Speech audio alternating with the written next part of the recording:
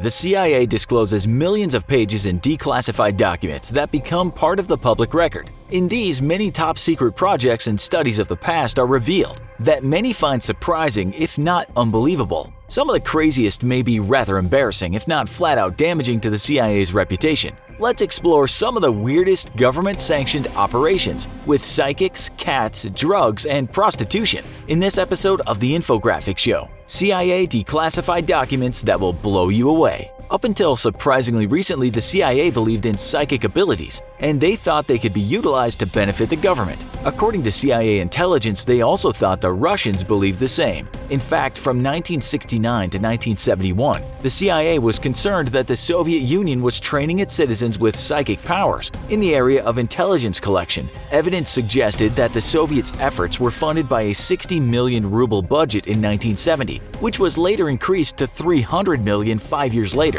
In alarm, the CIA concluded that efforts must have been met with success to justify this additional expenditure. Not to mention the large number of suspected technicians and scientists involved. The CIA decided that for their country's future security, they too needed to investigate psychic powers. To this end, the CIA created several programs to study remote viewing, or the ability of an individual with psychic abilities to perceive something that a normal person cannot, because it's obscured from view, far away, or happened at another point in time. In other words, something understood using only their minds and without the use of sight, hearing, touch, taste, or smell, and in absence of being given any information via person or device or the use of simple logic. According to declassified documents, the CIA believed that every person possessed this ability to some extent as a means of self-preservation, and that though this talent is generally underdeveloped in the general population, it can be strengthened and utilized successfully with the correct training. The use of remote viewing by the US government had three given benefits: that it was a talent that required little action on behalf of the viewer, had minimal associated costs, and as far as the CIA knew,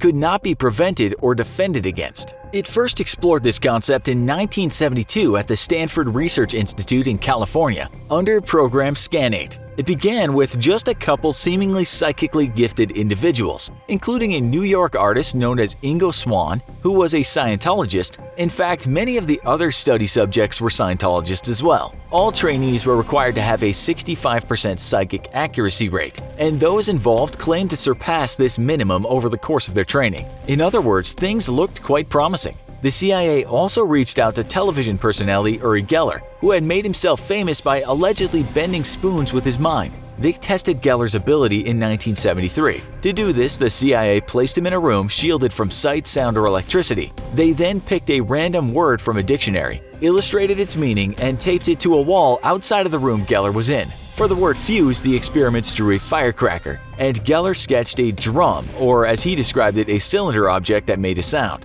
For the word bunch, experimenters drew 24 grapes. So did Geller. 24 of them exactly. However, when a scientist later drew a picture of a rabbit, Geller was unable to replicate anything similar. It wasn't his only failure, though his initial experiments still convinced the CIA of his gift. Others later labeled him as a fraud. Then came projects where this supposedly effective skill was applied in sensitive matters of government security, such as the proposed 1977 Gondola Wish program, thought up by the Army Assistant Chief of Staff for Intelligence. The given purpose of the program was to train personnel to collect sensitive intelligence using psychic abilities, and thereby determine potential threats, weaknesses, and methods for defense. When it became operational the following year, it was given the name Project Grill Flame, and its research was conducted at Fort Meade in the state of Maryland. Eventually, journalist Jack Anderson got a hold of the information about these CIA-endorsed psychic experiments and wrote about them in April of 1984. That same year, the National Academy of Sciences National Research Council gave its opinion,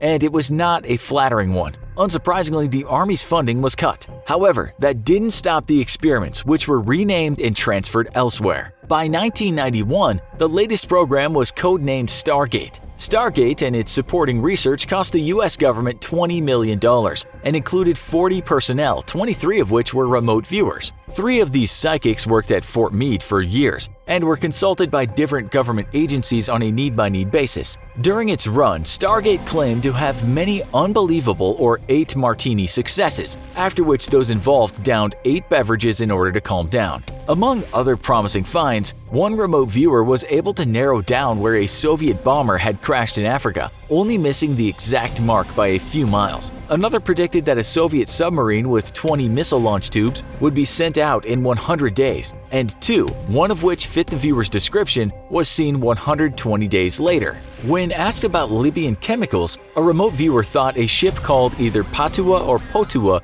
would go from Tripoli to Libya with them in his cargo. A ship called Batato did sail that route. However, what exactly it was carrying was never determined. Psychics supposedly helped with the identification of tunnels and underground structures in Iraq as well. There were even rumors that they hinted at the location of Saddam Hussein in Iraq, though this has never been unquestionably verified. However, for these successes, there were many flat-out failures as well. In 1974, a viewer asked to describe a Soviet airfield got minor details correct, but several additional ones wrong. Psychics were also unable to locate any plutonium in North Korea when asked in 1994. A statistician found that psychics working for the government had given correct information just 15% of the time, and incorrect details the remaining 85%. Similarly, a psychologist asked to evaluate their findings had little favorable to say. As a result, the American Institutes for Research recommended termination of the program in November of 1995. However, as crazy as trying to get information on Russian or other types of targets with the use of psychics may seem, the CIA has done other odd things as well. For example, the US government at one point tried to get recordings of critical intel by using a microphone-wearing animal according to a declassified 1967 memo. This plan, called Project Acoustic Kitty, was also thought up during the Cold War era as a way to spy on the Soviets, specifically on the Kremlin and those in embassies. And the CIA planned to train cats, renowned for taking direction from no one or anything save their stomach and insatiable curiosity to do it.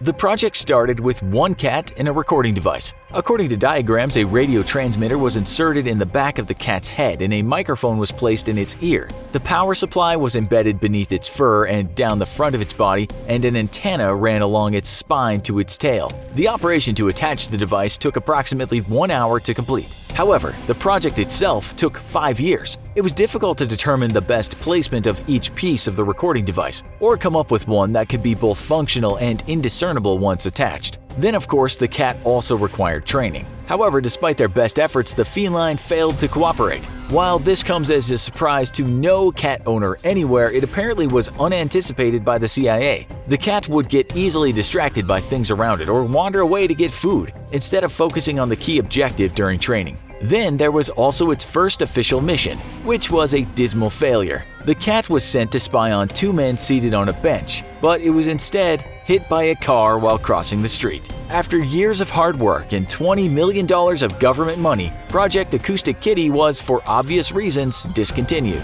While the death of the cat was unfortunate, there was no scandal when it died, and Project Acoustic Kitty ended. The same could not be said for MK-Ultra, another CIA project that resulted in a congressional hearing when it was not cats but human beings involved in questionable experimentation.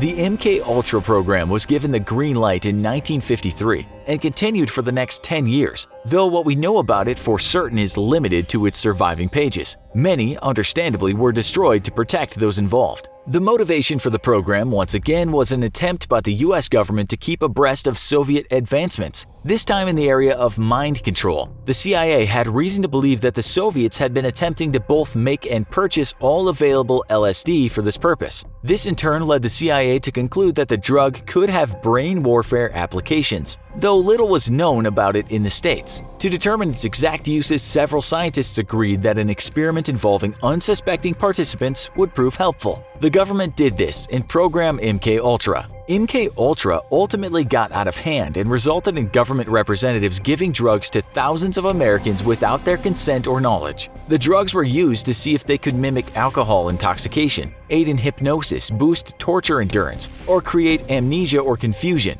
The government hoped that they could assist with interrogations as well. Unfortunately, many of those who were experimented upon had little say in the matter. They were selected from among the most vulnerable of the population, such as prisoners addicted to drugs, sex workers, or the terminally ill. 2 Americans died and many more suffered because of the related experiments carried out by the CIA and contracted universities and research institutions. One of those who was killed was a CIA employee who had consumed a drink that had been laced with LSD by his supervisor. 9 days later, he was dead after falling 13 floors from the Hotel Statler. After his death, President Gerald Ford apologized to his family, and they were given a wrongful death settlement. However, some suggest that beyond this and its other known casualty, the program had additional far-reaching effects. Some claim MKUltra's experiments are related to JFK's assassination to the actions of Charles Manson. However, there's no concrete proof of either. As shocking as MKUltra was, further paperwork has revealed yet additional drug-related and government-supported experiments. For example, LSD was also used in the CIA's Operation Midnight Climax from 1953 to 1964. This program was carried out by an Army captain and CIA operative known as George Hunter White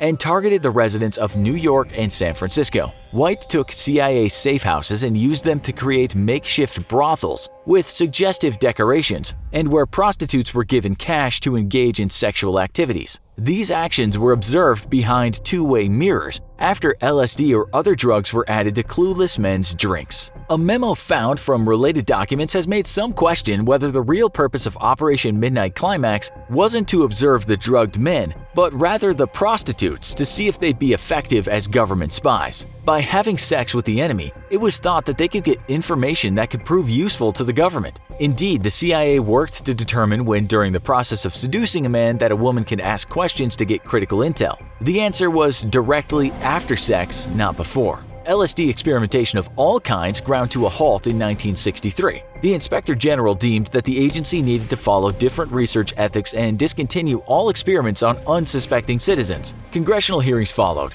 However, CIA agents claimed they couldn't remember a lot of details, and because many files had been destroyed, little could be done in the area of accountability.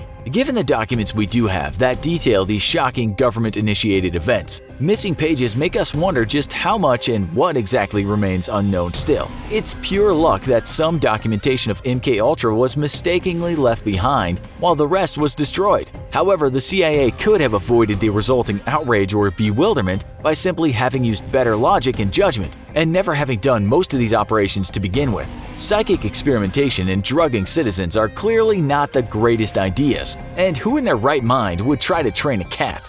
The archives are open. In its history of over 100 years, the FBI has classified many documents, until now. Now these government secrets are open for anyone to see. Here are 50 of the most insane declassified secrets of the FBI, including details on one of America's most mysterious residents. Number 50. Alive or dead? In the aftermath of World War II, the entire world celebrated the death of the Nazi leader Adolf Hitler. But despite the confirmation that his life had ended in a Berlin bunker as the Allied troops marched in, rumors started to spread. Did Hitler actually escape like so many of his Nazi allies, maybe to South America? Did he shave his mustache and go undercover as an everyday suburban man, as one ill-advised sitcom imagined? The rumors persisted enough that in the months after the war, the FBI investigated evidence of his survival, and the declassified documents showed, nope, he's dead.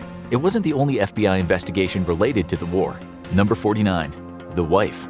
J. Robert Oppenheimer, the brilliant physicist heavily responsible for the United States winning the race to the atom bomb, was largely trusted by the US government, despite some past leftist ties. But he was also married, and the FBI had some doubts about her.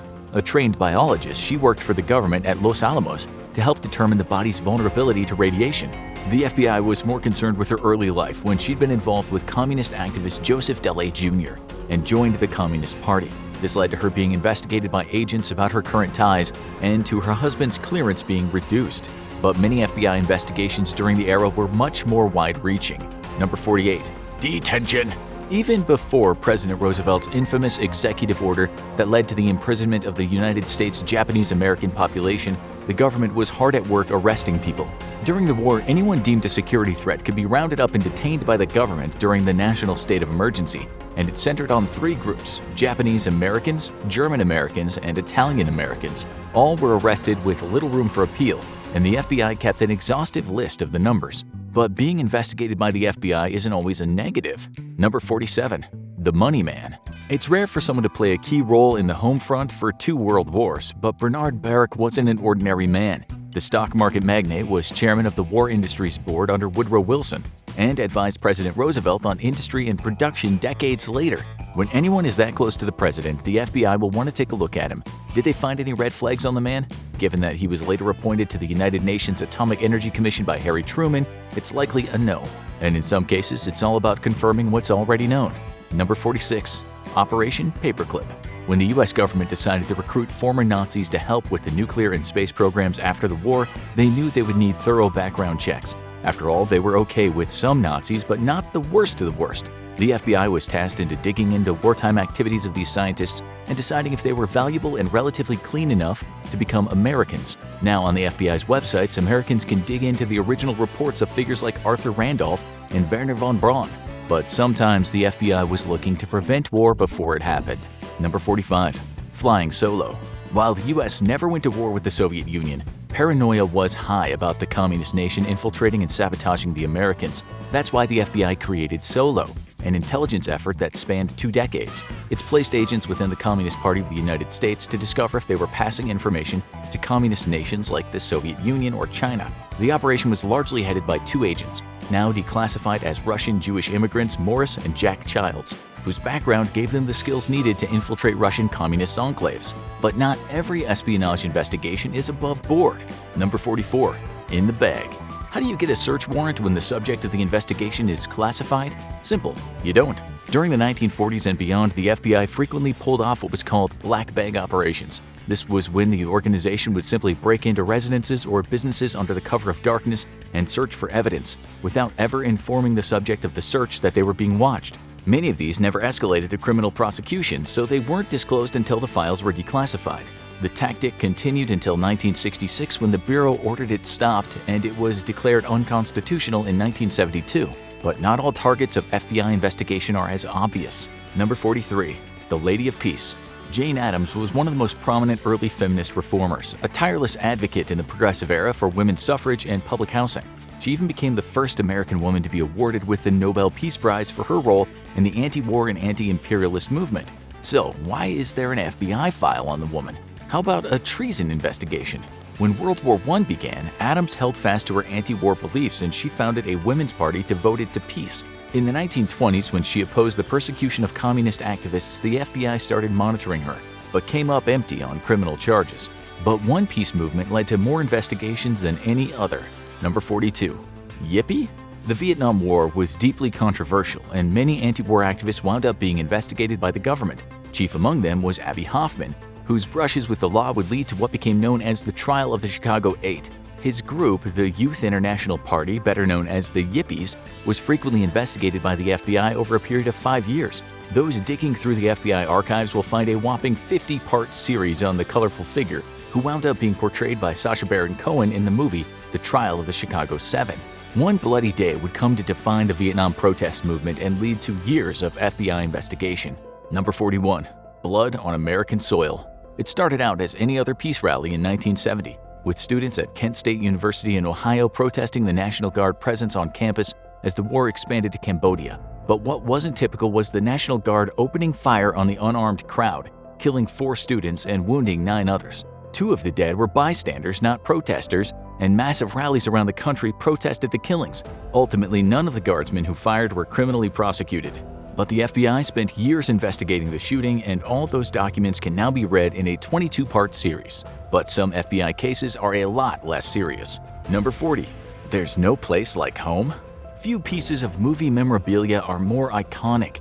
Dorothy's iconic ruby slippers from The Wizard of Oz. That's why it was such big news when they were stolen from the Judy Garland Museum in 2005. The theft was reported to the police, but the interstate smuggling operation was soon taken over by the FBI. It took the government organization more than 10 years to track down the thief, and even then it took multiple agents on a sting operation before the rare shoes were returned back home where they belonged. But some cases might be a little silly.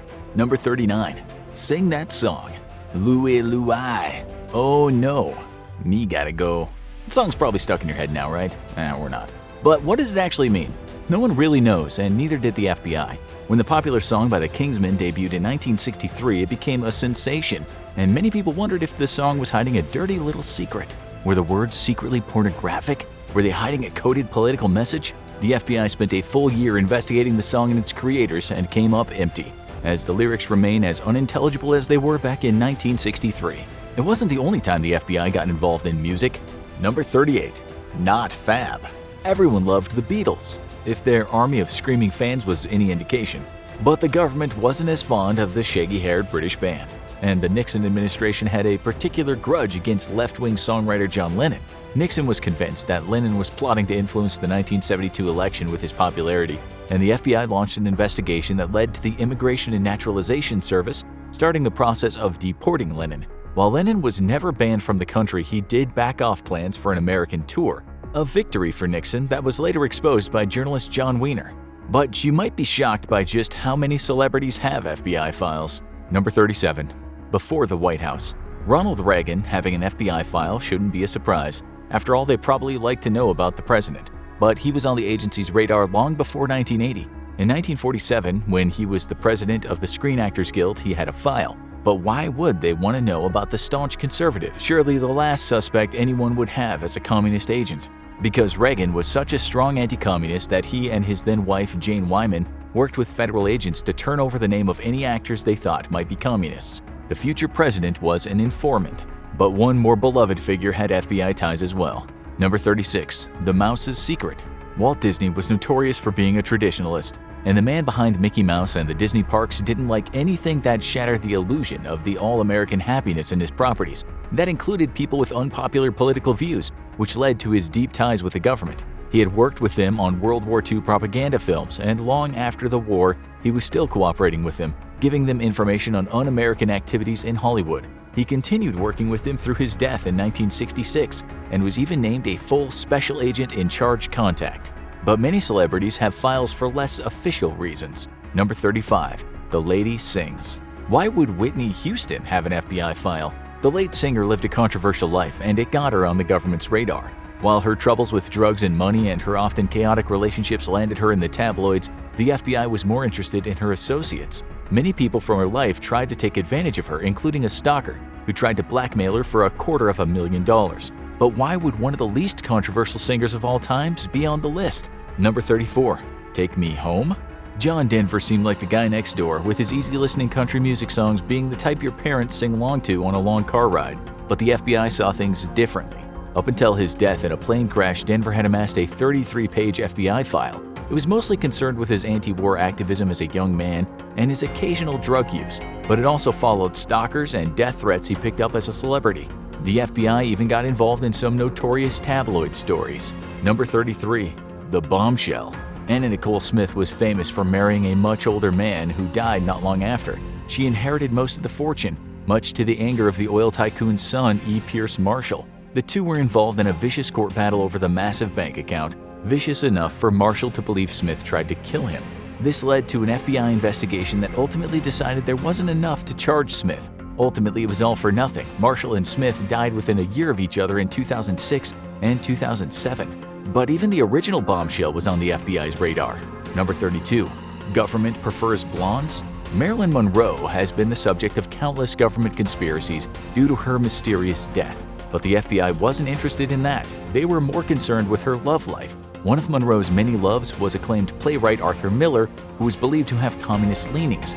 Due to Monroe's influence, the FBI kept an eye on her, which led many to believe the government might have been involved in her death. But she wasn't the only icon to wind up in the FBI's files. Number 31. Lucy! Everyone loved Lucille Ball, who along with husband Desi Arnaz created one of the most iconic sitcoms of all time. But Ball was an eccentric woman who once claimed she picked up spy chatter in her tooth fillings. The FBI was more concerned with her political leanings, as the comedy star had been affiliated with the Communist Party in the 1930s. Ball was repeatedly interviewed and denied having any ongoing communist affiliations. While she was never placed on the notorious blacklists of the 50s, her file grew to 156 pages. But some stars had a rougher road with the FBI. Number 30. Hardly Silent. Charlie Chaplin was best known for the physical comedy and for famously opposing Hitler with his silent film The Great Dictator. But he was anything but silent off the screen. He was a political activist who was believed to be a communist sympathizer. Chaplin was a British citizen who worked a lot in the United States, and J. Edgar Hoover wanted to make that more difficult. He even famously blocked Chaplin's return to the US in 1952, which led Chaplin and his wife to depart for Switzerland permanently. This next target wasn't afraid to fight back. Number 29. Turnabout is fair play. Truman Capote likely expected to be investigated by the FBI. After all, the author behind Breakfast at Tiffany's was a well-known left-wing activist who supported Fidel Castro in Cuba and exposed the injustices of the U.S. justice system. But why did the colorful author have a 200-page FBI file? That might be because he made a personal enemy of J. Edgar Hoover by spreading rumors that the FBI chief was in a homosexual relationship. Sometimes it's not anything someone does, it's what the FBI thinks they can get. Number 28. Hard Rock. Rock Hudson was one of the first true matinee idols, a handsome movie star who became a sensation in the 60s, but he had a secret, and the FBI was ready to take advantage. Hudson, a closeted gay man, was interviewed by the FBI, and the 34-page FBI file can be accessed online, but not all of it. The file is still heavily redacted, which has led many to wonder what the FBI wanted with Hudson, who famously became one of Hollywood's first AIDS casualties. Sports brought a surprising number of figures to the FBI's attention. Number 27. The Breakthrough. Few figures in American history have become more universally loved than Jackie Robinson, the man who broke Major League Baseball's color barrier. But after his accomplishment, Robinson refused to be quiet and play ball. He became involved in the civil rights movement and supported presidential candidates from both parties. But what got him on the FBI's radar was his support of a Harlem facility for the International Workers' Order, which had supposedly had communist ties. But one sports icon was on the FBI's radar for far less savory reasons. Number 26. Shame of the Yankees. George Steinbrenner was many things, including the owner of the Yankees during one of their most successful periods, but he was also a notorious crook.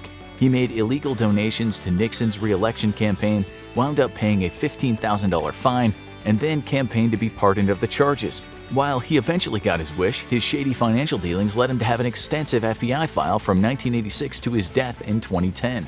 Sometimes people get investigated before a big promotion. Number 25.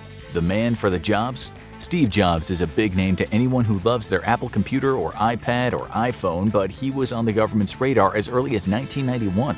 George H.W. Bush was considering appointing him to the Export Council, and the FBI conducted routine background checks.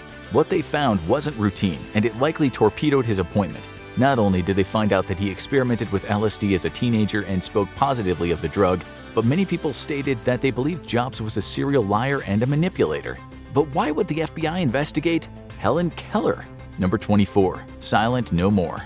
Most people know Helen Keller as the young deaf-blind child who was taught to communicate by vision-impaired schoolteacher Annie Sullivan. But as soon as Keller learned to communicate, she was determined to never be silenced again. She became involved in feminist causes, opposed President Wilson's policies, and even co-founded the American Civil Liberties Union. A proud socialist, she quickly wound up on the government's radar where she has a 45-page FBI file, something she would no doubt be proud of. But many of the FBI's files were about the infamous, not the famous. Number 23. The Big Man. Few names appear in the FBI's archives more than Al Capone, the legendary Prohibition-era gangster. While Capone's most storied opponent was Agent Elliot Ness, Ness never worked for the FBI, but the Bureau was keeping tabs on him anyway. Capone was ultimately tripped up not by his smuggling and mob activities, but because he underpaid the government and was nabbed for tax evasion, something the FBI's 36 files on him no doubt caught. Even Supreme Court justices could be on the Bureau's radar. Number 22. The Good Judge. Thurgood Marshall had a complex life, rising from being a civil rights activist and lawyer to becoming the first black judge on the Supreme Court. But his FBI file doesn't look the same as most activists. As an early member of the NAACP, Marshall knew that he would be spied on. That's why the savvy scholar reached out to J. Edgar Hoover in the 50s and met with the FBI leadership. By providing information to them, he helped protect the organization from accusations of being a communist front. But not all judges had such a stellar reputation. Number 21. The Bad Judge? When Abe Fortas was appointed to the Supreme Court by Lyndon Johnson in 1965, he was already a close ally of the president, maybe too close. He was plagued by rumors of obstruction of justice, and when he was going to be elevated to Chief Justice after only 3 years, the investigation picked up heat. The FBI's files showed that he had been the target of serious threats. Ultimately, his nomination for Chief Justice failed, and Fortas resigned from the court. And some cases are more by public demand. Number 20. Where did she go? When Amelia Earhart disappeared during her attempt to be the first woman to fly across the Atlantic Ocean, it was highly unlikely to be a criminal case. Everyone believed that she had encountered some mechanical or weather trouble and likely crashed, never to be seen again, but that didn't stop the iconic airwoman's 1937 disappearance from being looked into. Countless Americans wrote into the FBI asking for assistance in finding her, and while there was never an investigation, her file mostly consists of those letters. It wasn't the only disaster to get an FBI investigation. Number 19. Up in Smoke. The Hindenburg Zeppelin disaster became one of the most famous air disasters of all time when the massive airship caught fire, killing 35 people. While it's now considered a tragic accident, the FBI initially investigated it for sabotage. Their case focused on one Joseph Spa, a comic acrobat who was one of the first passengers to see signs of trouble and jumped before the ship crashed, suffering only minor injuries. While Spa was seen as an anti-Nazi activist and accused of being a saboteur, the FBI didn't find any evidence of an organized plot. Another, even more famous disaster wound up on the FBI's radar. Number 18. The Challenge. When Space Shuttle Challenger went up in flames, taking all the astronauts with it, the Cold War was still at its peak and the paranoia was running high. Could the Soviet Union have struck a devastating blow against the US space program? The FBI investigated with over 100 pages of reports now declassified, and much like the Hindenburg, didn't come up with any evidence of sabotage or terrorism. Sometimes the FBI gets closer to Hollywood than you might expect. Number 17. Real life. Why would the FBI have files on a noir film from 1951? Because the title was I Was a Communist for the FBI, and it followed the story of a real spy who worked for the FBI in the 1940s. The film was a patriotic thriller that portrayed the Second Red Scare as a justified response to the threat of communism, but the FBI still had to investigate to make sure they were being portrayed well and no classified documents were being leaked. But not every FBI file is serious business. Number 16. Thumbs Up. Why would Gene Siskel, the late film critic best known for sparring with Roger Ebert on which film deserved a thumbs up, be in the FBI's files? Was someone there a really big fan of The Silence of the Lambs, which he memorably panned? Siskel's FBI file is one of the shortest, only one page, and a letter from FBI Director William Sessions congratulating him on winning the Golden Plate Award. Receiving that letter from the FBI was probably terrifying before it was opened. It wasn't the only time the FBI got involved in things that might be considered silly. Number 15. Hollyweird. While Lucille Ball was investigated on her own, it isn't the only time her sitcom showed up in the FBI files. In 1977, the FBI was pulled into an elaborate copyright infringement scheme when they were tipped off by studios that someone was attempting to illegally distribute copies of famous movies and TV shows. In addition to Lucy, these included classics like The Partridge Family and The Twilight Zone. Not exactly high crimes, but the studios thought differently. But not every file the FBI is declassified is a case file. Number 14. So you want to be an FBI agent? If you want to wear the badge, you better start studying. The FBI doesn't just take anyone, and the best information you might get comes from the agency themselves. The Legal Handbook for Special Agents was released as part of the FBI archives, containing 137 pages of the procedures they use to track bad guys. Just don't count on it teaching you everything. The version released is almost 20 years old, at the very dawn of the digital era, and you might be surprised by who you find in the FBI's archives. Number 13. My privacy. Digging through the archives, you'll find both famous names and non-famous ones who got on the FBI's radar. They can spy on just about anyone if they have cause, and most of their targets don't get charged and never find out they were investigated. That means they could have files on everyone, even you. If you're feeling paranoid all of a sudden, the good news is you can find out. A Freedom of Information Act request can unseal those things on you if they exist and aren't classified, if you're ready to see their thoughts on your browsing history. But some FBI cases are just bizarre. Look to the skies. Number 12. The First Memo. Guy Hoddle was a special agent working at the Washington field office who seemed to be a competent man, which made it all the more surprising when he sent a bizarre memo in March 1950. He claimed to be relaying information from an Air Force investigator about the recovery of 3 flying saucers in New Mexico. Not only did he describe them in detail, but the memo claimed that the 3 bodies of extraterrestrials were recovered. Needless to say, no evidence of this was ever confirmed. But it wouldn't be the only investigation into UFOs by the FBI. Number 11.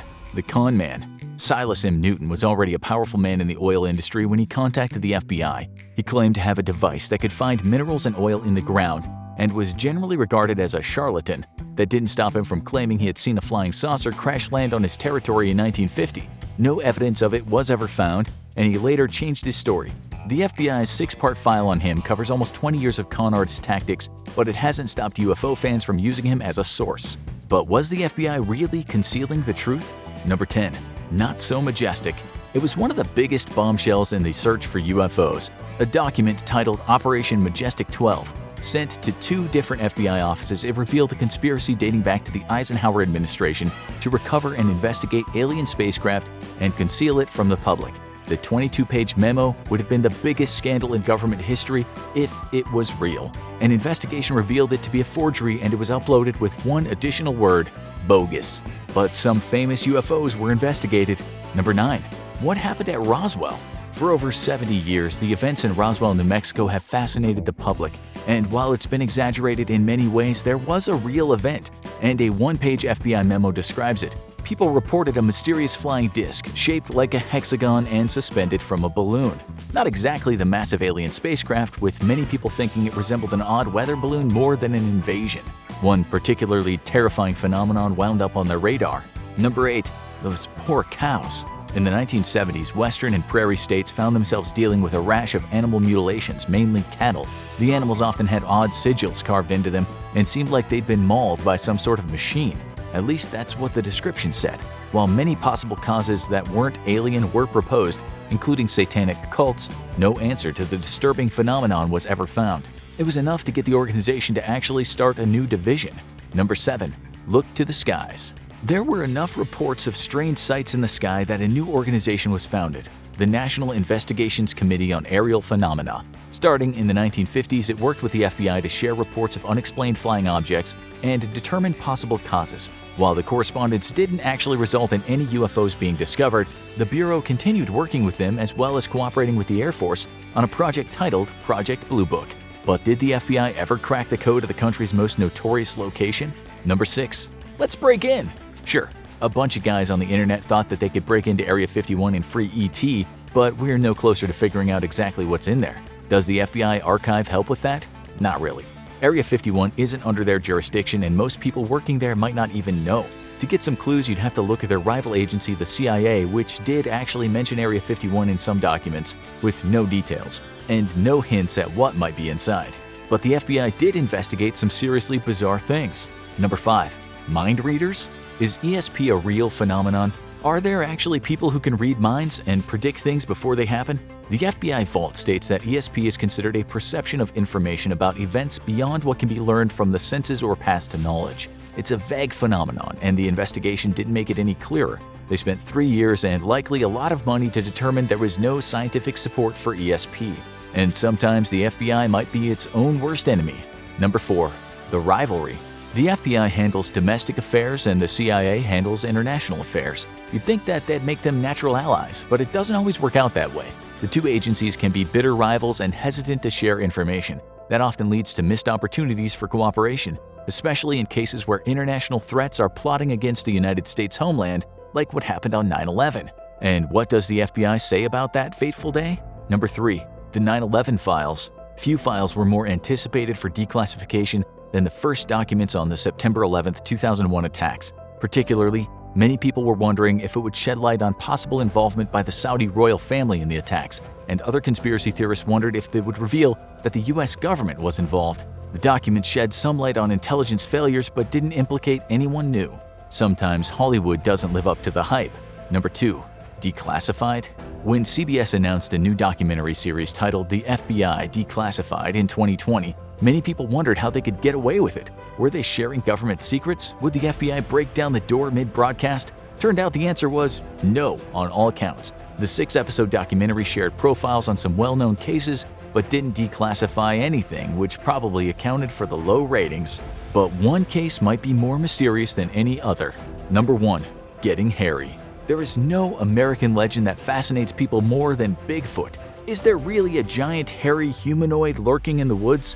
The rumors were enough that the FBI actually investigated the legend in the 70s, combing the woods for evidence of hairs, footprints, and waste material.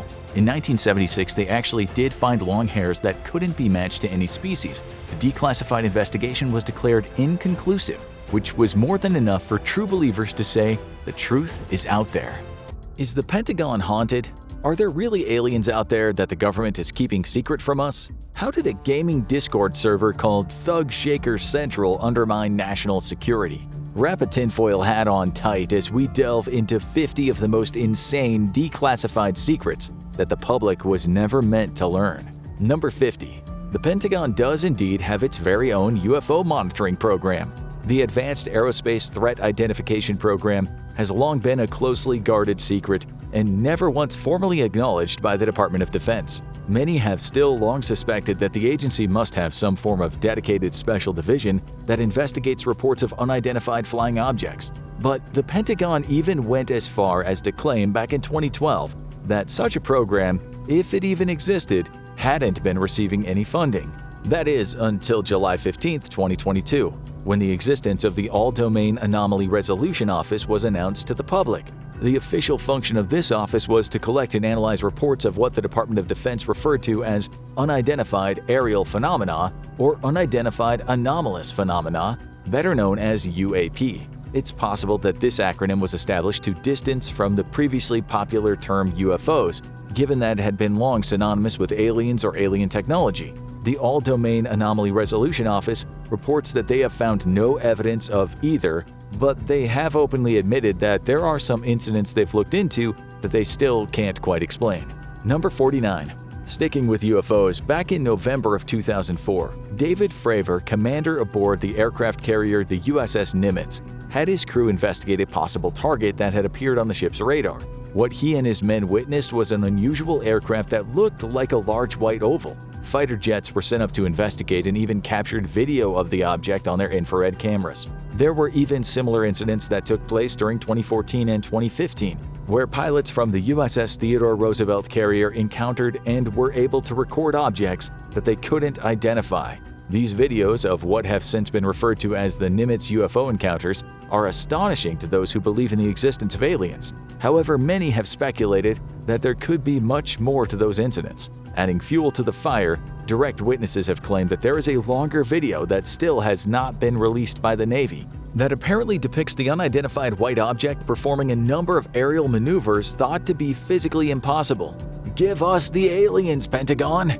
I recently noticed that I was getting a ton of unwanted spam calls. After a simple search of my phone number online, turns out that it was posted everywhere. No wonder this had turned into such a nightmare. I'm sure many of you have had the exact same experience. The internet is a vast place, and it's staggering how much of our personal information like phone numbers and email addresses is out there without our knowledge. This is where Aura, the sponsor of today's video, comes into play. Aura is all about protecting your personal data online. Data brokers are these companies that collect and sell our personal information, feeding into those endless spam calls and emails. Aura specializes in identifying these data brokers and getting your information off their lists. They work tirelessly to opt you out from these brokers, significantly cutting down those annoying calls. What I love about Aura is that it's not just about managing spam calls. They offer a wide range of features, including monitoring for data breaches on the dark web and even recommendations on how to respond if your data is compromised. Just the other day, Aura alerted me that my email was part of a data breach,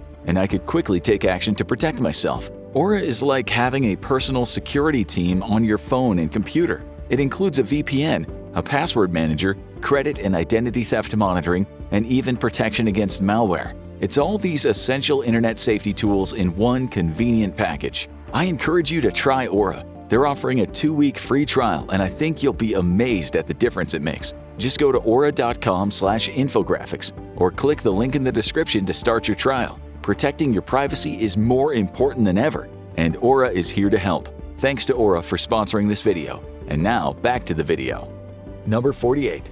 As if the existence of these Navy UFO videos weren't enough of a shocking secret that the Pentagon kept under wraps, it also has been revealed that these clips were never supposed to be released to the public in the first place. The clips documenting supposed UFO activity were leaked, along with the context that they had been captured by U.S. Navy fighter pilots. The Department of Defense was forced to admit that they had never intended the public to see the footage. Number 47. But forget about aliens, sometimes domestic terrorists are the biggest threat to the Pentagon. In 1972, a far-left Marxist group called Weather Underground conducted a bombing campaign across the United States, specifically targeting government buildings. They placed a bomb in a woman's bathroom in the Pentagon, which caused some structural damage but thankfully didn't result in any casualties. Number 46. The Pentagon has some pretty insane inventions, including military chewing gum. The so-called combat gum is being developed to help meet the dental needs of soldiers early and potentially save the Army $100 million a year on addressing dental issues for service members. The gum contains a secret synthetic sequence of antimicrobial peptides that'll break down the plaque that causes tooth decay in the mouths of soldiers. And if it goes well, we might find this handy dental gum hitting the shelves for general consumers someday in the future, as is often the case with military tech. Number 45. Did you know that protesters tried to magically levitate the Pentagon?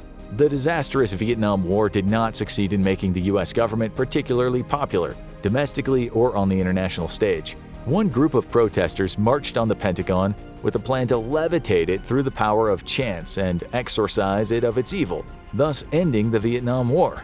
This didn't actually work, of course, but it succeeded in getting a lot of attention to the issue, which is a victory in itself. Number 44. The Pentagon helps movies that paint the military in a positive light. Movies like The Sum of All Fears, Battleship, the Top Gun movies, and many of the films from the Marvel Cinematic Universe were given both financial assistance and access to resources and technology from the US military. Some movies that paint the armed forces in a more critical light are likely to be denied assistance from the Pentagon, including anti-war movies like The Deer Hunter and Platoon. Number 43. In the early 1990s, the Pentagon had a pretty horrific pest problem.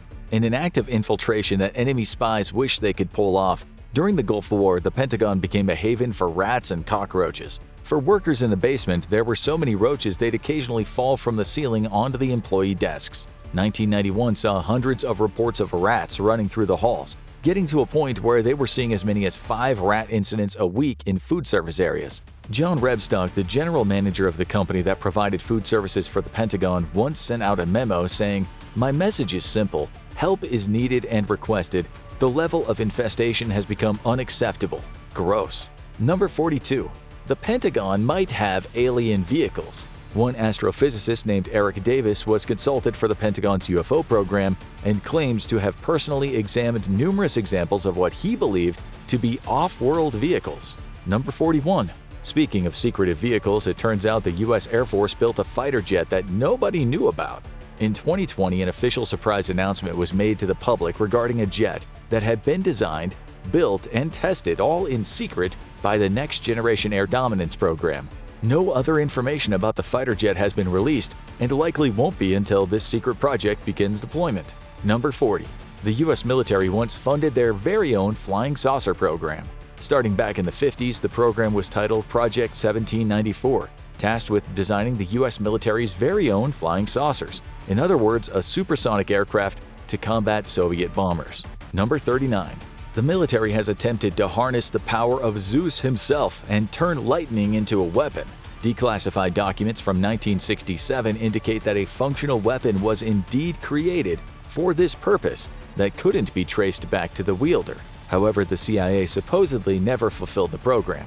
But never give up on your dreams, because the US Army has since been working on the much more successful 50 billion watt laser-induced plasma channel, which zaps conductive targets with awesome accuracy. Number 38. The Air Force is keeping a secret Russian anti-aircraft missile off the books. In June 2020, the intelligence community acquired a Pantsir S-1 from Libyan forces. This is Russia's most advanced anti-aircraft missile, designed for low-altitude air defense, most recently deployed in war zones both in Syria and Libya. At present, there's no official word on where this missile is. Number 37. One of the Pentagon's most dangerous locations may have been a hot dog stand. According to the Department of Defense Communications Officer Brent Eaton, there were rumors that during the Cold War, the Soviets had 2 nuclear missiles aimed at the hot dog stand in the case of an all-out war. Why? Well, according to Eaton, they thought this was the Pentagon's most top-secret meeting room, and the entire Pentagon was a large fortress built around this hot dog stand. They thought the officers were going to get their top-secret briefings in a protected area, but really they were just going to get lunch. Number 36. In the 90s, a pair of naval officers discovered an inexplicable dark mass beneath the surface of the ocean, and it wasn't a submarine. Assigned to retrieve BQM aerial target drones and submarine torpedoes from the ocean, a commander and helicopter pilot recalled seeing a large, shadowy, circular object try to swallow a torpedo that they were attempting to recover. There were 2 different alleged sightings of the bizarre black mass, and there is still no definitive explanation. Number 35. During the Cold War, the government ran a now declassified training program known as the Constant Peg Program. This trained U.S. pilots to fly MiGs, fighter jets that had formerly belonged to the Soviet Union. The government secretly procured these aircraft so that the best pilots in the Air Force could become better familiarized with the enemy technology and how to fight against the MiGs if World War III broke out. Number 34. In World War II, the Army smuggled secret escape plans in an unlikely place. Allied forces troops being detained as prisoners of war were snuck out of POW camps thanks to detailed escape routes that were hidden within decks of cards. Thanks to the Geneva Convention, stating that prisoners of war could receive care packages at Christmas, these decks of cards were smuggled undetected into camps and allowed the captive Allied soldiers to escape. Number 33. A Pentagon renovation project saved hundreds of lives on 9/11. As part of the 9/11 terrorist attacks, American Airlines Flight 77 crashed into the Pentagon, killing 189 people. However, the Pentagon was undergoing major renovations at the time, meaning that fewer employees than usual were on site. The plane also hit Wedge 3 of the Pentagon, which had been freshly renovated and was fitted with a new sprinkler system and blast-resistant windows, in addition to extra structural support. Had the attack happened even a year earlier, the casualties likely would have been far more severe. Number 32. The Air Force has been launching unmanned space planes into orbit since 2010. Designated the X-37B Orbital Test Vehicle 5, these have been deployed on 5 missions to run classified tests. The last of these saw the craft spend a record-breaking 780 days in orbit. Number 31. The Pentagon building has a pretty amazing food court. You probably don't associate the serious work of the Department of Defense with junk food binges, and yet the building has a Baskin-Robbins, a Dunkin' Donuts, a Taco Bell, a Burger King, a Popeyes, a KFC, a Subway, a Panda Express, and a Starbucks. So we know the DoD workers won't get hungry. But if you're worried about them getting heart attacks from that diet plus all the stress of protecting America's national security, don't worry, the place also has a pretty amazing gym. Not to mention an optometrist, a CVS, a clothes store, and a jewelry store, as well as a florist. Number 30. Area 51 gave us one of the best recon planes of the 20th century. In 1963, the A-12 Oxcart was developed for reconnaissance missions at high altitudes and any that required evasive maneuvers. Throughout the design, construction, and testing phases of the A-12 project, the aircraft was located at none other than the infamous Area 51 Air Force Base in Nevada, meaning the A-12 likely would have been tested there too. It was considered the best reconnaissance aircraft at the U.S.'s disposal until the SR-71 took its place in 1968. Number 29. The Air Force hasn't just conducted secret projects on Earth. While NASA was receiving a lot of news coverage in the 60s thanks to the space race, the Air Force was conducting their own secret space program. The Manned Orbiting Laboratory was a top-secret satellite that was intended to spy on the Soviet Union. Officially, there was never a launch associated with the project, and it was supposedly shut down in 1969. However, thanks to declassified documents, we now know the government planned to keep an orbital eye in the sky trained on the Soviet Union. Number 28. The Pentagon was actually the first integrated building in Virginia. Due to the laws of segregation, when the Pentagon was first built, there were separate facilities for the black and white government employees on site. However, after a violent confrontation where a white employee struck a black employee on the head for trying to enter a whites-only cafeteria, President Roosevelt decided something needed to change. He made an executive order forbidding racial segregation and discrimination in federal facilities, making the Pentagon the only building in Virginia that was desegregated. To this day, because of the Pentagon's segregationist past, it has twice as many bathrooms as it needs. Number 27. Donald Trump accidentally tweeted Pentagon secrets. Of the several thousand satellites orbiting around Earth, hundreds of them are owned and operated by the United States military. This might not be a secret since the public has been aware of the presence of these satellites for years. However, their actual capabilities have remained unknown. That is, until former President Donald Trump released a classified image on his Twitter of all places. In September of 2019, an image of one of the United States' KH-11 reconnaissance satellites appeared online. For obvious reasons, there is not a lot of known information about these satellites. Number 26. Project Blue Book was the third of the U.S. Air Force's UFO programs. By 1952, the previous program had deemed that 23% of all UFO cases were inexplicable. so Project Blue Book was initiated in order to debunk these earlier inquiries. The Air Force might have discontinued the program in 1969, but the government has since continued to record supposed UFO encounters. Number 25. The Pentagon is much bigger than you think. While the building is surprisingly short for its massive importance to the US government, its design documents dictated that it be no taller than 5 stories, with 2 stories below ground. It covers 6.5 million square feet of office space, which is 3 times the floor space of the Empire State Building.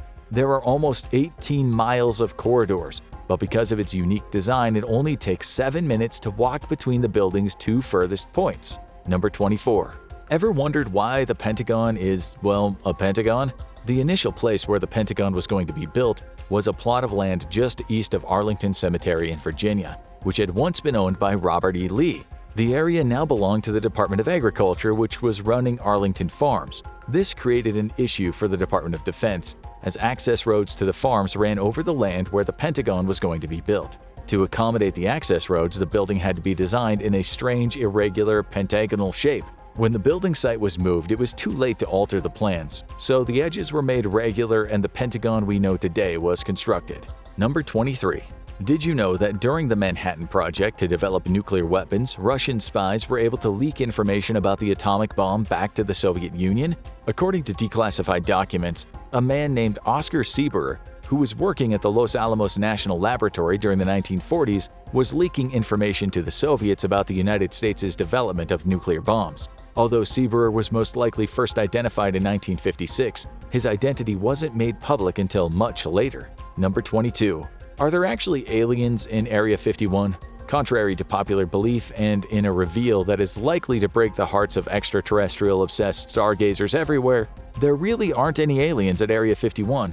The infamous heavily guarded base serves as a test site for classified aircraft, communications devices, and weaponry, and doesn't actually house any alien bodies that we know of. Never stop dreaming, X-Files fans. Number 21.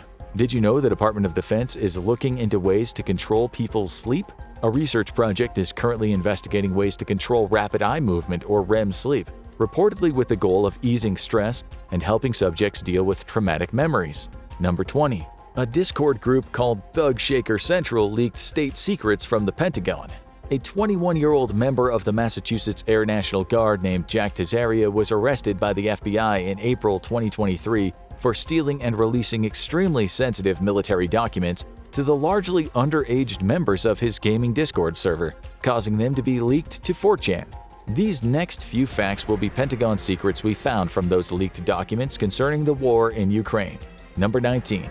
The head of the Wagner Group, a Russian state-funded private military company, offered to reveal Russian troop locations to Ukrainian forces. Prior to his death in August 2023, Yevgeny Prigozhin had offered to hand over Russian intel regarding the positions of their soldiers' locations to Ukraine. This was under the provision that they withdrew their forces from Bakhmut, where the Wagner Group had been taking heavy losses. According to intelligence documents that were leaked, Prigozhin, who had long been an ally of Vladimir Putin and even publicly attempted to have the Wagner Group halt Russia's invasion, maintained a secret relationship with Ukrainian intelligence through various phone calls and in-person meetings. Number 18. More Pentagon documents indicated that Ukraine had planned a series of secret attacks against Russian forces in Syria. Although their plans were later abandoned, Ukraine had intended to conduct strikes against Russian troops inside Syria that they could later deny any involvement in. The plan initially included providing arms and training to Kurdish Syrian Democratic Forces, then having them launch drone strikes to target Wagner Group mercenaries backed by Russia. President Zelensky ultimately put a stop to these plans in December 2023, but the Pentagon's leaked documents suggest that this strategy could still be revived. Number 17. According to another of the leaked documents, the US attempted to dissuade Ukraine from defending the city of Bakhmut against the Russian advance. However, Ukraine disregarded this and protected Bakhmut anyway. Number 16.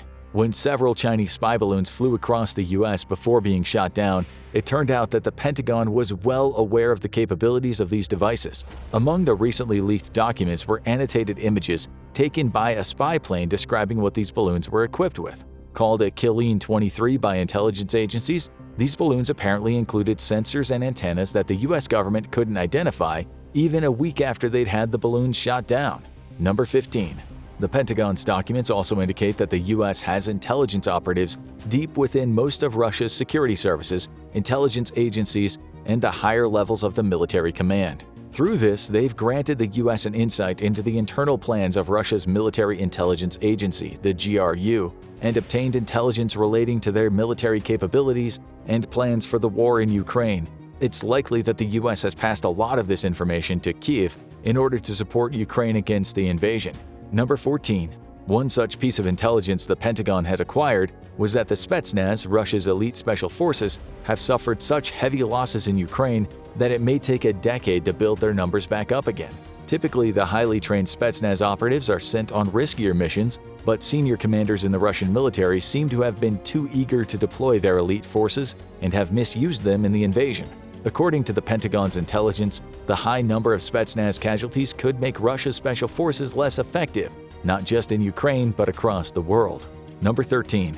It's not just Russia that the U.S. has been spying on either. The Pentagon has been gathering intelligence on their allies. This includes monitoring the communications of Ukrainian President Volodymyr Zelensky. This is apparently how they've learned a lot about Ukraine's attempts to repel the Russian invasion. And when this information leaked, Ukrainian officials were outraged as it forced them to make changes to their plans. Number 12. The Pentagon's intelligence also expressed doubt that Ukraine can retake the territory that is now occupied by Russian forces, owing to a lack of equipment, ammunition, and troops. Their leaked documents also suggested that a difference in levels of training between the two armies could result in heavy human casualties. Number 11. One of the reports leaked from the Pentagon indicated that the Wagner Group attempted to secure weapons from Turkey through Mali. They uncovered that Mali's interim president had confirmed that they would purchase arms from Turkey on behalf of the mercenary group. Turkey declined to comment on the allegation, but it could mean that this NATO country was covertly supplying weapons to both sides involved in the conflict in Ukraine. Number 10.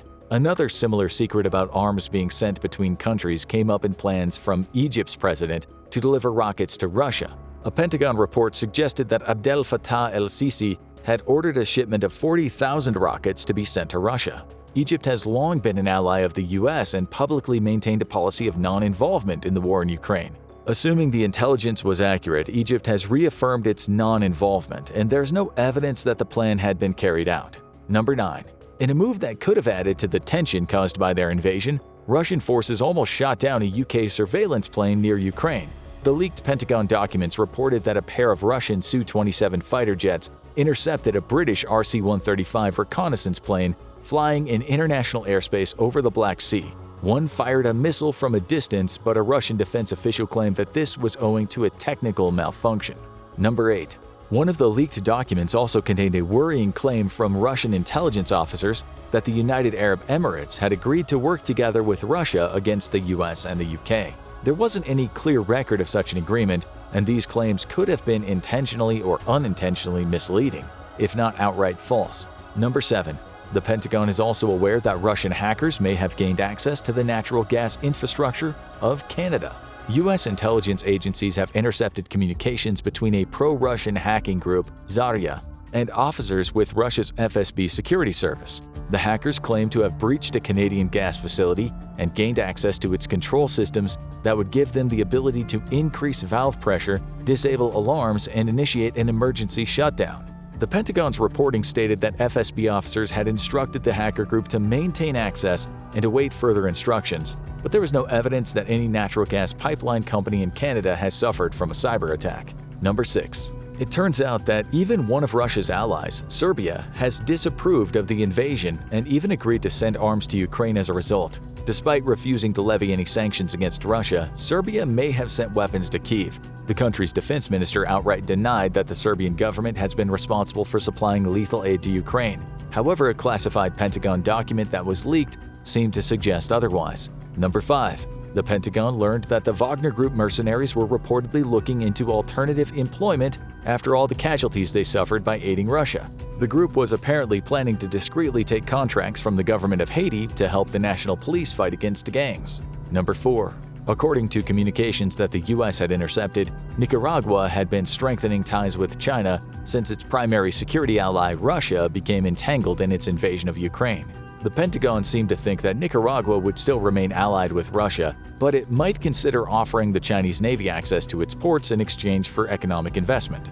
Number 3. It's not just Russian and Ukrainian fighters on the ground either. As many as 50 British special forces were present in Ukraine, along with US and French special forces as well. One leaked Pentagon document listed the number of outside special forces that were operating within the country, with as many as 97 from NATO countries active in Ukraine. While the UK declined to comment in an official capacity, and France has denied all claims of their soldiers being in Ukraine, apparently a team of US Special Forces operatives were confirmed to have been operating out of the American embassy in Kyiv.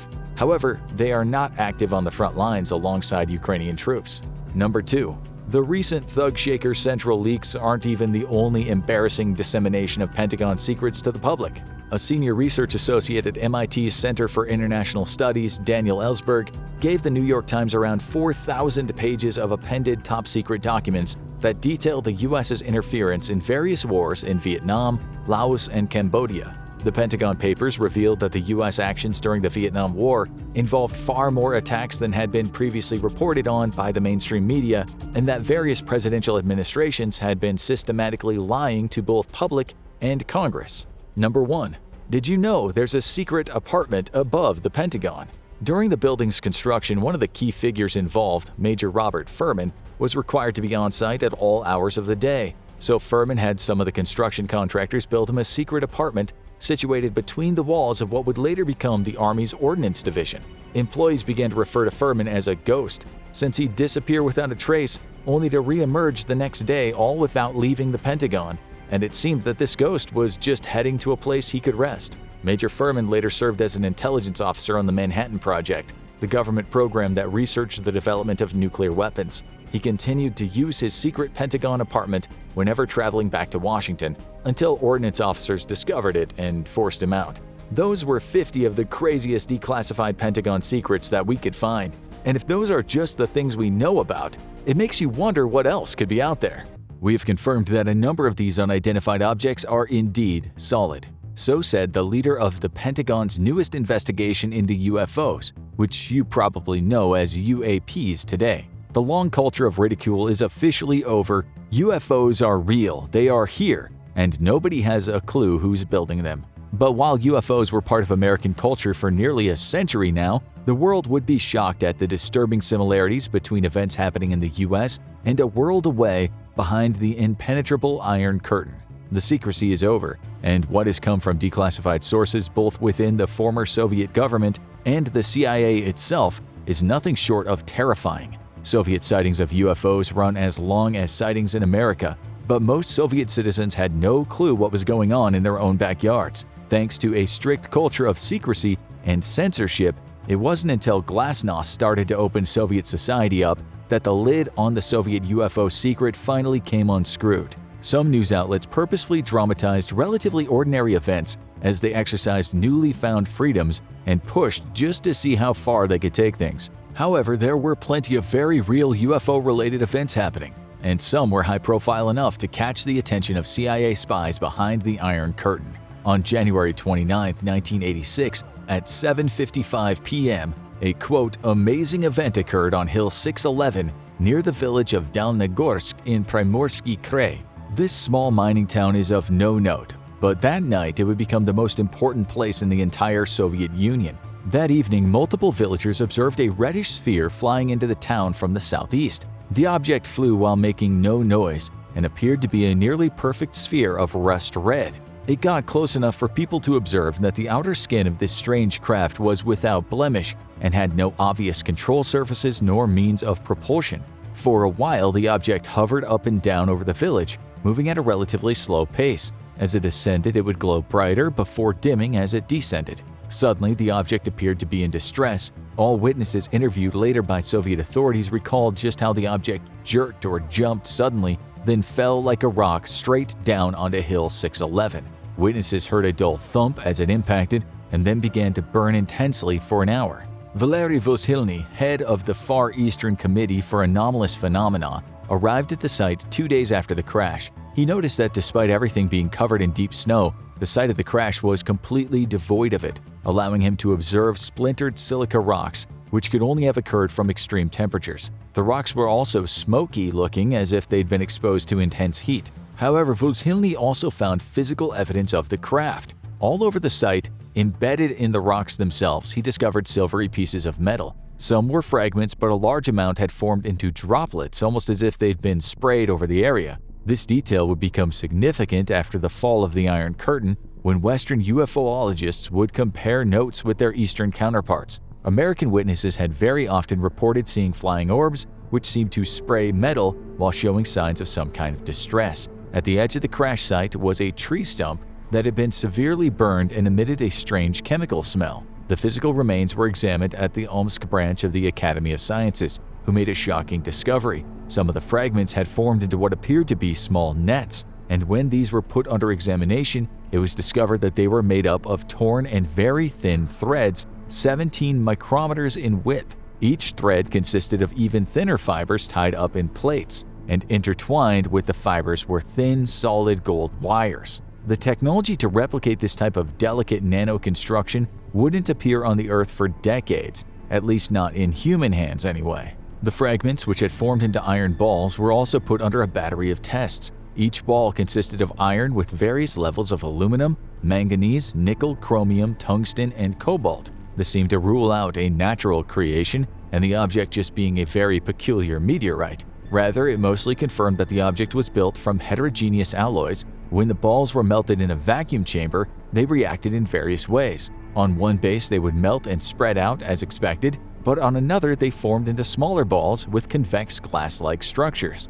But melting the remains revealed yet another mystery. Gold, silver, and nickel would disappear from the balls and be replaced with molybdenum, despite not being present in the sanitized test chamber before testing commenced. The metallic remains would confuse Soviet scientists, as they only produced more questions than answers. About the only thing they were able to identify was ashes discovered on the site belonging to a biological being. Perhaps the ashes belonged to an unfortunate animal caught under the crash, or perhaps they belonged to the operator of the mysterious UFO. Sadly, the intense heat made any attempt at identification impossible. Unable to tease out details from the remains, the investigation turned to the object itself before it crashed. The trajectory as reported by eyewitnesses happens to coincide with the flight path taken by rockets launched by China's Xishang Cosmodrome. However, investigators weren't able to verify if any launches had taken place in January from the complex, and the Chinese were not forthcoming with any answers, likely looking to keep their space program as secret as possible. However, the investigation revealed something very startling. Soviet citizens had not been the first to spot this mysterious object. The Chinese had already observed it over their own territory. Just days prior to the crash, witnesses close to the Xishang Cosmodrome reported a similar red sphere on January 25th. According to witnesses, the object appeared to simply hover, almost as if observing the Cosmodrome directly. After half an hour, it disappeared. The Chinese sighting wasn't the only clue that this object had traveled great distances, though. There was physical evidence, too. Examination of the soil at the crash site revealed small pieces of light gray-colored soil, but only in the area where the object was presumed to have made direct contact before exploding and mostly disintegrating. Put under spectroscopic analysis, the light gray soil was matched with soil from another area in Russia thousands of miles away. The soil matched tufts from the area of Yaroslavl, northeast of Moscow, containing characteristic elements found there and not in the Dalnogorsk area. Whatever had crashed there, it was obvious somebody came looking for it, though.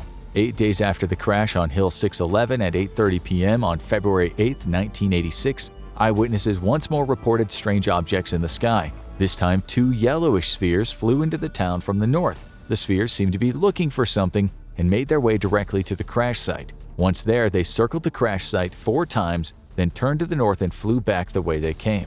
Was it a search and rescue effort by whatever had sent the original sphere there, or simply something wanting to make sure no identifiable remains had been left behind? To this day, nobody knows, but reports of flying spheres exactly mirror similar reports from all the way across the ocean in the United States. And the following year, whoever had visited the sleeping mining town returned in force. November 28, 1987, 11:24 p.m. Reports of flying spheres flood a local military base. Terrified villagers report seeing as many as 32 flying objects, which spread out over 12 different nearby villages. Alarmed Soviet military personnel quickly make their way to the nearest villages and observe the strange flying lights for themselves. Before the night was over, hundreds of civilians and military personnel would bear witness to one of the largest mass UFO sightings in history. The objects appeared specifically interested in Dalnegorsk, and 13 of them broke away and flew directly to the mining village. Once there, 3 of them hovered stationary over the village,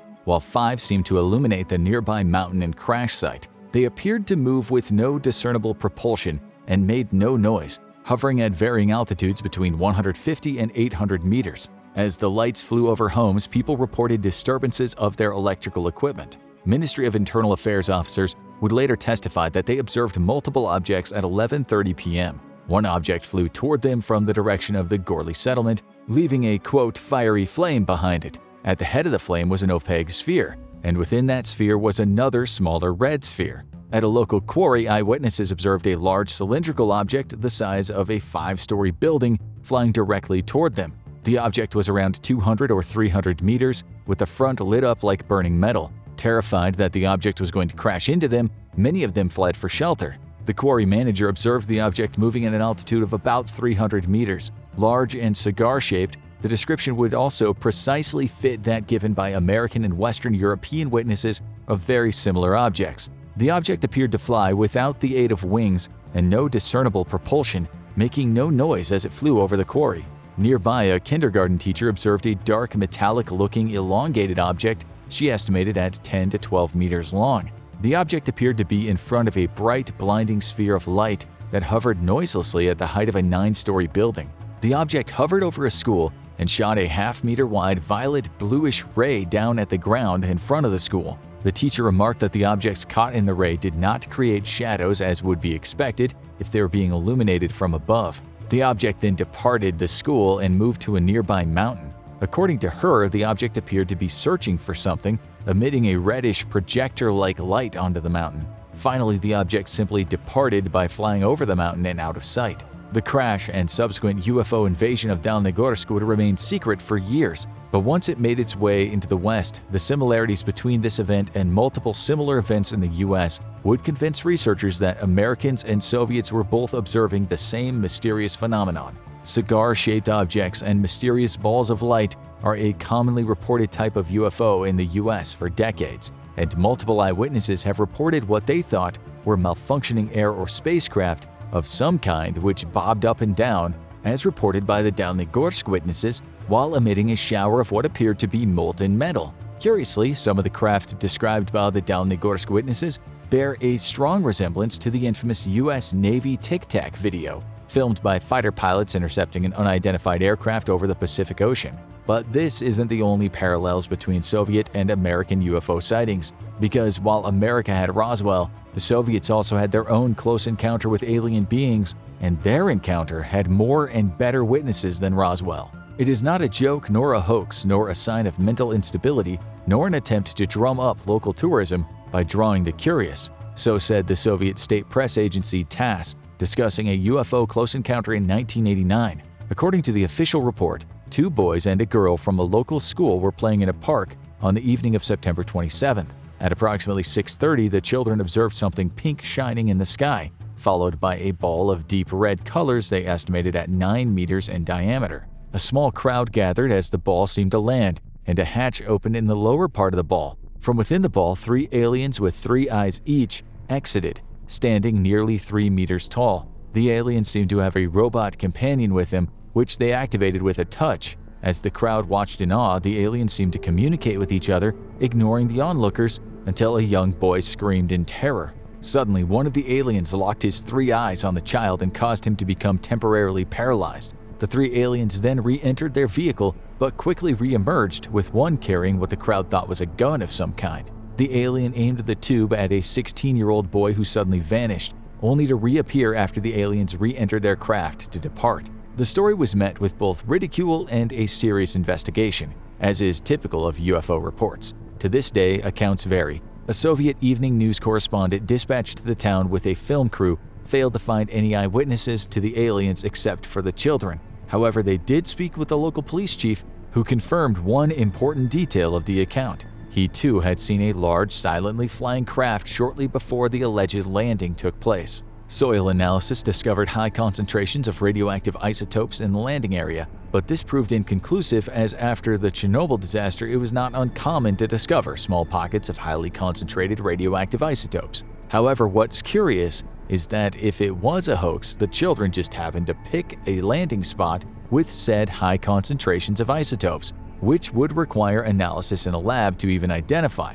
Even more curious, when the children were separated into different rooms by investigators, they all drew nearly the exact same craft from memory. The craft was also said to leave behind a mysterious X-shaped sign in the sky as it took off, exactly mirroring UFO encounters reported in the United States by the defunct American magazine Saga in 1976. Given the strict censorship of the Soviet Union in the 70s, it is nigh an impossibility the children or police chief would have had access to said magazine. But why were there no other eyewitnesses to the alien beings themselves? One only need to look at the culture of ridicule surrounding UFOs to understand why a bunch of adults in the repressive communist Soviet Union would not want to speak up about such an extraordinarily weird event. As highlighted in the United States' own recent UAP investigation, a culture of ridicule has, quote, hampered our efforts to collect good data, as pilots are self-censoring for the fear of ridicule and it affecting their future careers. The U.S. Air Force and Navy took that recommendation so seriously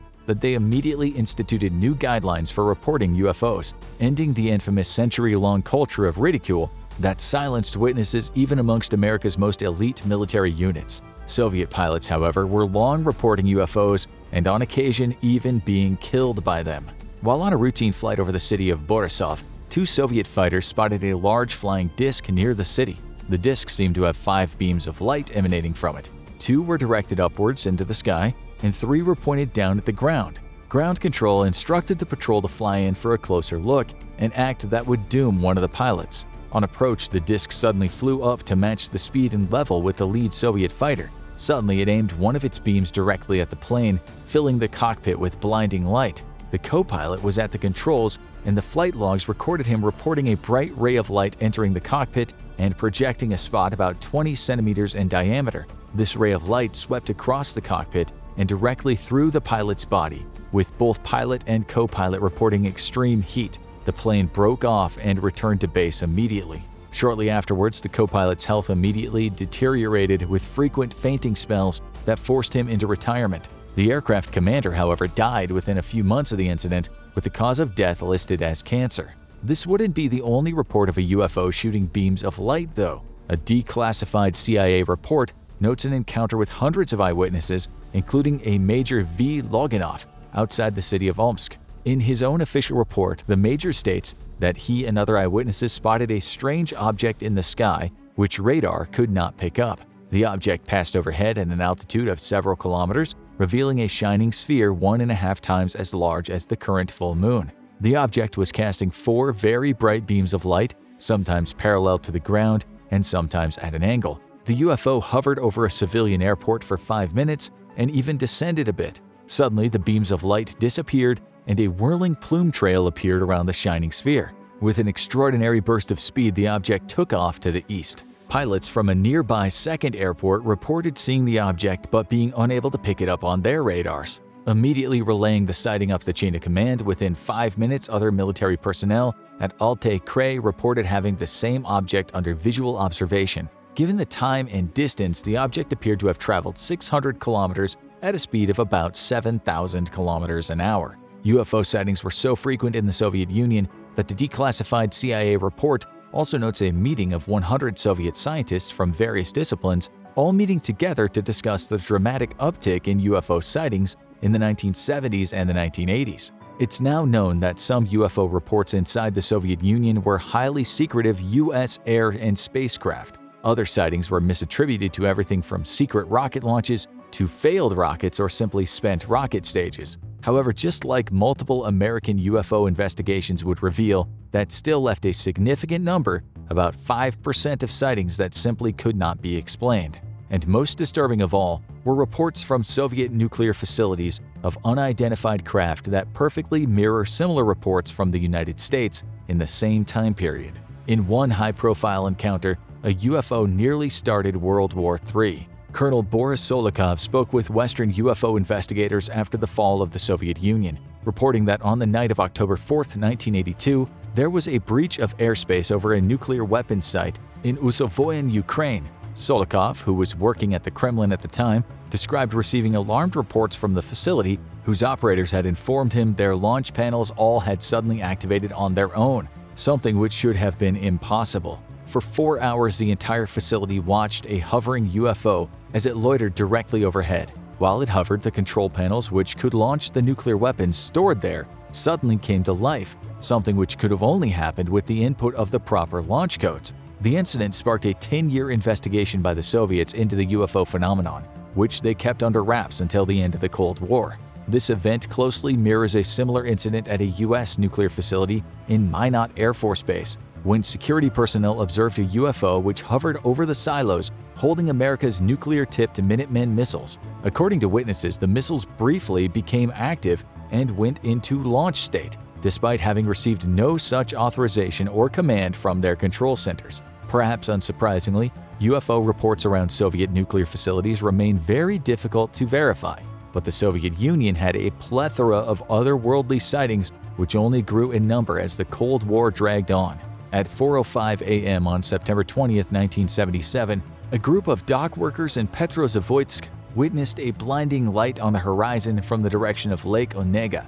The light approached the slumbering city before shifting into the shape of a glimmering jellyfish, whom according to eyewitnesses began to hover over the city and shoot thin beams of light down into the city. The dock workers were terrified, concerned that their nation was under attack. This being the height of the Cold War, paranoia over a nuclear conflict between the Soviet Union and the US was running high. After 12 minutes of shooting beams of light down into the city, the UFO transformed once more into a bright semicircle and shot back off in the direction it came. Suddenly, it veered upwards and punched through the clouds, leaving a burning red hole where it passed that quickly dissipated. Later that morning, more witnesses would come forward, and the list would grow from the initial dock workers to police officers, sailors, and an ambulance crew, and a reporter for the state news agency. Under pressure to prevent an all-out alarm, the reporter would post a story 3 days later calling the phenomenon strange and natural. The object left no physical evidence behind save for a photograph allegedly taken of the object by one of the witnesses. However, given the veil of secrecy in the Soviet Union at the time, the photograph has been impossible to verify. However, neighboring local governments became so alarmed by the incident that they demanded an answer from the Kremlin leadership. When they were unable to provide a satisfactory response, the event was taken to the Academy of Sciences, where the Soviet Union's most prolific scientific minds worked. They couldn't come up with an explanation for the sighting, but after doing some research concluded that the UFO phenomenon was very real and required more dedicated investigation. The Academy's secret investigation started a year later and ran all the way until the collapse of the Soviet Union. Unofficially known as the Network, this government-backed investigation ran for 13 years and had one goal: scientifically understand the UFO phenomenon. The network enjoyed the support of 20 different organizations staffed by specialists in physics, chemistry, optics, and spectroscopy. The initial investigation was kept top secret for two reasons. Either it would verify the existence of extraterrestrial life, or the findings could have some form of defense value.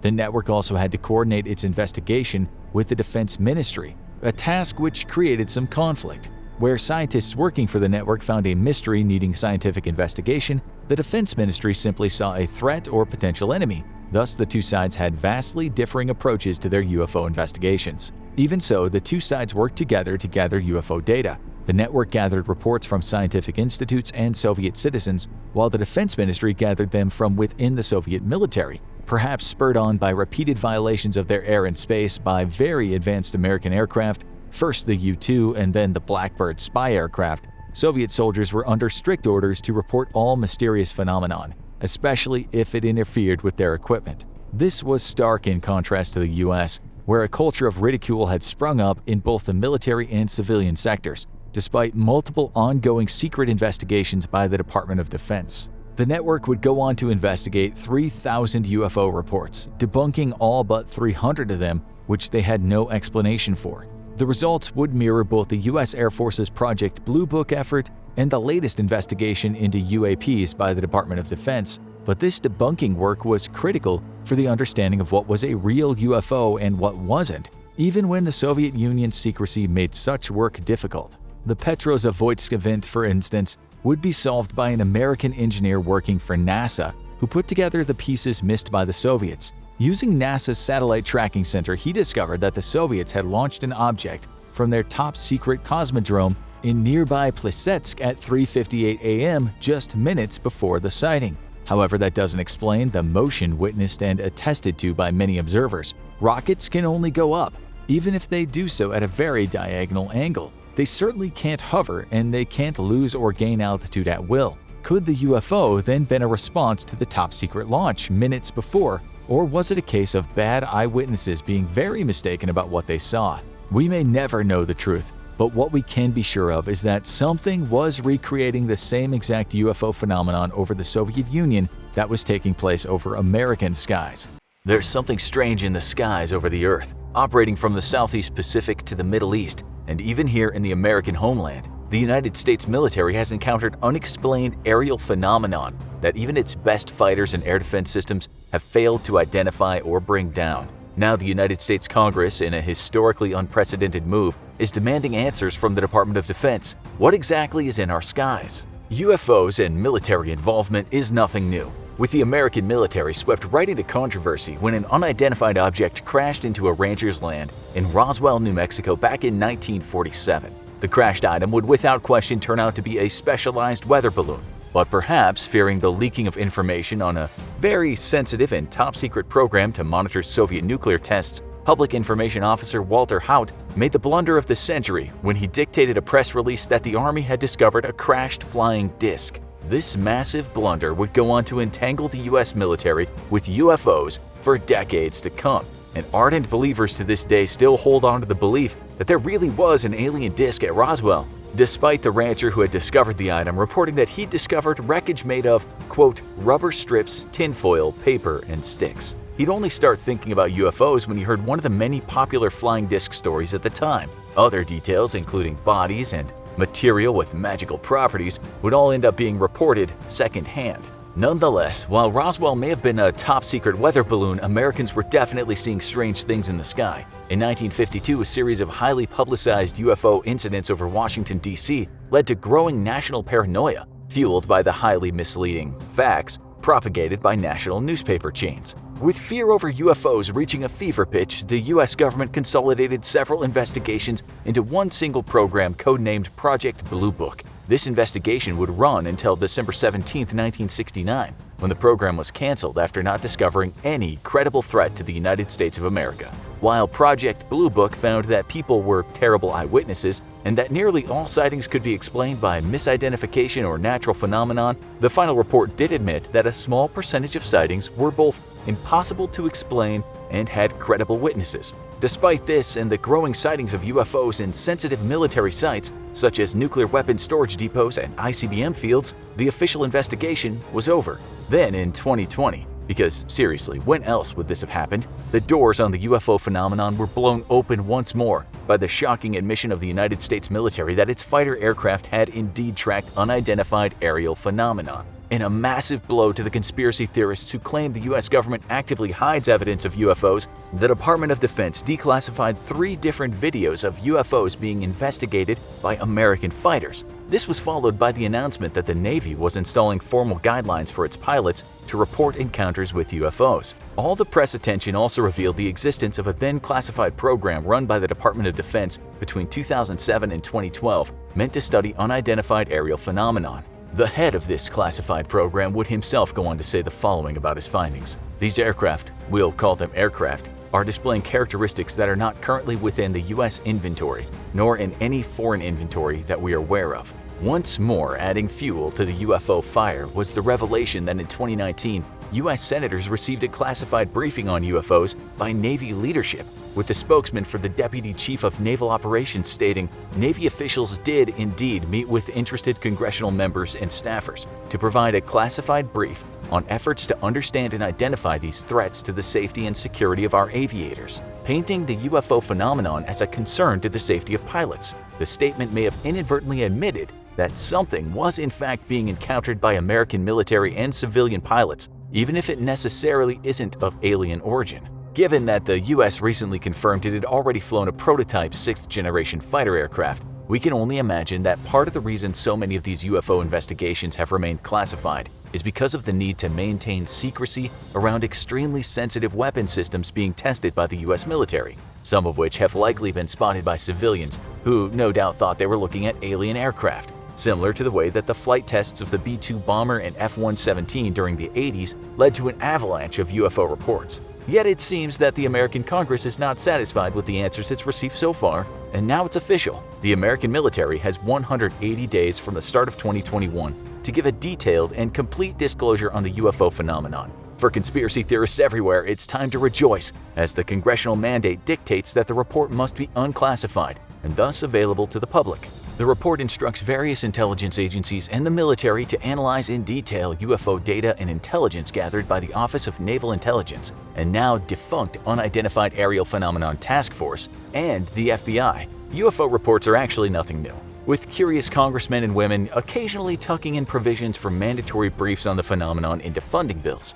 Yet this report is different, as it's the most comprehensive gathering of interagency data on UFOs since Project Blue Book. It also formally establishes an interagency process to both gather and analyze future unidentified aerial phenomenon and report on these findings to the federal government. The report also mandates that any potential threats to national security posed by UFOs should be identified and calls on the American intelligence community to assess whether any potential foreign adversary, such as China or Russia, are behind the UFO phenomenon. Before you get your hopes too high though, while the report's mandated to be unclassified and thus accessible to the public, Congress approved the inclusion of a classified annex. This doesn't necessarily mean that any specific information on UFOs is being kept secret, but rather is a necessary measure for such a comprehensive report to be possible in the first place. Such a detailed report on UFOs is going to include highly classified details, such as intelligence sources in foreign governments and the testing and capabilities of next-generation weapon systems, which may have led to UFO sightings themselves. It will no doubt also include highly classified details of America's most sophisticated tracking systems, all information the US would not want its adversaries to get their hands on. This report certainly comes at an auspicious time, with in late 2020 the former head of the Israeli space program publicly announcing that the US and Israeli governments were in cooperation with extraterrestrials. The statement coming from such a highly placed government official and credible witness was sadly largely lost on a public completely focused on COVID-19 and an explosive presidential election. For believers in our visitation by aliens from outer space though, these two almost back-to-back developments signal at a greater plan to slowly indoctrinate the public to the reality that UFOs are real and aliens have been visiting us for decades. We just have to be prepared for the formal announcement by the slow disclosure of evidence to their existence. If that's true, then there's gonna come a pretty big blow to the poor nerds who've been wasting their time poring over boring computer data over at Breakthrough Listen, the multi-million-dollar privately funded program that's focused on eavesdropping on the electronic signals of alien life out in the universe. 50,000 virtually reliable people have reported sighting unidentified flying objects. This leads us to the unpleasant possibility of alien visitors to our planet, or at least alien-controlled UFOs. This sounds like the intro to a science fiction movie, but this is an actual excerpt from the Air Force Space Science Manual. This book was part of the official Air Force Academy curriculum until the late 1960s, when knowledge of it fell into the hands of UFO advocates, and it was immediately pulled from all textbooks. However, the information it contains, an entire chapter dedicated to UFOs, is attested to by Major Stuart Kilpatrick, who at the time was the Deputy Director of Public Information of the Air Force Academy.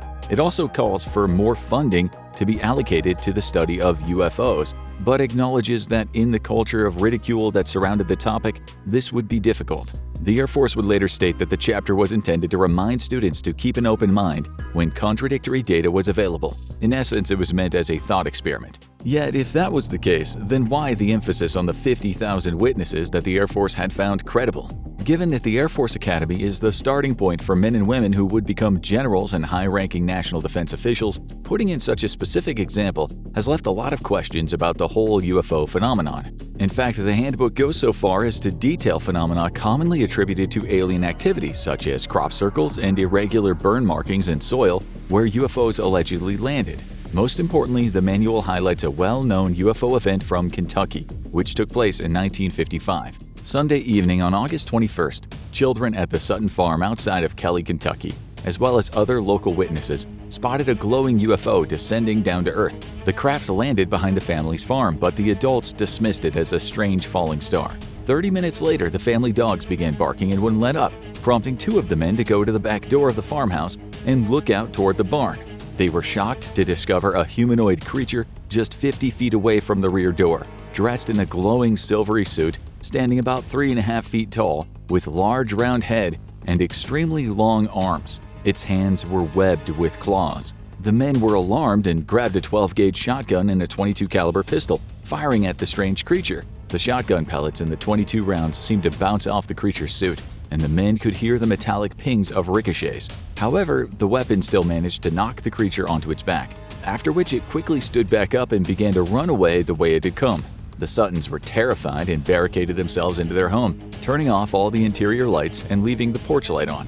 One of the women moved to the dining room window and pressed her face against the glass to peer outside, only to be shocked to discover another creature wearing some type of helmet and wide slit eyes looking back in at her. Alarmed by her scream, the men rushed and began shooting, once more knocking the creature onto its backside and causing it to run away. In total, the men would fire around 50 times at the creatures until they finally seemed to retreat for good, though the family remained locked inside the house for 2 hours after the last sighting, just to be sure. They immediately departed the farmhouse and rushed to the local police station telling the story. The police were alarmed, believing that there had been a major shootout between two groups of citizens. 4 police officers, 5 state troopers, 3 deputy sheriffs, and 4 military police officers from nearby Fort Campbell all drove to the farmhouse and searched the premises, discovering evidence of gunfire and holes in the windows and door screens made by discharging firearms. There was no sign of the alleged aliens, though. When the family returned back home, the beings apparently returned at around 3:30 p.m., with neighbors telling the police that the Suttons packed up and left home the next day. The house would later be sold, with the family never returning. Police officials note that there had been no evidence of alcohol use involved in the encounter, but that didn't stop critics like Rodney Schmaltz and Scott Lilienfeld from suggesting that the family was drunk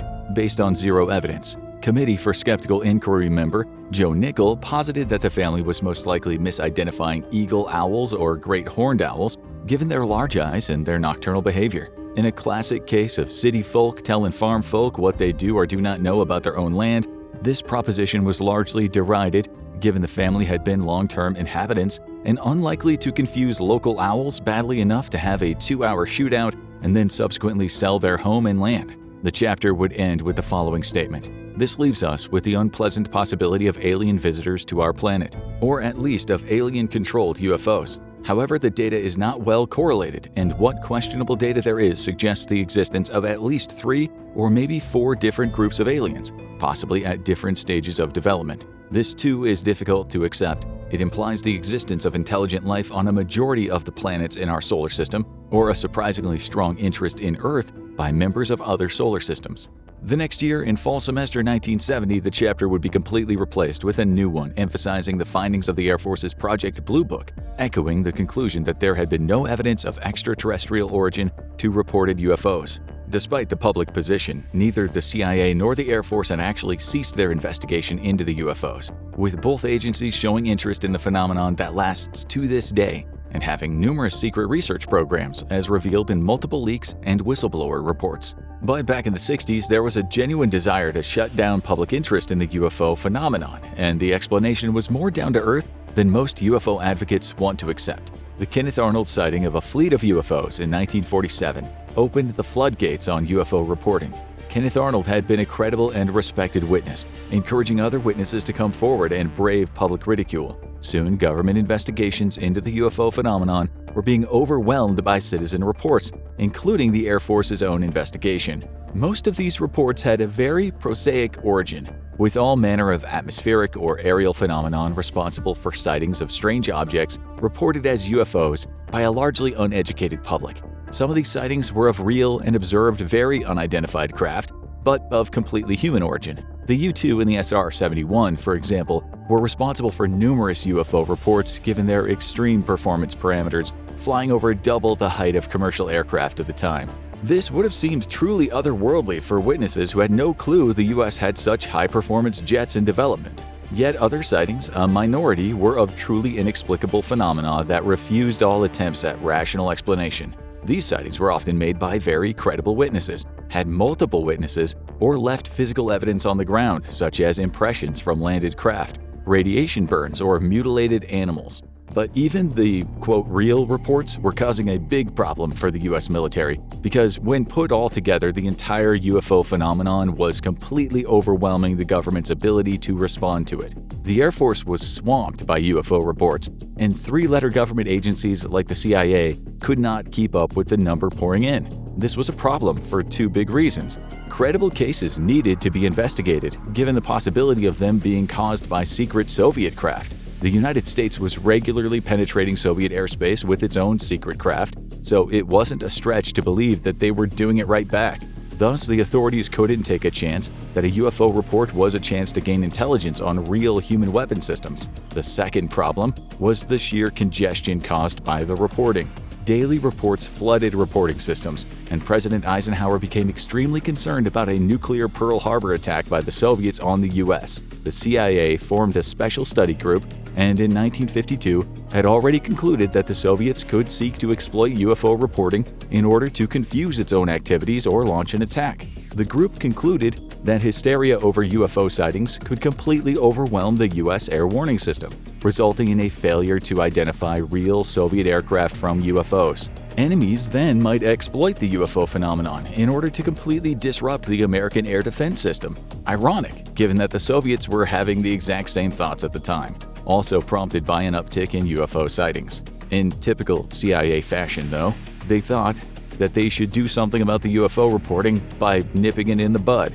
The CIA panel wrote a recommendation that the National Security Council immediately move to debunk UFO reports and, quote, institute a policy of public education to reassure the public of the lack of evidence behind UFOs. The panel recommended that mass media, advertising, business clubs, and even Disney be used to re-educate the public on UFOs. It's no surprise then that a culture of ridicule quickly arose around the UFO phenomenon. Where before it had been met by the media with a degree of healthy scientific curiosity, skepticism turned into denialism, with witnesses intimidated to remain silent due to the threat of overwhelming ridicule. But the UFO issue refused to die, and the government was now keeping secrets even from itself. Rumors of craft retrieval from crash sites began to circulate as early as the Roswell incident, where the Army itself was first to announce, completely unbidden, that it had in fact just recovered a crashed flying saucer. This was immediately walked back to be just debris from a weather balloon,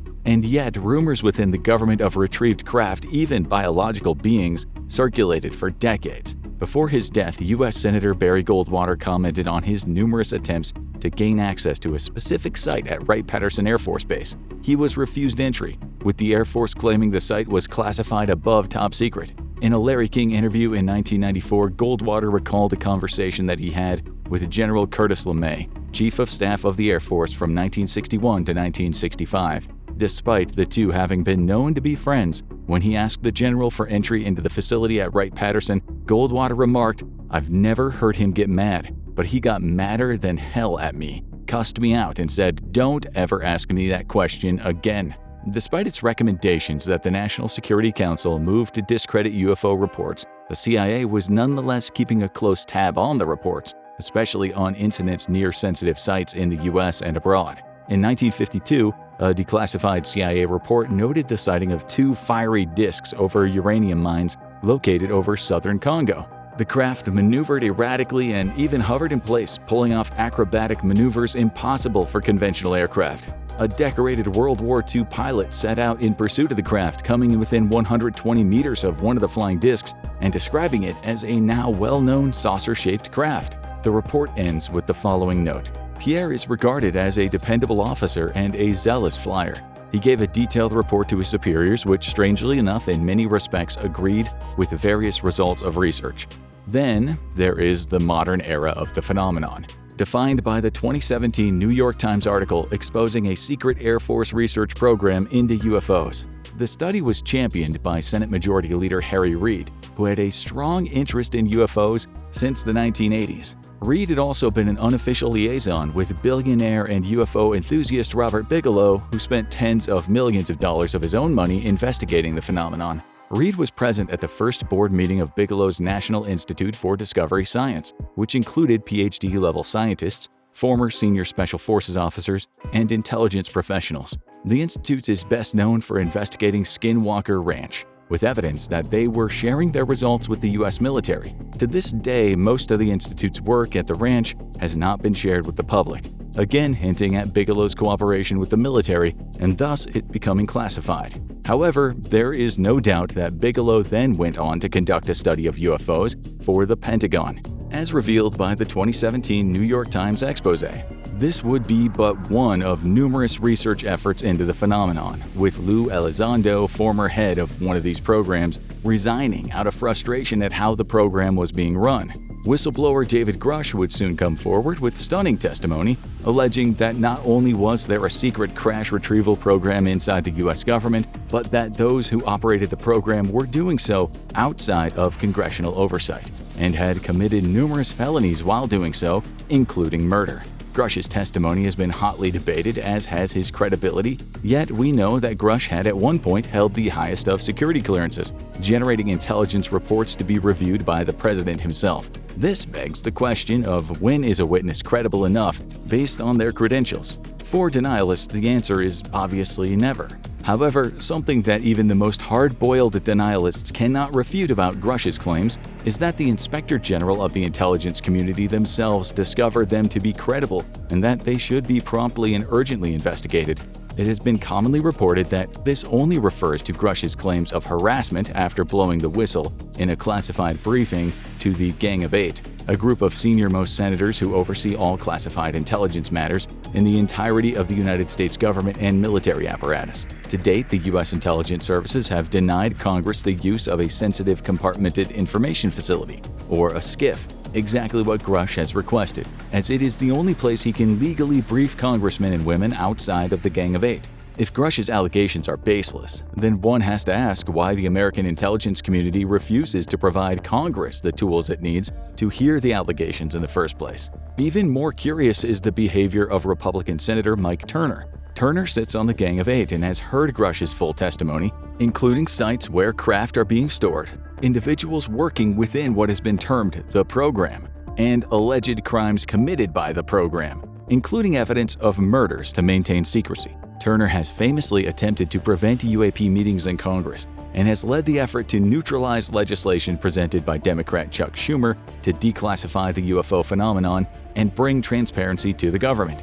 Under what is known as the Schumer Amendment, all government or private parties with possession or knowledge of non-human technology or biologics had a limited time to come forward. It would also create a group that would immediately begin to declassify military and government data on UAPs. The Schumer Amendment would end up getting gutted in Congress, no small thanks to Rep. Mike Turner. Turner's home district, by the way, includes the infamous Wright-Patterson Air Force Base, where years earlier Barry Goldwater had been denied entry by the Air Force's most senior officer. A curious coincidence. The real question is, what is the CIA's modern role in greatly revitalized UAP public discussion?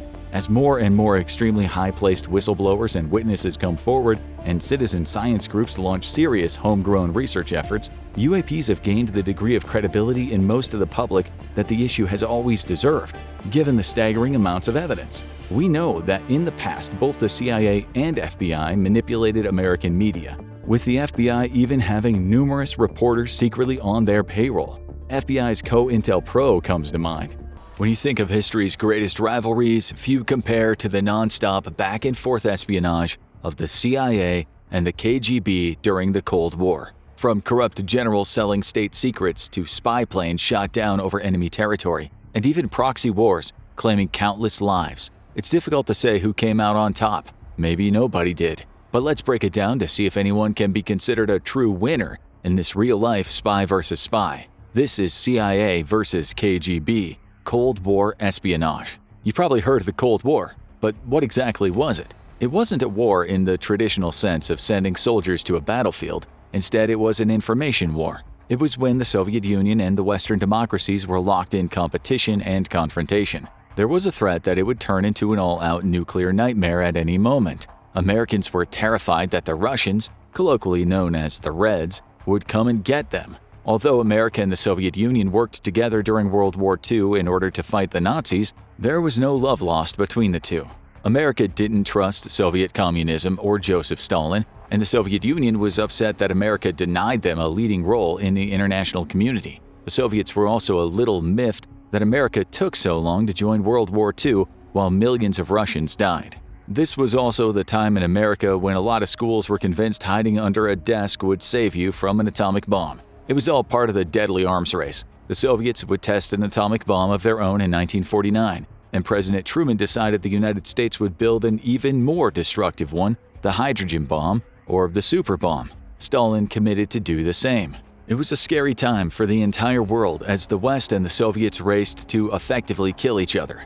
Americans built bomb shelters while kids also practiced bomb drills. You can even see the fear that was permeating American life through films full of nuclear destruction and mutants. Cinema has always been a great reflection of the current landscape, and both The Harrowing Threads, 1984, and The Day After, 1983, are good examples of how nuclear threat loomed over public consciousness. Space exploration thrived during this time as the two countries tried to beat each other to new horizons. In 1957, the Soviets would launch Sputnik, the Russian word for traveling companion, which was a Soviet R-7 intercontinental ballistic missile. It became the first satellite that was placed into Earth's orbit. Not to be outdone, the US refused to stay in second place to the Soviets. America launched its own satellite in 1958, the Explorer 1. The space race, as it was called, continued to escalate. Naturally, this led to the US sending Apollo 11 to the moon in 1969.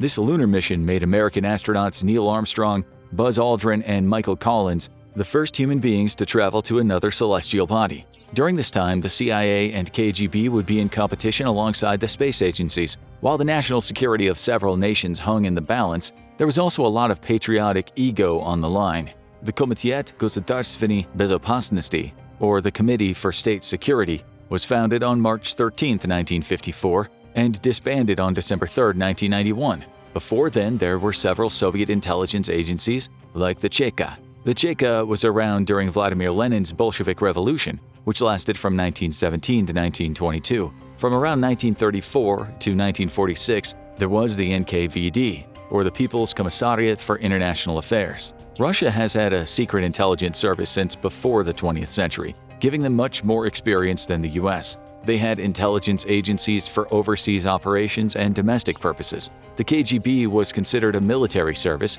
operating under the Army regulations and laws. Now, the Central Intelligence Agency, or CIA, was founded on September 18, 1947. Before that, there was the OSS, or the Office of Strategic Services. The OSS was created when the United States joined World War II, but it was dissolved in 1945. The United States was, in comparison to the Soviet Union, at a disadvantage because it didn't have any intelligence collection or counterintelligence agencies throughout most of the country's history. They only popped up during wartime, but that changed with the CIA. This isn't to say that the US was just twiddling its thumbs until the CIA came along. Before the OSS came along in 1942, American foreign intelligence activities were carried out by the State Department, Treasury, Navy, and War Departments. The problem with that is that there was no direction or coordination. There was no single organization to take control over things. Everyone had their own version of intelligence gathering. For example, the United States Army and the US Navy had different code-breaking departments, meaning there would be no cohesion between them. When the National Security Act of 1947 came into effect, it mandated a major reorganization of the United States' foreign policy and military establishments. Under it, the United States National Security Council, or NSC, and the CIA came to be. The CIA would be the primary civilian intelligence gathering organization. They had the power to carry out foreign intelligence operations, advise the NSC, correlate and evaluate the intelligence duties of other government agencies, and perform any other intelligence activities for the NSC. So in terms of years of experience, the KGB has a much richer history. It may not have officially existed before 1954, but it was not the Soviet Union's first rodeo. Although the United States and Britain were both working together to develop atomic weapons, they had not told Stalin about their progress, despite the fact that they were allies with the Soviet Union during World War II. The US had detonated nuclear weapons before the birth of either the KGB or the CIA at the culmination of World War II, which likely only increased the growing fear of those experimental arms. However, remember when we mentioned the NKVD? Well, they had spies who had found out about the Manhattan Project.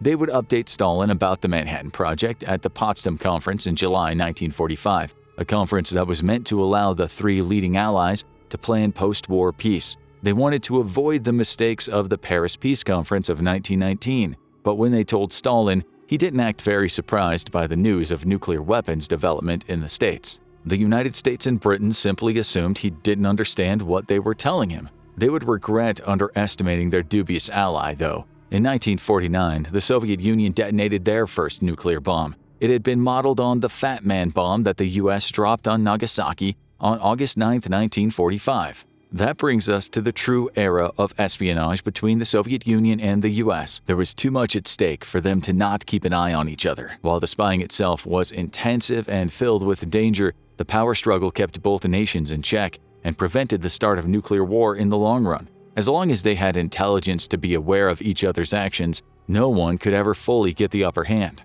During the Cold War, the United States and Soviet Union sank a lot of resources into recruiting, training, and deploying spies and agents. In the 1930s and 40s, the Soviet Union was able to infiltrate the top levels of the United States government. One of the most glaring examples was former FBI agent Robert Hanssen, a Russian spy whose espionage had been referred to as possibly the worst intelligence disaster in U.S. history. The United States saw more of a mixed rate of success through the CIA. Initially, the spies from America struggled to gather intelligence on the KGB, and since the U.S. worked so closely with the UK, Soviet spies could easily glean American and British secrets from information-gathering missions within the United Kingdom's government. And the close relationship between America and Britain was as much a con as it was a pro when it came to the Cold War espionage. Eventually, the KGB would have struggles of their own in the information department and opted to hire American officials to sell out their country for Russian money. John Walker Jr. was a United States Naval Communications officer.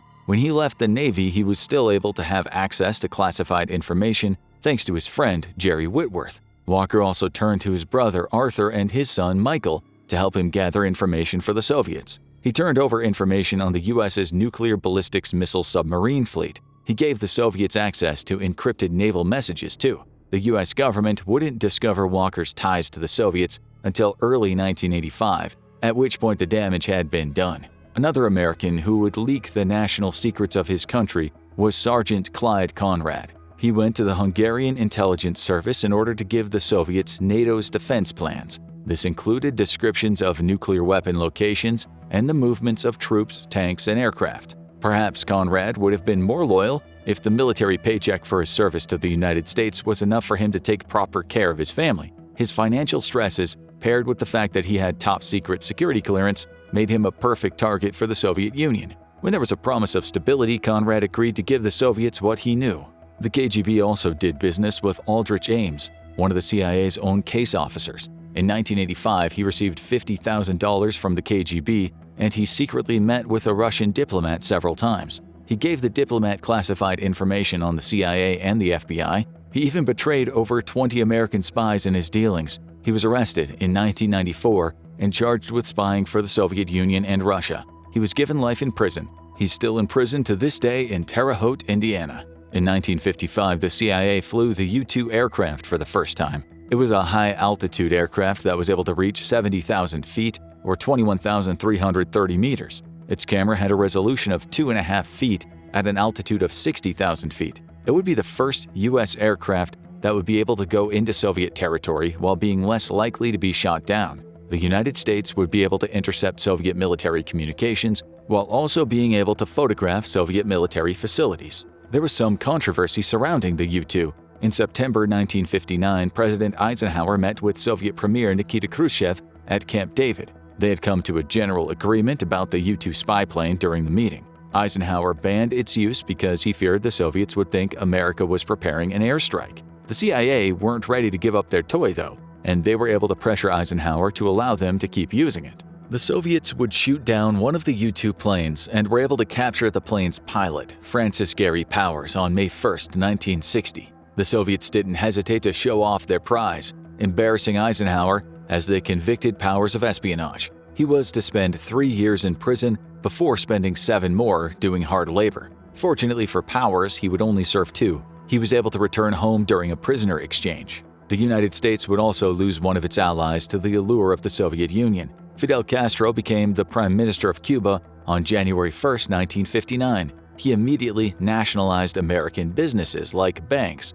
oil refineries, and sugar and coffee plantations. This completely destroyed Cuba and the United States' relationship. Castro had also begun to work with the Soviets. Castro knew he'd need Soviet protection in order to truly take on the United States. The Soviets saw it as the perfect opportunity to get in good with a Western country that was 90 miles off the United States. The Soviets would buy Cuban sugar for Soviet oil. The United States reacted to the betrayal with an attempted coup. They recruited and trained 1,400 Cuban exiles from 1959 to 1961. They sent them to Cuba in order to overthrow Castro. This botched invasion would become known as the Bay of Pigs. Eisenhower had given the CIA $13.1 million to try to take down Castro and supplied bombers to attack Cuban airfields. After putting so much time and money into the operation, it was a total embarrassment that it had gone so wrong. While the Cuban exiles had landed on April 17th, they surrendered by April 20th. It had only bolstered Castro and deepened his relationship with the Soviets. The United States was the laughingstock of the world. The Soviet Union and Castro were also not happy about the fact that the United States had installed ballistic missiles in Italy and Turkey. After that, Khrushchev and Castro then came to a secret agreement to place nuclear missiles in Cuba. It was meant to deter the United States from trying to overthrow Castro again, because deterrence didn't get much more potent than that. This meant that there was a nuclear missile only 90 miles away from the United States' front door. In 1962, the Russians would construct several missile launch facilities in Cuba during the summer. The United States was able to use the U-2 plane that had so much buzz about it to confirm it. At this point, President John F. Kennedy didn't want to declare a direct war on Cuba. Instead, the United States would set up a naval blockade so that offensive weapons couldn't be delivered to Cuba. The U.S. also demanded the weapons already in Cuba be dismantled and returned to the USSR. On October 27, 1962, the Soviet Union shot down another U-2 plane that had accidentally flown into Cuban airspace. Kennedy and Khrushchev knew that the nuclear war would be ugly, so that might be why they would be able to reach an agreement after days of negotiations. After all this, the Soviets would dismantle their weapons in Cuba and return them to the USSR. America, on the other hand, made a promise that Cuba was off limits. Both sides were about as happy as they were going to get. So the United States lifted their blockade on Cuba on November 20th. Of course, they didn't do this until after the Soviets had removed their missiles and light bombers from Cuba. In the wake of all this, Kennedy decided that it would be a good idea to have a direct hotline to the Kremlin in Moscow, not for idle chit-chat, but to try to facilitate communication between the president and the Soviet premier. It was another precaution taken to avert an all-out nuclear war. They would set up the phone on August 30th, 1963. When the KGB and the CIA weren't entangled with each other, they were conducting espionage on other intelligence agencies and governments around the world. The CIA wasn't involved in some of the KGB's finest work, gaining ground in the communist Eastern Bloc. In Budapest, Hungary, in 1956, university students protested Hungarian domestic policies imposed on them by Stalin, and they encouraged everyone to join them in their protests.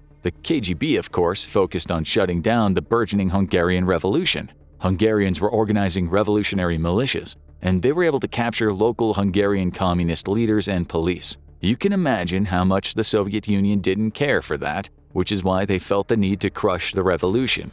Hungarians had even killed many of the communist leaders, and the anti-communist political prisoners were freed. The new Hungarian government pulled out of the Warsaw Pact, a defense treaty created by the Soviet Union and 7 other Soviet satellite states, which included Hungary. Initially, the USSR was open to negotiating. They might have been open to withdrawing the Soviet army from Hungary. The fighting would lead to 2,500 Hungarians and 700 Soviet army soldiers dying. Meanwhile, 200,000 Hungarians fled the country to try to find safety elsewhere. The Soviet Union would arrest all the revolutionary leaders prior to the scheduled negotiations. While the KGB technically won this round, they were also dealing with unreliable allies from Hungary. But in the eyes of the world, they'd established dominance of Hungary. They wouldn't have their freedom for 33 years. In 1968, the KGB would gain another victory in Czechoslovakia, which is now the Czech Republic and Slovakia. The KGB would infiltrate pro-democratic organizations in Czechoslovakia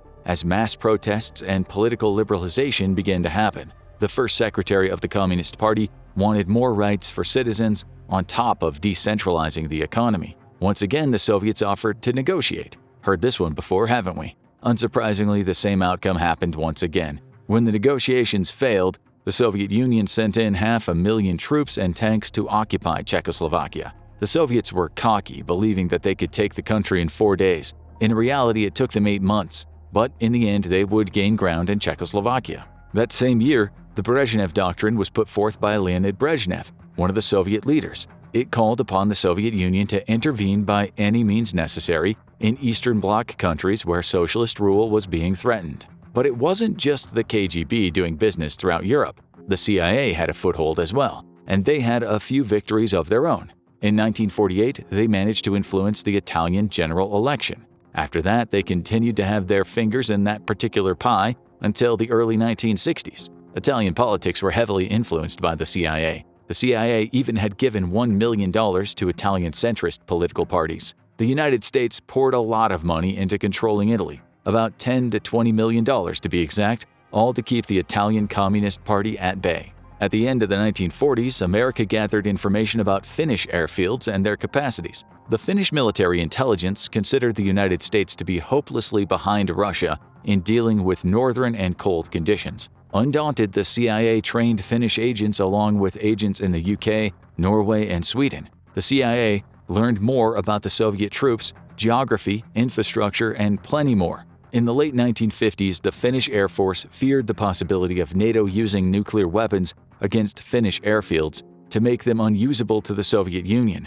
In 1979, the Soviet Union invaded Afghanistan, and naturally, the KGB was involved. Thousands of troops were airdropped in, and they were able to immediately take political and military control of Kabul, along with other large portions of the country. The KGB had even poisoned Afghanistan's president, Hafizullah Amin. They would, in his place, set up a puppet leader by the name Babrak Karmal. Brezhnev was convinced that Moscow had to act first to keep Afghanistan from running to the US for help. This was the beginning of a 9-year civil war that killed 1 million civilians along with 125,000 combatants. This is a huge part of what would be the USSR's undoing. While the Soviet-Afghan War had torn Afghanistan apart, it had also hit the Soviet Union hard economically. It also hurt their national reputation. The Cold War would last until 1991, and the 1980s were rife with spies. So much so that 1985 was called the Year of Spies by the American media, following the arrest of several foreign spies on United States soil. The KGB spent the 80s trying to suppress the independent self-governing trade union Solidarity in Poland. It became the first independent trade union in a Warsaw Pact country, and it had boasted 10 million members by 1981. With a third of the working population banding together, the Soviet Union was getting nervous. From 1981 to 1983, the Military Council of National Salvation instituted martial law in Poland, devastating many Poles. At the same time, the CIA was lending financial assistance to Poland in 1983. But martial law didn't stop the Solidarity movement. In 1989, the Polish government would speak with Solidarity and other groups, and it would be the same year that Poland would have a free election. Lech Wałęsa, the leader of the Solidarity movement, would be elected president of Poland. The CIA had several other failures to contend with during the Cold War, on top of the Bay of Pigs fiasco. You might recall the little thing called the Vietnam War. The CIA had been training South Vietnamese agents around 1954. The United States had to withdraw in 1973, complicating things for America further.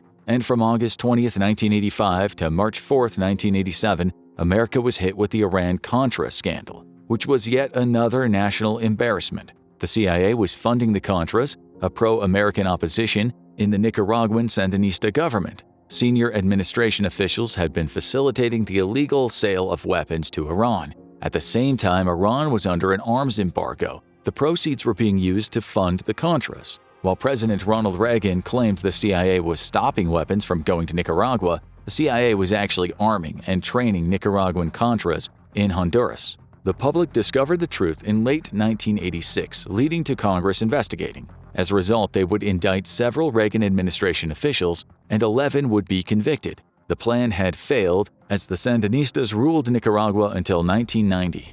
So both had their failures, the CIA experiencing far more. It turns out that it was a lot easier for the Soviets to infiltrate American and American ally organizations. Meanwhile, the Soviets were much better at keeping their secrets hidden. It was a lot harder for CIA agents to get into communist-controlled institutions. Both sides had also hurt themselves with domestic and international issues that each country was having. The CIA's main advantage was in technology, but the KGB had more of a foothold in terms of boots on the ground. But when we look into who is still standing, the CIA definitely wins. It's still here and it continues to function as it was originally planned. The Soviet Union, however, would meet its end. Funnily enough, the CIA didn't even seem to realize the USSR was collapsing in the beginning, even though they were aware that the Soviet economy was struggling since the 1980s. So many things had gone into sealing the Soviet Union's fate, including but not limited to the Afghanistan failure, Solidarity gaining power in Poland, and the failing economy. Mikhail Gorbachev, the final president of the Soviet Union, might have been the final nail in the coffin, so to speak. His reforms and the fact that he had ended the Brezhnev Doctrine might have been what ultimately destroyed the Soviet Union. It made it easier for the collapse to happen, at least. Once the Soviet Union fell, the KGB went with it. Secret mind control experiments in brothels, weaponized sex dolls, and even CIA magicians. These are some of the weirdest things you never knew about the United States Central Intelligence Agency. Fact 1. Did you know that the CIA built an untraceable heart attack gun? While it seems more like something from a James Bond movie, this really was a weapon used by the CIA. It was a pistol capable of firing a frozen dart full of deadly shellfish toxin. The dart would pierce the skin and then melt in the body, distributing the poison and inducing a heart attack shortly after, with no way of tracing the murder back to the assassin. It was one of the many reasons Senator Frank Church cited in 1975 as to why the CIA needed greater government oversight. Fact 2. What's the favored sidearm for a CIA agent? Seeing as Senator Church slammed the brakes on the old heart attack gun, it never became standard issue. The general consensus is the Glock 19 and Sig Sauer P226 are the most popular pistols among the CIA's ranks. Simple but effective. Fact 3. Some of the strangest CIA agents were literal house cats. We're talking about one of the CIA's greatest embarrassments, the Acoustic Kitty Project. This $20 million 1960s failure was a plan intended to turn cats into living listening devices to infiltrate the Kremlin by implanting tiny microphones into their ear canals and a radio transmitter in the base of their skulls. The plan failed because, well, as cat owners know, they don't take direction well. Fact 4. If cat recorders don't work, what about pigeon cameras? The CIA's Research and Development Division created tiny cameras and lights to be placed into trained pigeons during the Cold War, owing to pigeons' uncanny abilities to always find their way home. No prizes for guessing that this went a lot better than the plot with the cats. Fact 5. Argo actually happened. The Oscar-winning Ben Affleck movie was actually pretty accurate in its telling of the incredible plot to rescue 6 American citizens from a politically unstable Tehran in 1979. The CIA created its own fake movie studio, Studio 6 Productions, and a fake science fiction movie as a pretense to sneak into the country and liberate the trapped Americans. We hope you enjoyed the whimsy of that, because it's all going to get darker from here. Fact 6. The CIA tortured an innocent man because of a typo. Back in 2003, Khalid el-Masri was arrested in Macedonia and then given to the CIA on the suspicion that he was involved in the 9/11 terrorist attacks. He endured a living hell in 2 different brutal CIA detention sites where he was beaten, tortured over the course of several months. Why? Because Khalid el-Masri had a very similar name to Khalid al-Masri and was detained after one of history's most unfortunate cases of mistaken identity. The subsequent court battle in the European Court of Human Rights marks the first time that the activities of the CIA have been legally declared torture. Fact 7. Did you know there is a hyper-secretive CIA Starbucks? Because even secret agents need caffeine, the so-called stealthy Starbucks in the CIA headquarters in Langley, Virginia, has special rules for serving its unique clientele. They need to put the baristas through intense background checks to make sure none of them is an enemy agent eavesdropping on state secrets. This is also the only Starbucks where they do not do reward cards or write names on the cups, given some agents may not be at liberty to share that information. Fact 8. Did you know the CIA had an arms dealer on their payroll? Edwin Wilson was arrested in 1983 for selling 20 tons of plastic explosives to Libya in what was at the time the biggest illegal weapons deal in recorded history. Wilson had retired from the CIA officially in 1971, and when the deal came to light, the CIA washed its hands of him. However, Edwin worked tirelessly to reveal that he'd still been working as a contractor, obtaining information and running front businesses for the intelligence agency during the time he was arrested. While he was never directly asked to make a deal with Libya, it may have still fallen under the purview of information-gathering activities. He was released in prison in 2003 in light of this and was quoted saying, "I was doing it for them. If they hadn't walked away from me, I wouldn't have ever been convicted." Fact 9. Did you know the CIA made edits to Zero Dark 30? A declassified memo shows the agency had influence over the 2012 biopic about the hunt for Osama bin Laden. They wanted to make sure they were presented in a positive light by demanding changes such as making the protagonist an observer rather than a participant in a waterboarding scene, removing a scene where vicious dogs are used to interrogate a prisoner, and also excising a scene where agents party with AK-47s on a rooftop. Fact 10. The CIA also cut references to torture in Meet the Parents. In this forgettable franchise-spawning 2000s comedy, Ben Stiller finds out his future father-in-law, played by Robert De Niro, is a hard-ass ex-CIA special agent. In the original draft of the movie, this is discovered when Stiller's character finds a torture manual in De Niro's personal effects. The CIA made them cut this from the movie and instead replaced it with Stiller finding a series of pictures showing De Niro with several famous politicians. Shame. The CIA could have earned some positive PR just by cutting the entire movie. Fact 11. It isn't just movies. The CIA has been caught editing Wikipedia. In what might have been a violation of the website's conflict of interest rules, CIA computers were found to have been making alterations to articles about the Iraq War, Guantanamo Bay, and the profiles of former agents, among other diverse topics. Some of the most concerning edits have involved removing certain pictures from the Guantanamo article and muddying the waters of death statistics in previous conflicts in which they were involved. That's a little shady there, guys. Fact 12.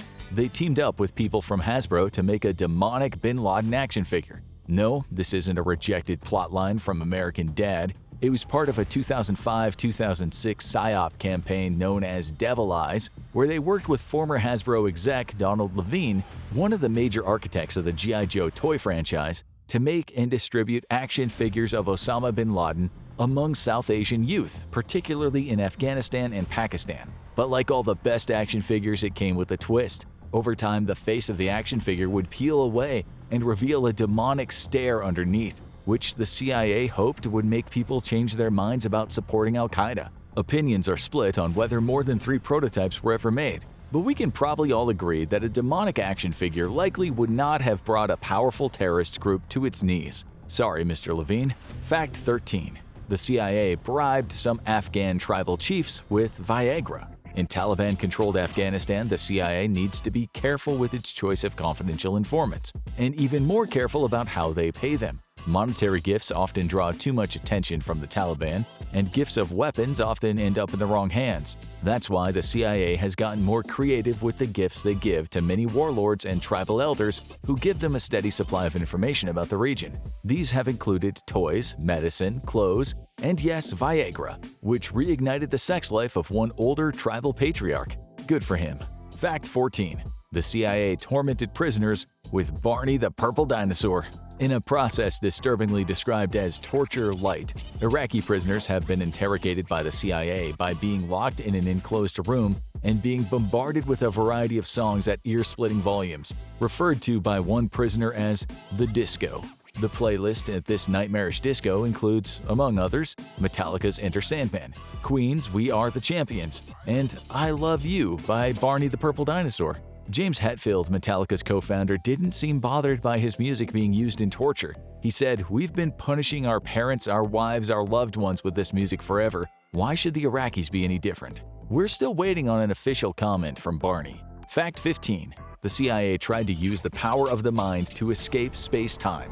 This consciousness-altering series of experiments was known as the Gateway Process, and it theorized in a highly simplified sense that certain kinds of audio stimulation could alter the mind. What kinds of effects would these alterations offer the CIA?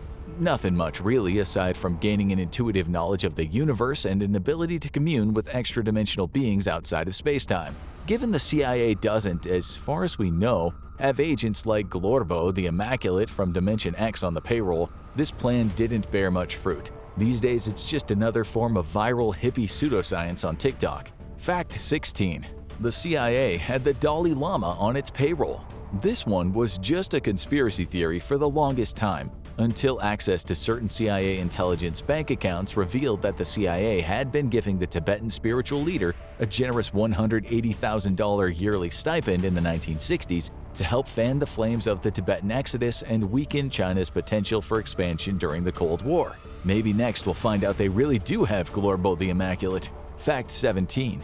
During the Cold War, the CIA and MI6 built a giant spy tunnel under Berlin. In one of the most ambitious espionage operations of all time, Operation Gold was an impressive sequel to Operation Silver in Vienna. The goal was to tap into Russian landline communications in Soviet-occupied Berlin by building a huge spy tunnel under the city, which took 8 months from its start date in 1954.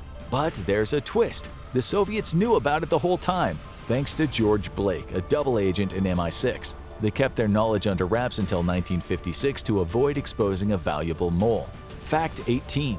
The CIA figured out how to turn sex dolls into spy tools. During the 1970s, CIA spies in Moscow needed a quick distraction when they were being pursued by Soviet counterspies. One proposed idea was known as the Jack-in-the-Box, or the Jib, inspired by inflatable sex dolls. It would be a small device that upon the press of a button would essentially inflate a fake agent to momentarily confuse the pursuer.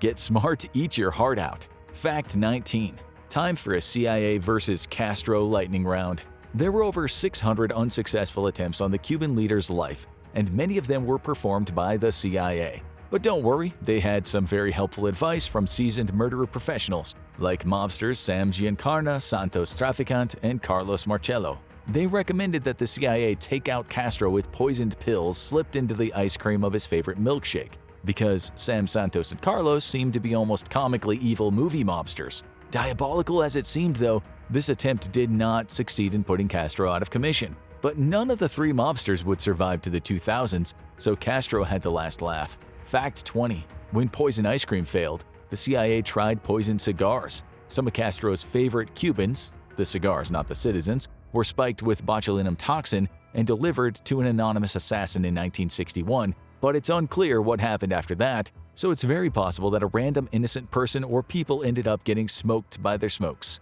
Fact 21. The CIA also tried to kill Castro with an exploding seashell. Castro loved scuba diving, so in '63 the CIA floated the idea of finding and painting a particularly magnificent shell and planting it where Castro would dive. The plan was to implant an explosive into the shell and detonate it when El Comandante was in close proximity. Obviously, this didn't work, and it wasn't even the only scuba-related assassination attempt against Castro. The CIA also tried to bump Castro off, or at least horribly disfigure him, by giving him a diving suit and breathing apparatus infected with a deadly fungus. Fact 22. The CIA also tried to get one of Castro's lovers to kill him on their behalf. Marita Lorenz, who was involved with Castro in 1959, claims the CIA tried to make her a professional femme fatale, giving her some poisoned pills to sneak into Castro's drink. But the plan was another disaster. She stored the pills in a cold cream jar, rendering them unusable. Castro also figured out the plan and held Lorenz at gunpoint, saying, "You can't kill me. Nobody can kill me." Then they apparently made love, because that's just the kind of guy Castro was. Fact 23. When the CIA couldn't kill him, they settled for trying to make Castro look completely insane. When Castro was scheduled to give a speech to the Cuban people over the radio, the CIA hoped to dose him with LSD, which could cause severe hallucinations and make him give a bizarre and incoherent speech. This plan never came to fruition because the LSD compound they hoped to use proved to be too unstable. And believe us when we tell you, as you'll find out later in this video, this doesn't even break the top 20 most insane things the CIA has done with LSD. Fact 24. The CIA also tried to assassinate Castro's beard. In perhaps the greatest sign that the CIA was clutching at straws with some of these attempts, someone in the CIA Castro Assassination Brain Trust suggested dusting the man's shoes with thallium, a poison that would cause his iconic beard to fall out. Once again, the plan failed, and Castro took his mighty beard to the grave with him in 2016. Fact 25. The CIA may have gotten people killed with pizza. Specifically, we're talking about one of the most terrible code words of all time. Back in 2011, a group of CIA informants was rumbled by Hezbollah in Beirut after they used the code word pizza to describe a secret intelligence meeting at a Pizza Hut. While an anonymous U.S. official denies that the meeting happened in an actual Pizza Hut, retired CIA official Robert Baer was quoted as saying, "If they were genuine spies spying against Hezbollah, I don't think we'd ever see them again." Yikes. Fact 26. The CIA tried to weaponize a sex tape.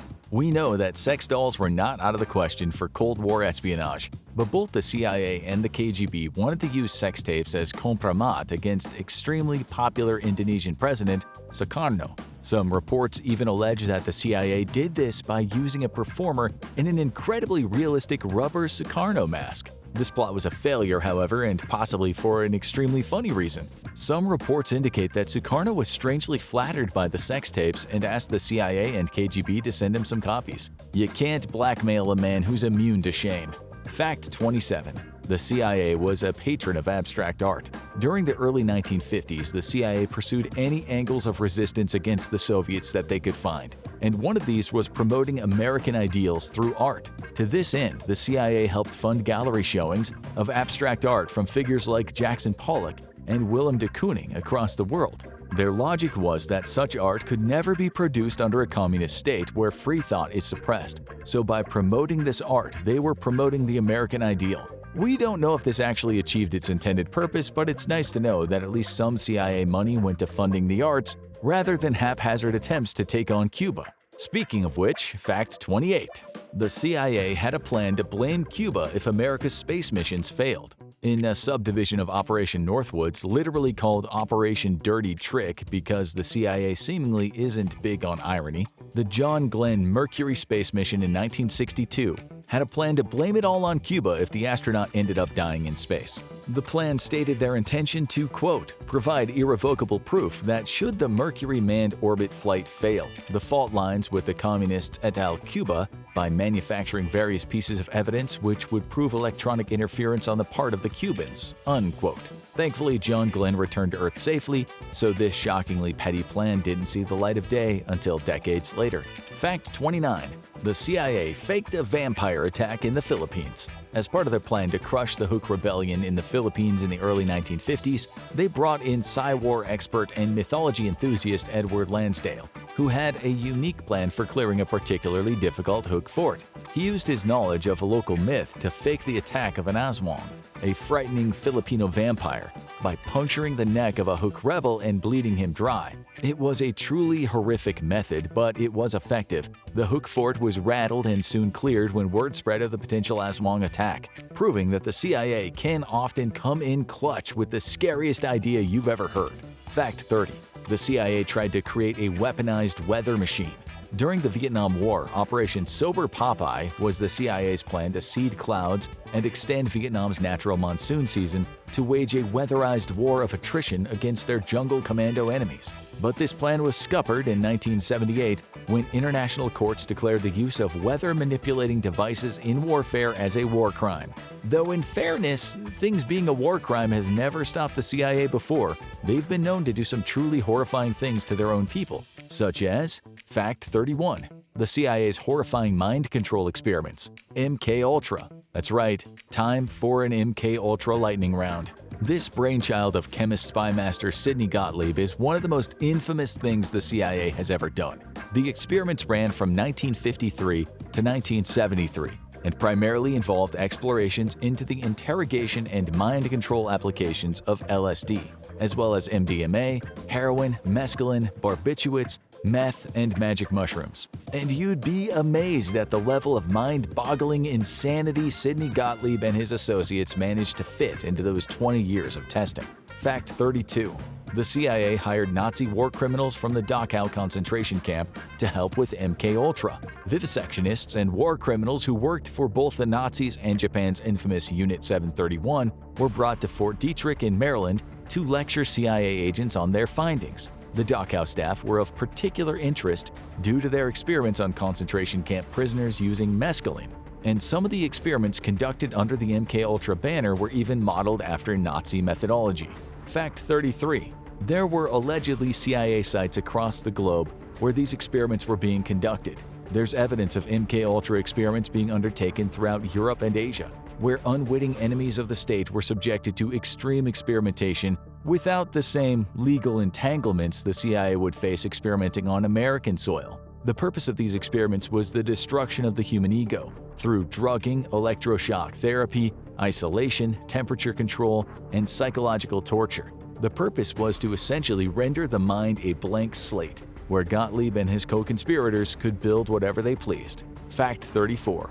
Some nightmarish experiments unfolded in Canada under MKUltra. The Allen Memorial Institute, under the direction of Scottish psychiatrist Donald Ewan Cameron, played host to the Montreal experiments, which were funded by the CIA front organization, the Society for the Investigation of Human Ecology. Some of these experiments involved shocking drugged patients with significantly more power than typical electroshock therapy, while others involved inducing months-long comas, while the subjects were forced to listen to looping audio tapes. Some people subjected to Cameron's experiments effectively lost their minds, entering an infantile state where they experienced symptoms like urinary incontinence, severe amnesia, and even the belief that the researchers were their parents. Fact 35. Gottlieb and the CIA director tried to destroy evidence of MKUltra. In 1973, in one of the few good decisions of President Richard Nixon, he removed Richard Helms as director of the CIA. Helms was one of the greatest supporters of Sidney Gottlieb's continued research, so with him out, MKUltra's days were thankfully numbered. Knowing that they'd committed a lot of horrific violations of both the law and general ethics, Helms and Gottlieb conspired to eliminate as much evidence of MKUltra as they possibly could.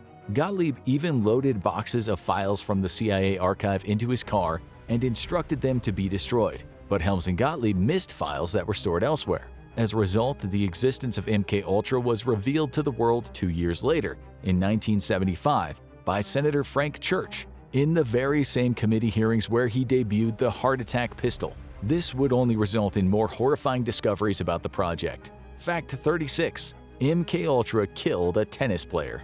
Many people lost their lives and minds to MKUltra, but one of the strangest ones is the tragic case of Harold Blauer. This unfortunate professional tennis player checked into New York State Psychiatric Institute in 1952 due to suffering from a bout of depression following his divorce. There, he became a lab rat for the Army Chemical Corps under the MKUltra umbrella. He was injected with various chemical analogs from mescaline throughout his stay, experiencing severe hallucinations. Eventually, he was given an overdose of the chemical 3,4-methylene dioxyamphetamine, also known as MDA, which caused him to slip into a coma and die later that day. The CIA and the state of New York covered this up for 22 years until the revelations eventually came out during committee hearings. But it wasn't just innocent tennis players who became unwitting guinea pigs. Fact 37.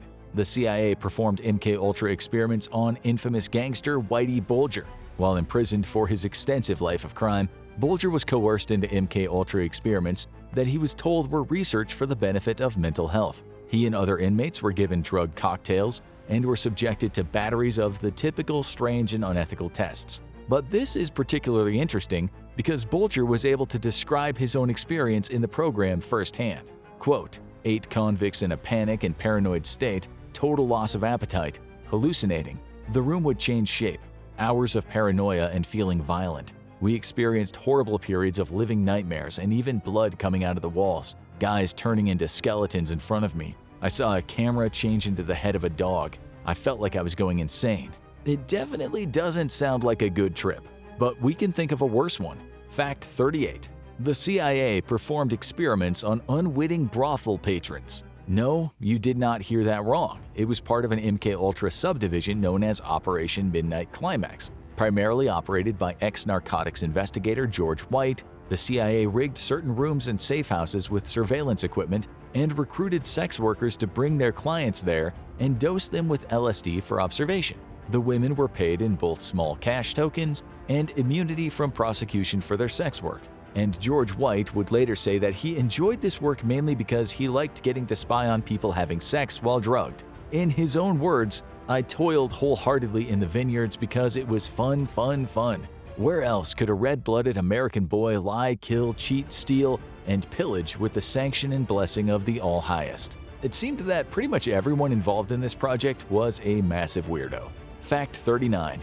The MKUltra experiments inspired Stranger Things. In the hit Netflix show, Eleven has psychic powers because of her mother being an experimental subject of the MKUltra experiments. And the show's creators, the Duffer Brothers, have said multiple times that the experiments were one of the major inspirations behind the government conspiracy side of the show, along with the conspiratorial Project Montauk.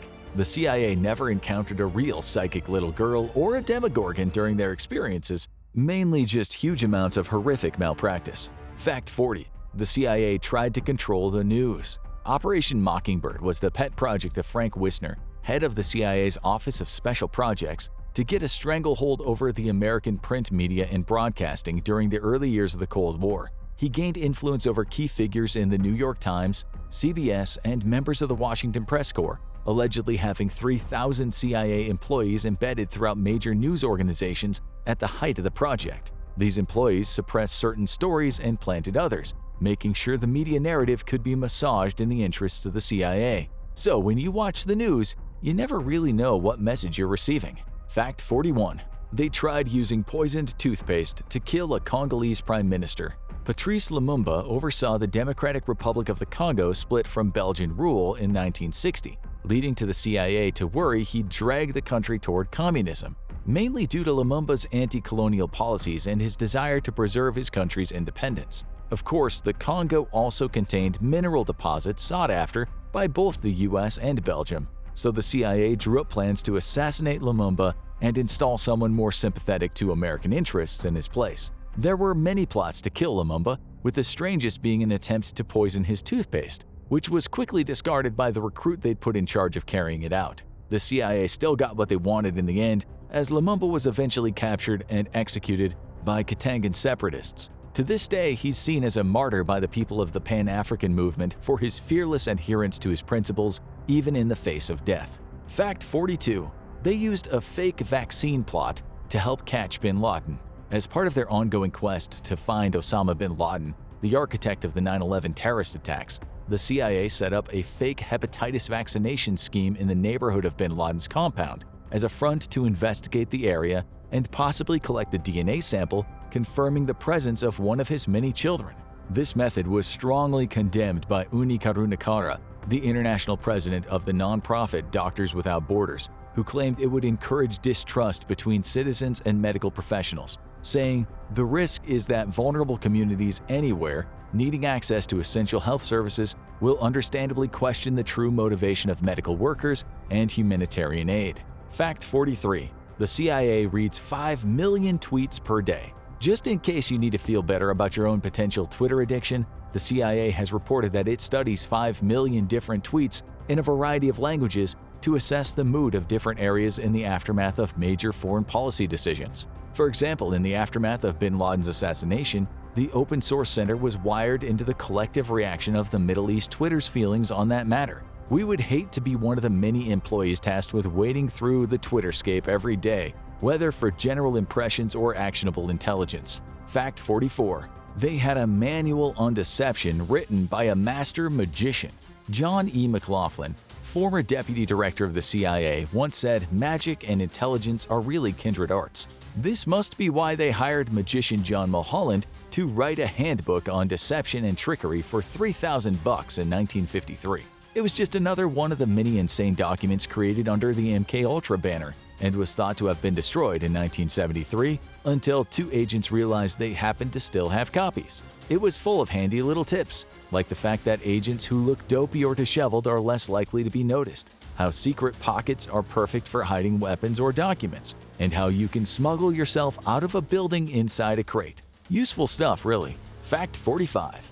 The CIA is less than a century old. Despite having an insanely storied history, the CIA as it is today wasn't created until 1947, though it had a few precursor organizations, including the Office of the Coordinator of Information, the Office of Strategic Services, the Strategic Services Unit, and the Central Intelligence Group, in that order. Fact 46. They kept a bizarre list of Soviet jokes for the deputy director. We don't have much of an explanation for this one. It could have been for the deputy director's personal use or some kind of social function, but we will share one of the jokes from the official CIA Soviet joke list here. What's the difference between Gorbachev and Dubček? Nothing, but Gorbachev doesn't know it yet. We guess you had to be there. Fact 47. The CIA armed Islamic extremists in the Iran-Contra affair. It's probably the most famous CIA scandal of all time. The CIA facilitated the illegal sale of arms to Iran, which was subject to an arms embargo at the time. Why? Because they were hoping to use the proceeds to fund the Contras, a gang of anti-Sandinista rebels in Nicaragua. It's considered one of the biggest embarrassments of the Reagan administration. Fact 48. They are alleged to have helped depose an Australian Prime Minister.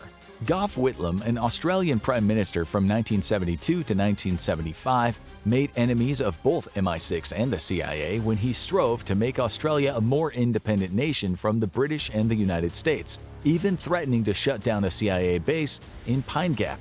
While opinions are divided on the issue, it's believed by many that the CIA influenced Governor General Sir John Kerr to dismiss Whitlam from the position of Prime Minister and place a politician from the opposition who was far more sympathetic to the CIA's interests in his place.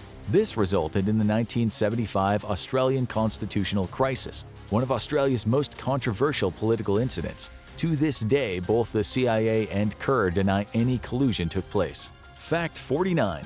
The CIA has a kill list, maintained by the Counterterrorism Center or CTC. This list of individuals is the top priority for assassination under the CIA's mandate. After the CIA puts the information together, the CIA's lawyers, the General Counsel, and the head of the National Clandestine Service make the determination on whether the hit will be carried out. If this raises certain questions about extrajudicial executions and the lack of a fair trial, well, you definitely wouldn't be alone on those criticisms. Fact 50. The CIA had a torture training manual titled Human Resource Exploitation Training Manual. This book of torture techniques was distributed to the Honduran military by the CIA. In what feels like an almost comical attempt at plausible deniability, the book opens with a note that says, quote, "We will discuss some of those coercive techniques that have been used by many and the reasons why we are against the use of these techniques. We do not use these techniques, nor do we condone the use of them." Unquote. It was very generous of the CIA to give Honduran militants a list of exact instructions on how to torture people just to make sure none of them did it by accident. The CIA is just very humanitarian like that. Whether you know it as MI6, the Secret Intelligence Service, or James Bond's employer, the British Secret Service certainly contains some of the most interesting, thrilling, and mysterious secrets on the planet. Yet many people don't even realize that MI6 is a real organization. So, what's the deal with England's Secret Service? What secrets have been leaked? Let's take a look at the top 50 insane declassified secrets about MI6 that you probably don't know. Fact number 50. MI6 was first founded over a century ago in 1909 and has since evolved into a global espionage network. But what you might not have realized until now is that the Secret Intelligence Service did not officially exist until 1994. Not only that, but the British Secret Service has existed in various forms since the first Secret Service was established in 1569 by Sir Francis Walsingham, later Secretary of State to Queen Elizabeth I.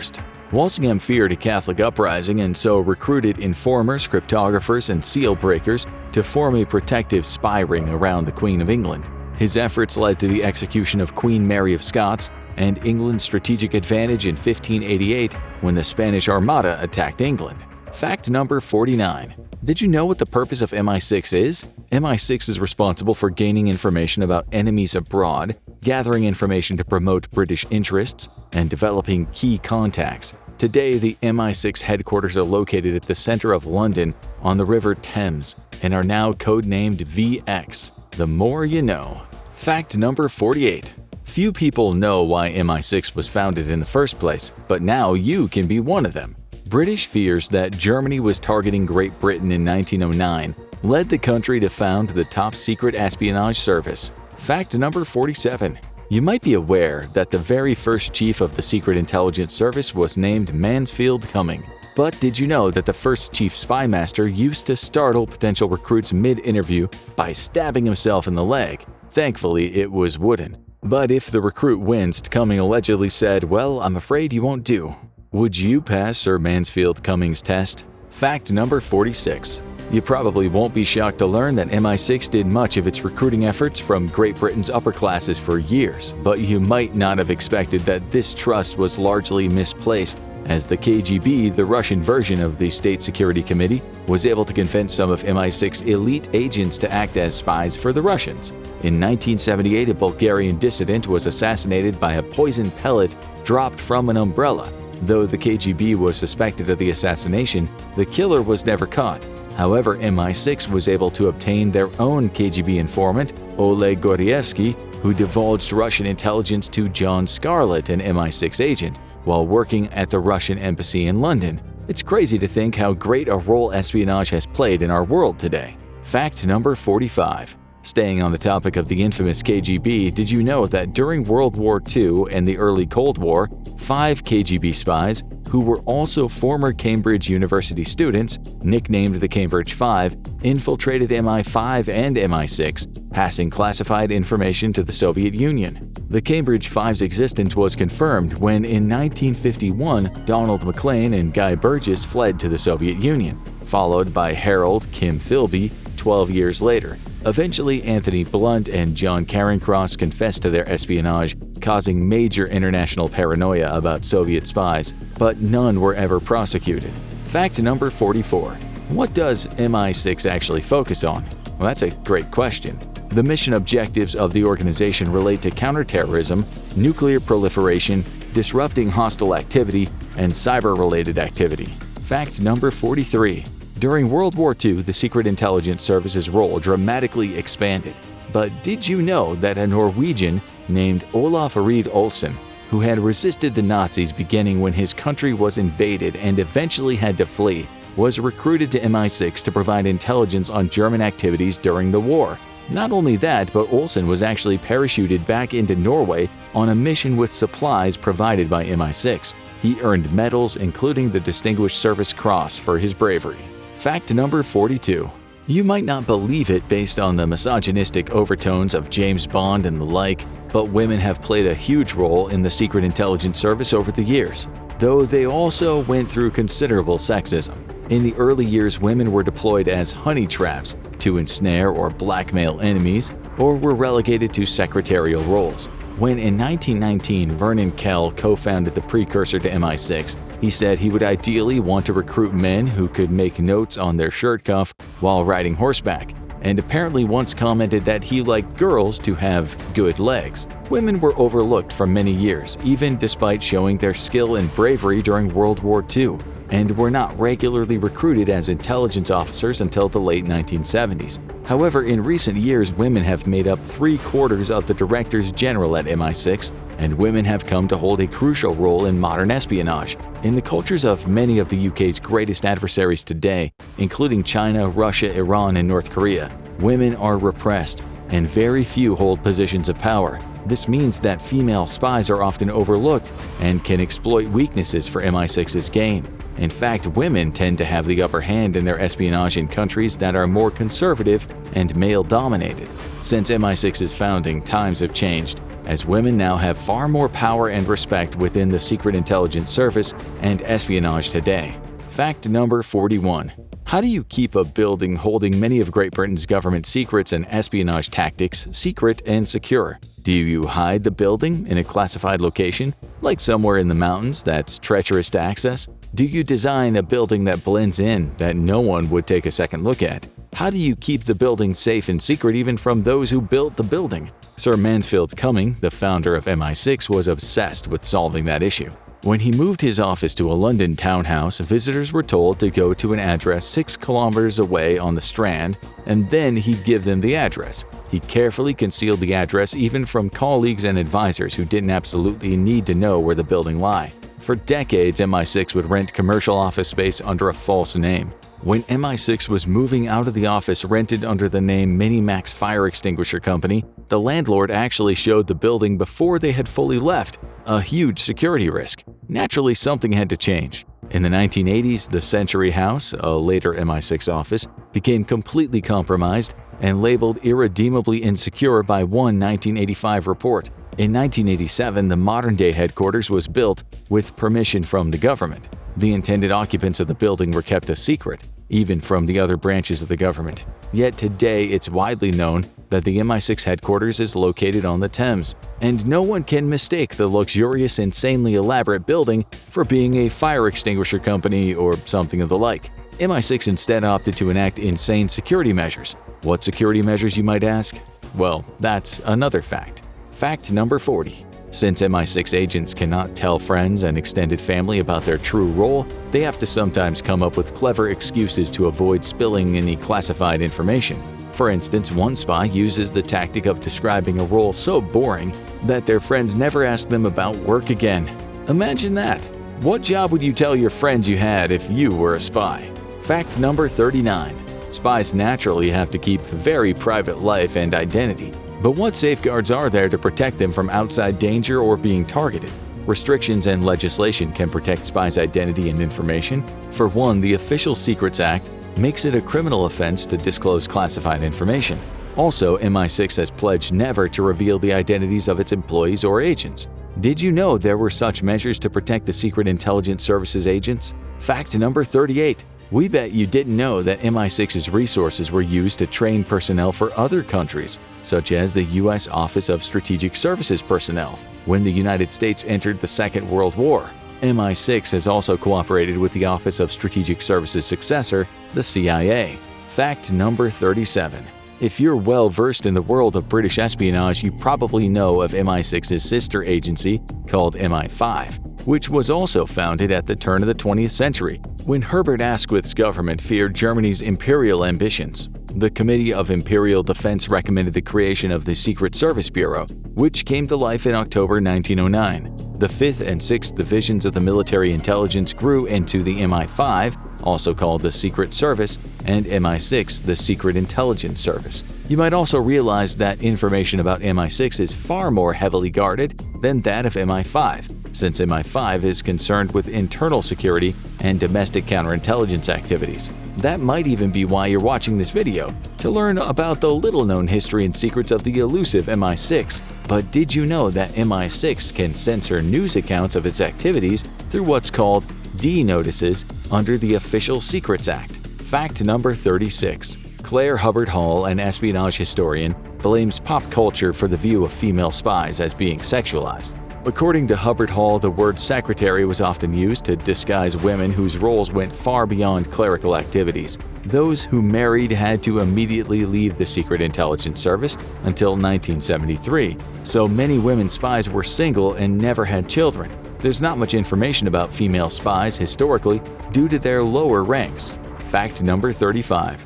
Earlier, we discussed the evolution of MI6 headquarters over the years, but we didn't answer how MI6 keeps its office secure. Lucky for you, Fact 35 is here to answer just that. Calling the MI6 headquarters a building might actually be a bit of an understatement. In reality, it's more of a fortress, with 25 distinct types of glass, triple-glazed windows, and a bomb and bulletproof exterior. The headquarters is quite secure. Its extra thick doors were also installed to promote the security of the building's perimeter. But that's not all. Inside, there are rumored to be several state-of-the-art technologies to increase the safety of the building, including a shooting range, ultra-secure areas where eavesdropping is impossible, and even a Faraday cage, a type of technology that blocks incoming radio waves. Fact number 34. This fact is sure to blow your mind. though many people believe that MI6 had a license to kill, a phrase made famous by the action thriller James Bond movies. A professor who gained unrestricted access to MI6's records was able to confirm that was a myth. Agents didn't have a free pass to be trigger-happy. Others have said that real MI6 officers don't need a license to kill because almost everything they do overseas is illegal, so the agents are at the mercy of lawmakers in whatever country they're in. What's crazy is that MI6 was responsible for some fatalities, especially during wartime. But that's not the only myth about the British Secret Intelligence Service, though.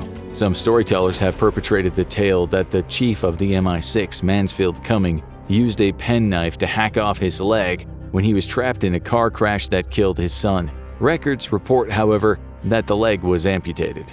Fact number 33. You won't believe what caused the public to become aware of MI6. For a long time, MI6 was a secret, but when a former officer, Peter Wright, wrote a memoir called Spycatcher, the candid autobiography of a senior intelligence officer, in 1987, everything changed. The British government blocked Spycatcher's publication twice, but the memoir sold over 2 million copies. Allegedly, the book claimed that former MI5 Director General Sir Roger Hollis was a Soviet mole and that the MI6, with the help of MI5, planned to overthrow Prime Minister Harold Wilson. Margaret Thatcher's government first publicly acknowledged the Secret Intelligence Service in the 1989 Secret Services Act. Fact number 32. This fact is hard to believe, and its name is even harder to believe. Operation Cupcake was an MI6 initiative to replace a 67-page instruction manual on how to make a bomb in the kitchen of your mom in Inspire magazine, Al-Qaeda's first English-language magazine with cupcake recipes. MI6 replaced the bomb-making instructions with specific recipes from Ellen DeGeneres' show Best Cupcakes in America. MI6 has also removed articles by Osama bin Laden, the head of Al-Qaeda, and a piece on what to expect in jihad. Fact number 31. This one is sure to be surprising. The retirement age for senior MI6 staff is kept secret, though one committee that knows the age has expressed concerns that the policy doesn't seem to fully meet its business requirements. Fact number 30. This one's also hard to believe. Fact 30 is that a spoof recording made by the anarchist punk band known as Crass, which was made in the artist's bedroom, led MI6 to inform the English Prime Minister, Margaret Thatcher, that they might have uncovered a new Soviet propaganda campaign. You might be wondering what exactly happened there. Well, Crass is known for its various anti-establishment protests during the 70s and 80s. The band released songs like Nagasaki Nightmare and Penis Envy, but none of its releases were ever as provocative as in 1982, when they spliced recordings of Prime Minister Thatcher and then US President Ronald Reagan to make them sound like they were arguing over the Falklands War and considering launching nuclear weapons at Germany.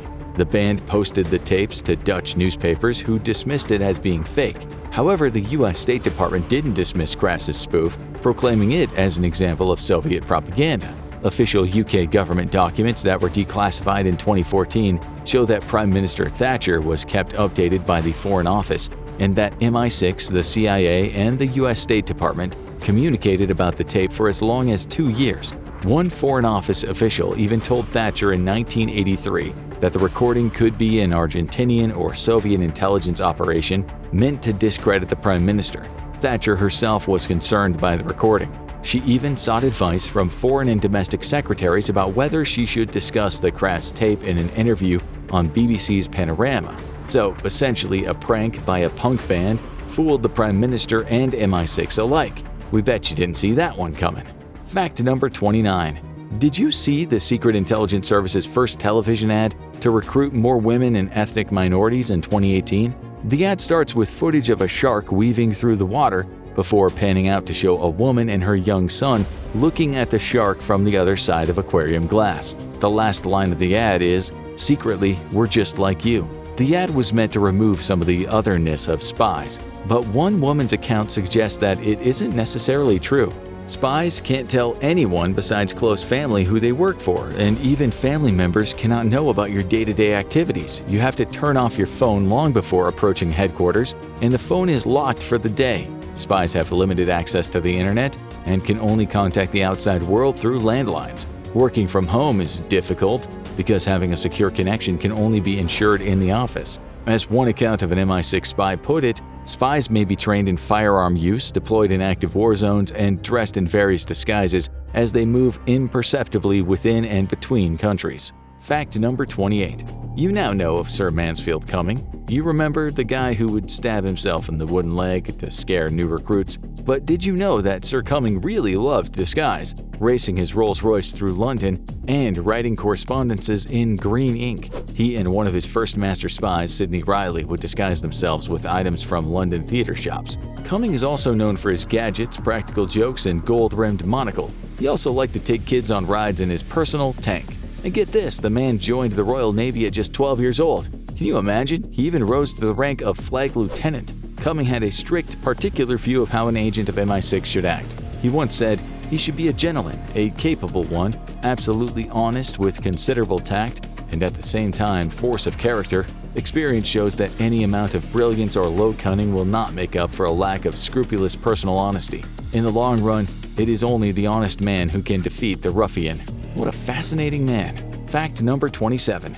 You might have thought we were done with Sir Cumming, but that wasn't the last you'll hear of him. Historically, invisible ink was used since the time of the Romans and the Greeks and was perfected in Europe by the 16th century. The challenge was to find an ink where ingredients could easily be obtained by a field agent and that would be practical enough to not arouse suspicion if found on the agent's person.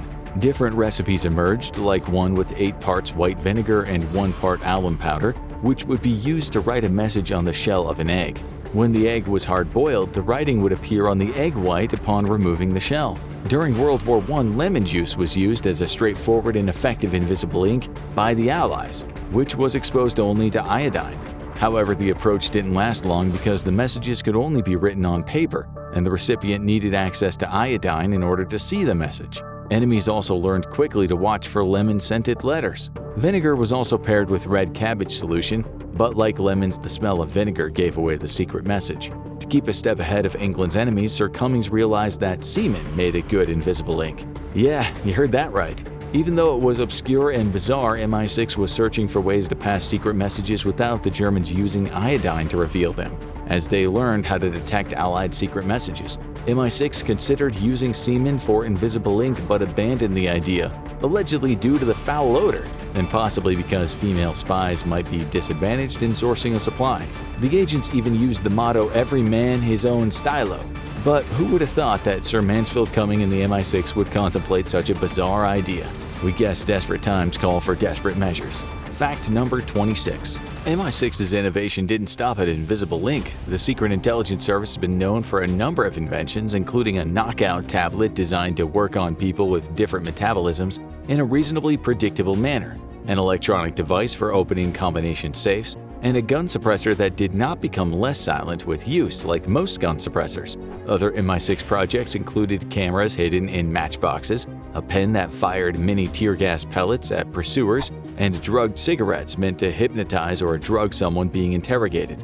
The Secret Intelligence Service also developed plastic lenses meant to simulate cataracts to avoid conscription for forced labor. Another invention was an exploding safe that could destroy secret documents very quickly. They worked on hiding messages in shaving kits and thermos flasks as well. Maybe that worked out better than the invisible ink. Fact number 25. MI6 had trouble warding off tracking dogs that were following agents. They tried to find ways to distract the dogs, including aniseed, which was thought to be totally irresistible to dogs. Not only that, but they tried bear or cheetah fat, but that too had no luck. Dogs would hurriedly scarf down the meat and continue tracking. How would you avoid dogs if you were an infiltrating agent being tracked? Fact number 24.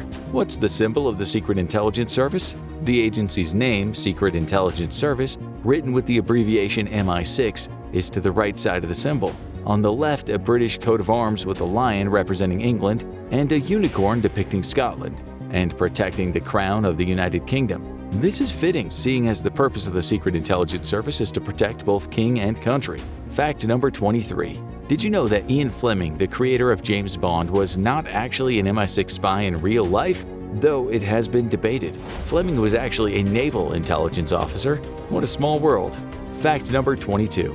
Have you ever heard of George Blake? Blake was a former MI6 spy sentenced to 42 years in prison in 1961 after he was found to be a Soviet double agent. Just 5 years into his sentence, Blake escaped from Wormwood Scrubs prison in West London with another 2 inmates and spent 2 months in hiding before getting a ride across Europe to East Berlin inside a wooden box that was attached under a car. Blake moved to Russia and lived there until he was 98 years old in a state-owned flat in central Moscow. Fact number 21. Did you know that an MI6 officer named Norman Derbyshire played a large role in a coup that permanently changed the Middle East? Derbyshire ran a covert, violent operation to reinstate the Shah of Iran as the ruler of the nation in 1953.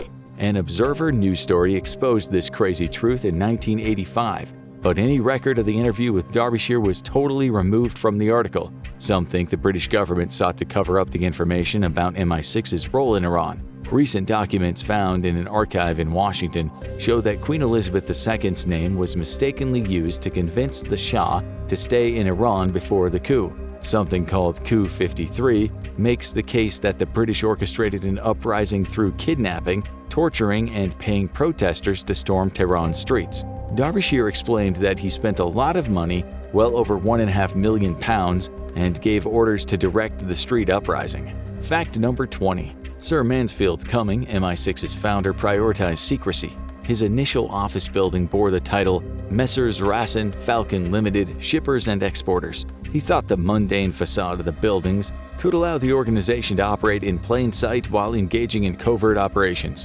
Cummings was so obsessed with secrecy that he even went as far as concealing the office's location from his superior, the Director of Military Intelligence. Imagine that. Fact number 19. Though many people believe MI6 was involved in the assassination of Rasputin in 1916, one researcher found this was likely not the case. One Moscow man named Sir Samuel Hoare, who was part of MI6 and later became a government minister, wrote a sensationalized account of Rasputin's death. Hoare wrote that, true to his nickname, the Rake, it was at an orgy that Rasputin met his death. Fact 18. You'll be shocked to hear the rumored cost of MI6's headquarters. The headquarters were rumored to cost around £130 million. Most of the building is actually underground to protect sensitive materials. Not only that, but the layout of the building is protected by the Official Secrets Act, as mentioned earlier. Fact number 17. This fact is much more depressing than the other facts we've explored. In 2010, an MI6 spy was found dead in a bag in a bath wearing no clothes. The bag was padlocked, and the agent, a codebreaker named Gareth Williams, is thought to have died alone in his flat, though the possibility of a third party who was involved in his death could not be ruled out by the police beyond a doubt. Mr. Williams was found dead and barely decomposed, found 8 days after he was last seen alive. In 2012, a coroner concluded that the agent was unlawfully killed, and his death likely resulted from a criminal act. The coroner said Mr. Williams was likely suffocated or poisoned before a third party locked and placed the bag. But a forensics investigation showed no evidence of forced entry or DNA pointing to a third party's presence at the agent's flat, which was a security service safe house. But there was no evidence of Williams's fingerprints on the padlock, the bag, or the rim of the bath. The coroner also had 2 experts try 400 times to lock themselves in the bag without success, saying even Harry Houdini would struggle. Agent Williams was a math prodigy and a fitness enthusiast described as conscientious and decent by colleagues. Apparently, he also had an interest in escapology, but police called it a speculation to call his death a result of a failed attempt to escape from the locked bag.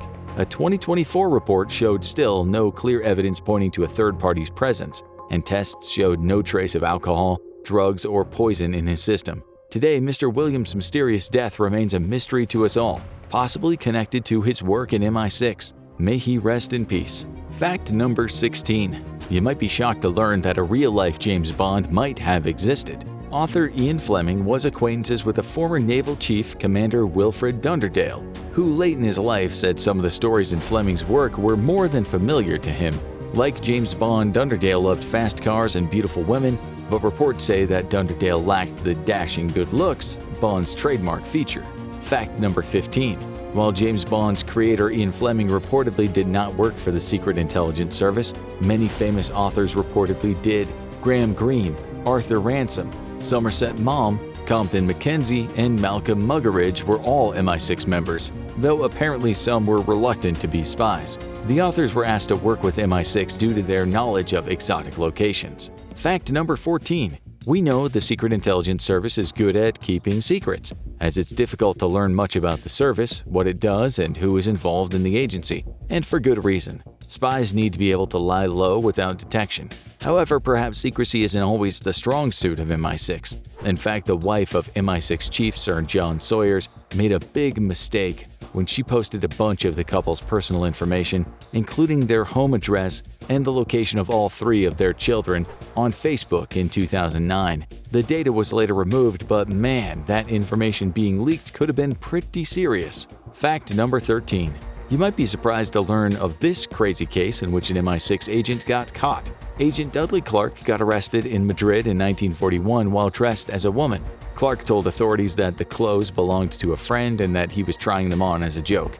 But because the clothes fit him, Clark was caught in the lie. He was released by the Spanish police just 4 days later and was able to resume his successful career as a spy. Fact number 12. With so many crazy inventions and such a luxurious agency headquarters, it's natural to assume the Secret Intelligence Service has always been a wealthy, well-off organization, but that is far from the truth. The agency was actually so poor in its early days, it had to make do on a tiny budget and had trouble finding and affording office space. Fact number 11.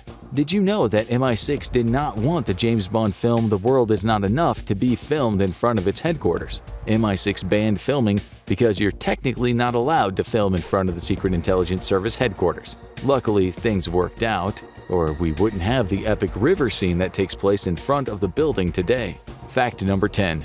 Have you ever heard of Howard Marks, a drug smuggler who graduated from Oxford and was arrested in 1988? By that time, Marks was part of an elite group of traffickers moving drugs tons at a time. His largest single shipment was 30 tons of cannabis from Thailand to Canada, which was worth $100 million. Marks also shipped massive amounts of Colombian gold marijuana through Florida, Moroccan black hash through Spain, and red Lebanese through England.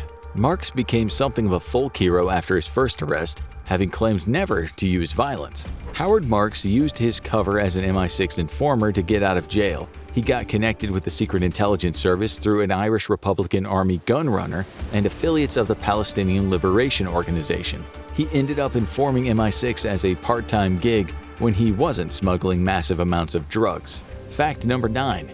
You probably know by now that MI6 is prominently featured in the world-famous James Bond movies.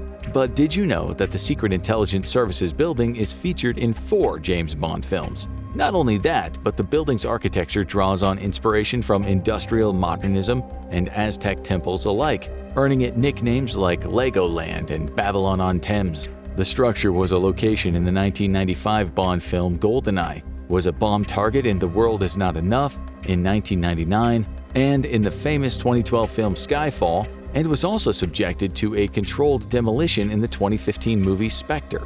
Fact number 8. This one is pretty surprising. Earlier, we mentioned the MI6 headquarters was supposed to be secret, and that the government first recognized the agency in the late 20th century. But were you aware that the unveiling of the building, constructed by one of Britain's most famed architects overlooking the River Thames, was actually the first time the government ever officially acknowledged the existence of the Secret Intelligence Service? Fact number 7. Did you know MI6's motto?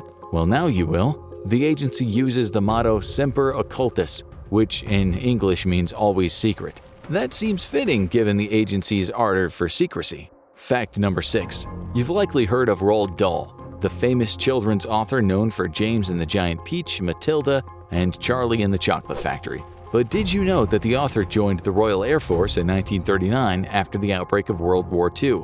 He even piloted a Hawker Hurricane fighter for some time. His plane crashed in 1940 in Libya's western desert, and he spent 6 months in the hospital for head, nose, and back injuries. At age 25, Roald Dahl became a spy working in a division of MI6. While working in the US as an assistant air attaché, he met British novelist C.S. Forester, who encouraged Dahl to write about his time in Libya.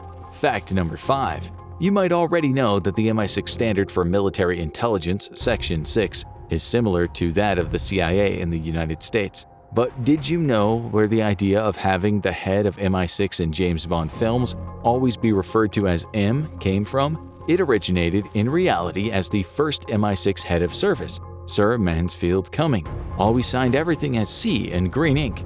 Ever since, all subsequent heads of MI6 have been referred to as C, regardless of their name, and they all sign documents with green ink. Fact number 4. What does it take to apply to be an MI6 agent? To start, candidates must endure a long and time-consuming vetting process called developed vetting, which can take 6 months. There will be extensive checks on your history, friends, family, finances, and other parts of your life. Not only that, but you must hold British citizenship. If you have dual citizenship, you might be able to get an exception, but may also need to relinquish your prior nationality. Fact number 3. You're likely wondering what training looks like for MI6 agents. Well, agents supposedly go to a facility in Hampshire called Fort Monkton to train. There may be other facilities as well. Once a candidate has passed their vetting and met all requirements, they'll train for 6 months in the Intelligent Officer's New Entry course. The course teaches valuable tradecraft skills like managing dead drops, counter-surveillance techniques, codes, and cover identities. The course also teaches how to recruit and handle agents while on an overseas mission. It's hard to learn much more given the program's secrecy, but it's an intense experience. Fact number 2. Did you know that the Secret Intelligence Service was involved in an unsuccessful plot to assassinate Vietnam's Prime Minister Ho Chi Minh in 1955? Pretty wild, huh? Fact number 1. You might be wondering what some of MI6's top priorities are today. Needless to say, there's a lot going on in the world. As of 2021, MI6 has been involved in green spying, or watching the world's largest polluters to monitor their compliance with public climate pledges. In 2023, the former head of MI6 also raised concerns about China's threats to global security. It also monitors global conflicts, including those in African countries, the Global South, Ukraine, and Palestine. It remains to be seen what impact MI6's involvement in these conflicts will have. Did the FBI really try to start a violent street war between the Italian-American Mafia and American communists? Did it encourage a black street gang leader to assassinate a leading civil rights activist? Did it have serial killings on its books? Was it a major creator of fake news? What about the assassinations of JFK and MLK? Were we told the truth and nothing but the truth? This show is about those secrets. Secrets from the darkest corners of American law enforcement. Number 50. Seek and Destroy. In 1956, the FBI launched COINTELPRO, a program that at first was to snuff out possible communists in the US, but evolved into the FBI going after civil rights groups, socialists, feminists, anti-war activists, actors, pop singers, writers, artists, and anyone else they deemed to be dangerous to the status quo. A now declassified FBI memo said the agent should expose, disrupt, misdirect, discredit, or otherwise neutralize such groups or people. You can guess what neutralizing could mean. The FBI was deadly serious. As you'll see throughout the video, the FBI's actions at times wouldn't have looked out of place in bloodthirsty dictatorships. A difference was their objective was to polarize society and get people to hate, fear, or even kill each other rather than using excessive force themselves. However, as you'll see, excessive force did happen. Let's now go down an FBI rabbit hole, maybe one of the darkest rabbit holes you've never heard of, in which the FBI were the good guys. Kind of. Number 49. You scratch my back, I'll scratch yours. This one is an example of how the CIA and FBI worked at cross purposes at times, always in secret, of course. Speaking of dictators who were partial to torture and murder, let us introduce Rafael El Jefe Leonidas Trujillo, the ruthless maniac who ruled the Dominican Republic from 1930 to 1961 with what you might call an iron fist with spikes on it. As you probably know, during the Cold War, the CIA helped overthrow democracies if those democracies did not play ball with American corporations or were considered overly leftist or nationalistic. In some cases, it was just about leaders trying to nationalize their country's natural resources or give land rights to the poor, which didn't bode well for their relationship with various powerful people in the US. The CIA would effectively rearrange such nations, but it had no issues with El Jefe's Dominican Republic, which usually played ball. It was secretly supported with CIA money and outwardly supported by Vice President Richard Nixon. Dictators like El Jefe clamped down on entities like leftist labor unions or human rights activists. With that iron fist of his, he literally fed labor activists to the sharks. One of them was an FBI informant. His name was Jesus Galindez, an activist and academic who wrote scathing papers on the brutality happening in the country. As you can imagine, El Jefe didn't much like his barbarity being made public knowledge all over the world. He would have killed Galindez in a heartbeat, but Galindez skipped over to the US, where he thought he'd be safe. As we said, he'd actually secretly been working as an FBI informant, telling the FBI what he knew about former Nazis hiding out in Latin America. The FBI then asked him to spy on communist-affiliated people in the U.S. who had joined the anti-Francisco Franco movement. Reports say Galíndez refused to spy on certain communists, but he kept close ties with the FBI throughout his time in the U.S., where he taught at Columbia University. A declassified FBI report said Galíndez was an invaluable informant, and his reports were extremely detailed, accurate, and thorough. This didn't bode well for him.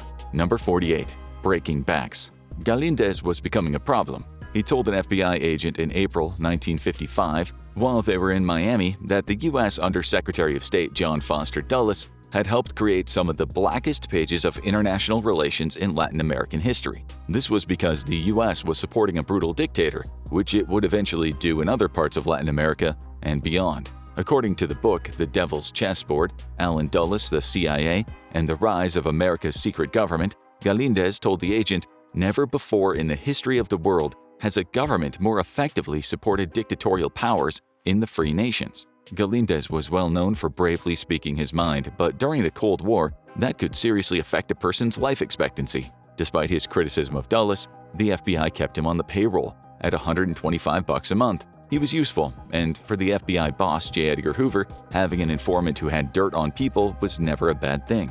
The FBI secretly helped Galíndez get American citizenship, but the agency knew his life was in danger when he was about to publish a long paper on El Jefe's brutality. 5 days before he vanished, the FBI wrote in a now declassified memo that Galíndez's critical thesis on El Jefe would cause him some, quote, difficulties. The 450-page dissertation he wrote was published and soon became a bestseller in Latin America. To say he would have difficulties doing this was an understatement. The American historian Alan Wells wrote that Galíndez knew he was a dead man walking. Number 47.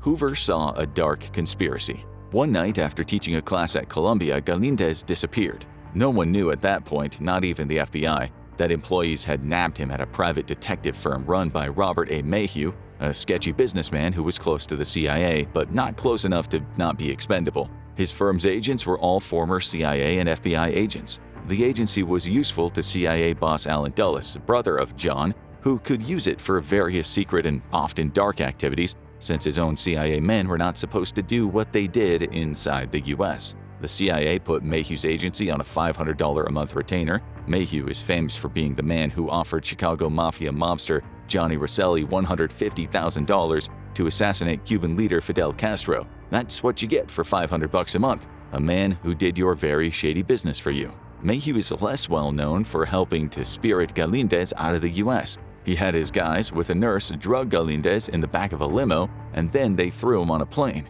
You could only imagine what happened when El Jefe got hold of Galíndez. He reportedly had him hooked to a pulley, hoisted up and lowered into a vat of boiling water. He was boiled alive, and then the rest was thrown to the sharks. Another story says he was shot, but there were rumors that say El Jefe first made Galíndez eat his own feces and then boiled him in a cauldron at a warehouse near a sugar plantation.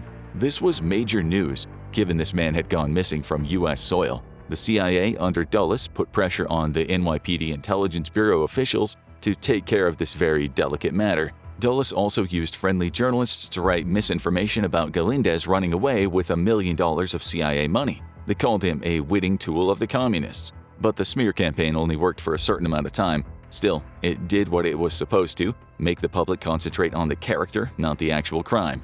Then the matters became even darker. The pilot who flew the plane that Galíndez was taken on, Gerald Murphy, had found out from seeing photos in the press who the guy was that he had on his plane. He got drunk a few too many times and told friends in bars about that fateful flight. It's reported that he bragged about possibly using that evidence for blackmail or other means of earning money, something El Jefe didn't exactly appreciate. It should be said, Murphy did not know the purpose of the flight when it happened. He'd become a mercenary pilot because he couldn't get into the Air Force. He was 23 and loved his exciting job, but he was not privy to everything going on around him. After telling the story a few too many times, he was never seen again. It's believed he also got the shark treatment after being hanged by El Jefe. The New York Times, citing someone's testimony, wrote in 1964, "The pilot crumpled to the ground, and the two policemen then placed a rope around his neck and each pulled it until Mr. Murphy was choked to death." Americans didn't know this at the time, but foul play was suspected after Murphy's Ford car was found abandoned near a slaughterhouse and he was missing. It became major news. It caused an uproar and the FBI took an interest. Hoover, who it said was furious about his valuable informant plus an American pilot being murdered, had his men investigate. Many years later, the agency would declassify 10,000 pages of records on the Galindez kidnapping. In the 9 months after Galindez was murdered, 5 other people were assassinated by El Jefe's men in what was an attempt at a cover-up. Murphy's co-pilot was offed, as was the nurse who administered the sedative to Galindez, as were 2 airport employees and a colonel in El Jefe's security services. 3 of these people were American. This led to a young U.S. congressman named Charles Porter pushing for answers. Meanwhile, El Jefe spent millions trying to pull in favors. Alan Wells wrote, "Trujillo spent an estimated $6 million to discredit this victim, rehabilitate his image abroad, buy off witnesses, call in favors from U.S. senators and congressmen who he had wined and dined in the past, and bribe members of the Fourth Estate or journalists." Hoover discovered a dark underworld of sketchy former CIA agents and contract killers doing some very dirty work for dictators on American soil. He leaked the story to Life magazine, which ran the headline, "The Story of a Dark International Conspiracy." As you'll see later, the CIA and the FBI were experts at leaking stories to the media, sometimes untrue stories, but this one was real. Someone had to take the fall for Galindez's death, and that man was a man named John Joseph Frank, a former FBI and CIA agent who was said to have arranged the kidnapping. The press didn't talk about Mayhew at the time. Frank had gone rogue, said the media, and was on the payroll of El Jefe. Some researchers believe that the CIA actually planned it with El Jefe, but that hasn't been proven. An American author and an attorney named Stuart McKeever filed a lawsuit against the CIA in 2013 in regard to the case. Frank's story appeared in the press while the Justice Department discussed it with the CIA. Dulles informed the department that this was a matter of national security. The Justice Department ended up having to let Frank get off with a mere fine after he threatened to subpoena several CIA agents. The CIA General Counsel, Lawrence Houston, is supposed to have said that the CIA would be embarrassed if it were forced to produce those witnesses. In the end, no one was ever charged with the murders of Murphy or Galindez or the others. The CIA evidently had enough of El Jefe by 1961 because it helped with his assassination. El Jefe's murder spree was just too much. He had to go. A declassified CIA internal memorandum disclosed the CIA's quite extensive agency involvement with the plotters. That's just a taste of how the FBI and the CIA didn't always meet eye to eye in those days. You'll see more of that later. Number 46. Reds under the bed. The U.S. went through a period of national hysteria when Senator Joseph McCarthy went on a witch hunt, alleging communists had infiltrated every part of the U.S. government, Hollywood, high society, just about everywhere else. He also went after alleged homosexuals since homosexuality was prohibited. He destroyed lives, he ruined careers, so naturally, the FBI's J. Edgar Hoover and the CIA's Allen Dulles made sure he couldn't come after them. Each of these men had compromising files on each other. One of the files Hoover had on McCarthy, should he ever need it, stated that there was evidence McCarthy had groped the breasts of girls. The Chicago Tribune once wrote that he couldn't keep his hands off young members of the opposite sex. The question is, did someone leak this story? Number 45. Dulles versus Hoover.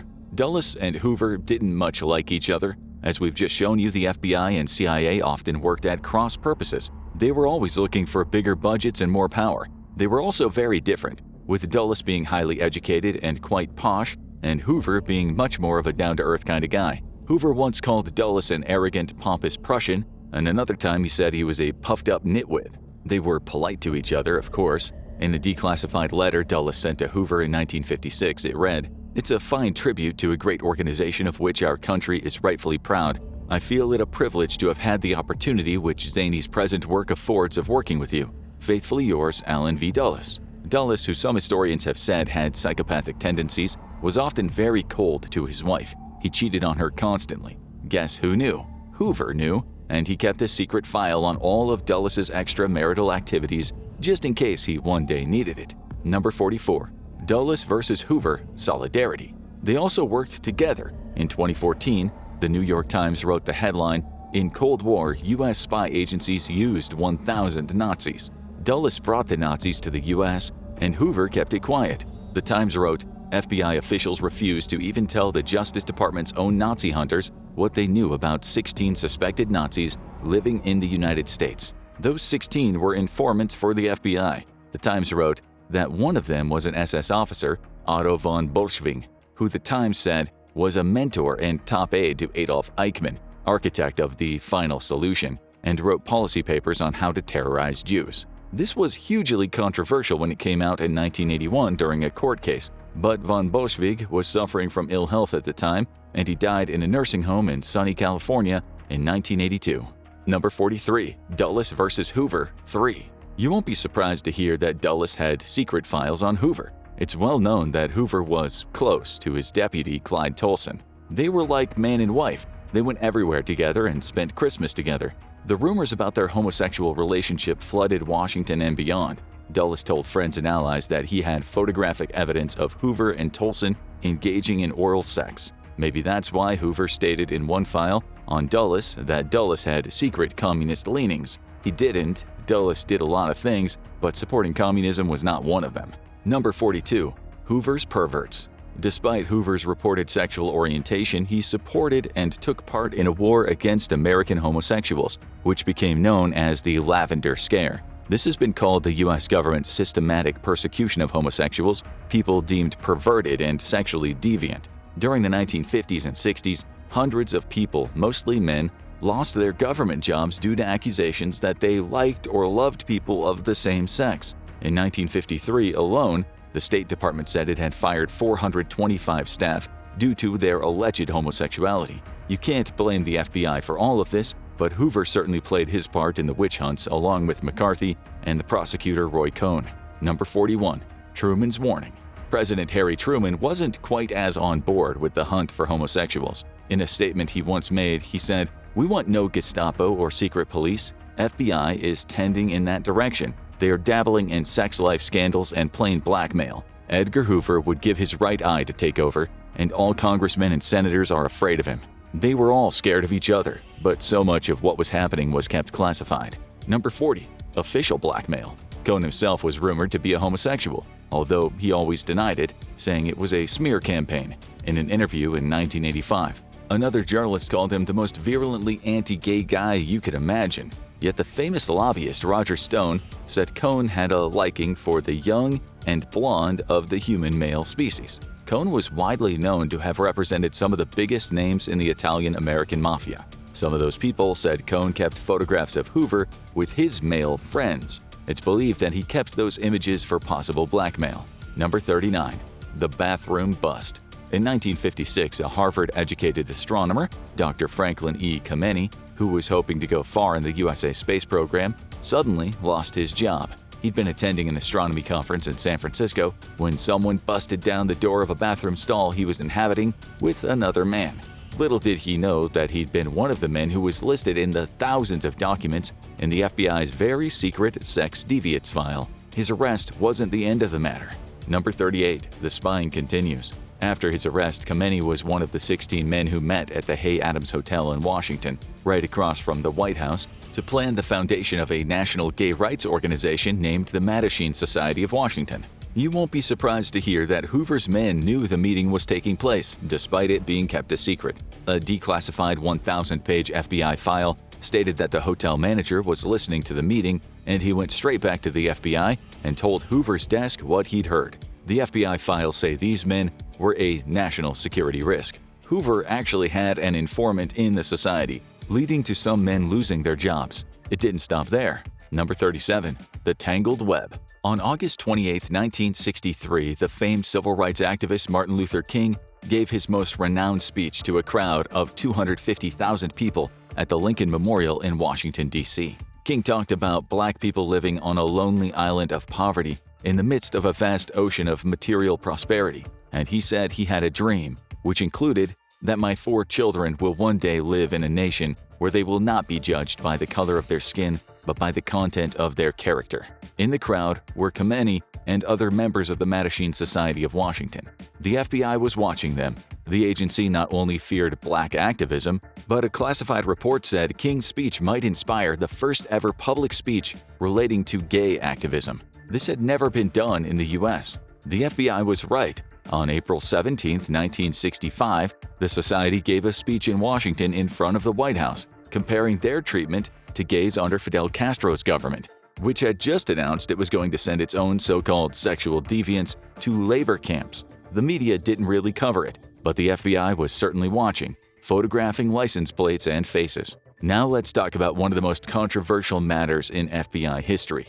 Number 36. The MLK Files. As you'll know, despite Martin Luther King's emphasis on nonviolent protests, he was regarded as a danger to American society by a large number of establishment figures. These figures were numerous since King fought for civil rights and labor rights and also took an anti-war stance. He was a veritable thorn in the side of people such as Allen Dulles and J. Edgar Hoover. It's hardly shocking then that the FBI had a big file on King. Thanks to Freedom of Information requests, we now know that the CIA did too, even though it wasn't supposed to get involved with domestic issues. Those files show the CIA wanted to use disinformation to discredit King in the media, the eternal go-to tactic that sadly usually works. The files show that the CIA said it had highly derogatory information on him, which it said included King having contact with pro-communist types. A separate CIA memo talked about the risk of King being assassinated, adding that this would backfire because it would make him a martyr. The CIA was right. He was assassinated in 1968 and he became a martyr. The Washington Post wrote, as he lay dying, the popular beatification was already underway. Martin Luther King Jr., general and martyr to the greatest moral crusade on the nation's racial battlefield. This video is about the FBI, not the CIA, but we thought it was important to show you that the FBI and CIA often worked in tandem. Now let's look at what the FBI planned to do with King. Number 35. The MLK Files 2. After the famous 1975 Church Committee investigation into abuses by the FBI, CIA, NSA, and IRS, it wrote, from December 1963 until his death in 1968, Martin Luther King Jr. was the target of an intensive campaign by the Federal Bureau of Investigation to neutralize him as an effective civil rights leader. The surveillance showed that King had plenty of extramarital affairs, something the FBI leaked to the press. The surveillance also tried to make out that King was a communist, although, unlike the philandering, this wasn't true. There were more allegations against him, some of which were very serious, but these haven't been confirmed. More declassified files that should be released in 2027 might get closer to the truth. That's because, as it stands, some of the files are hard to interpret, but the original surveillance tapes, which may tell all, will be unsealed according to a judge's order in 2027. The next part is nothing less than unbelievable. Number 34. The Letter. The FBI's most outrageous effort to get rid of King was the so-called FBI King Letter. It was sent to him by the FBI, although anonymously. It was posted along with tape recordings from FBI wiretaps that were evidence of King's extramarital affairs. Part of the letter read, "The American public, the church organizations that have been helping, Protestants, Catholics, and Jews will know you for what you are, an evil beast. So will others who have backed you. You are done. King, there is only one thing left for you to do. There is but one way out for you. You better take it before your filthy, fraudulent self is bared to the nation." YouTube moderation won't allow us to tell you what they wanted King to do, but we think you can figure it out. It didn't work. Some people believe the FBI took matters a step further. Number 33. Killing King. There have been plenty of theories about the assassination of MLK. One of them comes from allegations made by a man named Lloyd Jowers, a former Memphis tavern owner, and another man named Donald Wilson, a former FBI agent. They suggest King was killed as part of a government conspiracy. Number 32.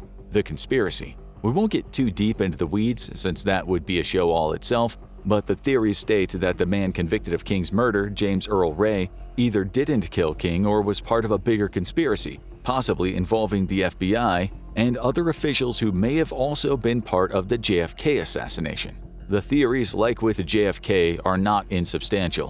In 1979, the United States House Select Committee on Assassinations, HSCA, said a conspiracy in the assassination of King was likely, adding that Ray could have been a scapegoat. In 1999, a jury at a Memphis civil suit reached a unanimous verdict. They said King was assassinated in a U.S. government conspiracy. There's more. Number 31. Coretta King. King's wife, Coretta, said that after looking at the evidence, she believed her husband was taken out by the government, or at least shady parts of the government. She said, "There is an abundance of evidence of a major high-level conspiracy in the assassination of my husband." She talked to Robert F. Kennedy, a man who believed his own brother John F. Kennedy might have been assassinated as part of a government conspiracy. RFK told her he'd try to get to the bottom of her husband's murder. King and RFK had had mixed relations in the past. While RFK had been the one to approve Hoover's wiretap on King, they agreed on many issues relating to war, poverty, and racism. King said he would support RFK's run for presidency. RFK later made a speech about King's death, saying, among other things, "What we need in the United States is not division. What we need in the United States is not hatred. What we need in the United States is not violence or lawlessness, but love, wisdom, and compassion toward one another." Maybe such sentiments were lethal. RFK was murdered himself almost exactly 2 months later. Number 30. Hoover and JFK. In a now declassified memo 2 days after JFK was assassinated, Hoover emphasized that the public must be led to believe that Lee Harvey Oswald had acted alone. Oswald, who'd just been murdered himself, was mentioned in the files made publicly available in 2017. In the memo, Hoover wrote, "There is nothing further on the Oswald case except that he is dead. He meant that's all people need to know, so leave matters alone." Hoover wasn't happy with the Dallas police force. Number 29. Hoover and Oswald. As many researchers have pointed out, the fact that Jack Ruby was able to walk right up to Oswald and shoot him is at the very least a bit strange. Ruby, who had connections with organized crime and allegedly also with Cuban exiles who'd worked with the CIA, had been an informant for the FBI. He should not have been able to get into the Dallas police headquarters so easily, say some of the conspiracy theorists, especially as someone had made an anonymous tip the night before that someone was going to kill Oswald. In his secret memo, Hoover said he told the Dallas police that there was a risk someone would kill Oswald. He wrote, "Oswald having been killed today after our warnings to the Dallas Police Department was inexcusable. It will allow, I am afraid, a lot of civil rights people to raise a lot of hell because he was handcuffed and had no weapon. There are bound to be some elements of our society who will holler their heads off that his civil rights were violated," which they were. It gets better. Number 28. More files released. In 1963, the FBI received a memo from CIA counterintelligence chief James Angleton. The memo had said just 25 minutes before JFK was shot, a man described as an anonymous tipster had made a call to a British news reporter and urged him to call the American embassy in London for some big news, and hung up.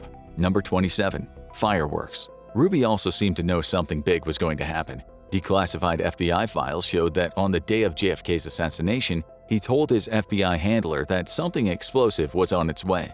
The released FBI file dated April 6, 1977 said, the informant stated that on the morning of the assassination, Ruby contacted him and asked if he would like to watch the fireworks. He was with Jack Ruby and standing at the corner of the Postal Annex building, facing the Texas School Book Depository building at the time of the shooting.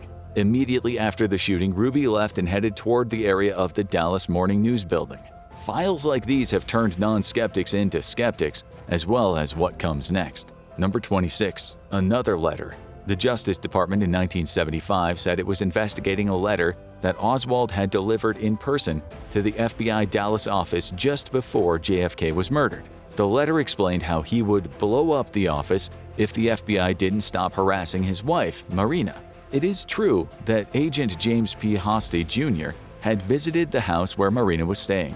He had wanted to talk to her about her entry into the United States, something her husband evidently didn't like. The letter was left with reception, but destroyed shortly after JFK was killed. The New York Times wrote, FBI officials were understood today to be distressed over the letter incident, which until a few weeks ago had not been known outside the Bureau and not widely known within it. Many years later, Hosty admitted that he'd been ordered to destroy the letter by J. Gordon Shanklin, the then chief of the FBI operations in Dallas. Shanklin denied ever seeing the letter or even knowing about it.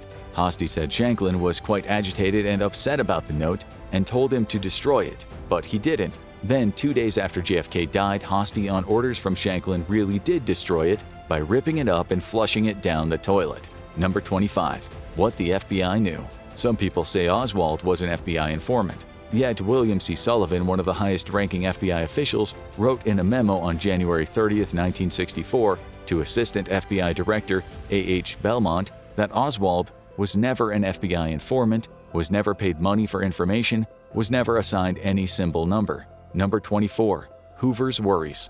As you now know, Hoover was worried that people would start thinking more than one person had killed the JFK. Just before Oswald's death, Hoover stated in a memo, "Last night we received a call from our Dallas office from a man talking in a calm voice and saying he was a member of a committee organized to kill Oswald. That's why he called the Dallas cops and told them that they should keep an eye on Oswald and ensure no one got near him." Now let's take a look at when the FBI became killers. We'll return to the topic of Oswald later. Number 23. The Black Messiah.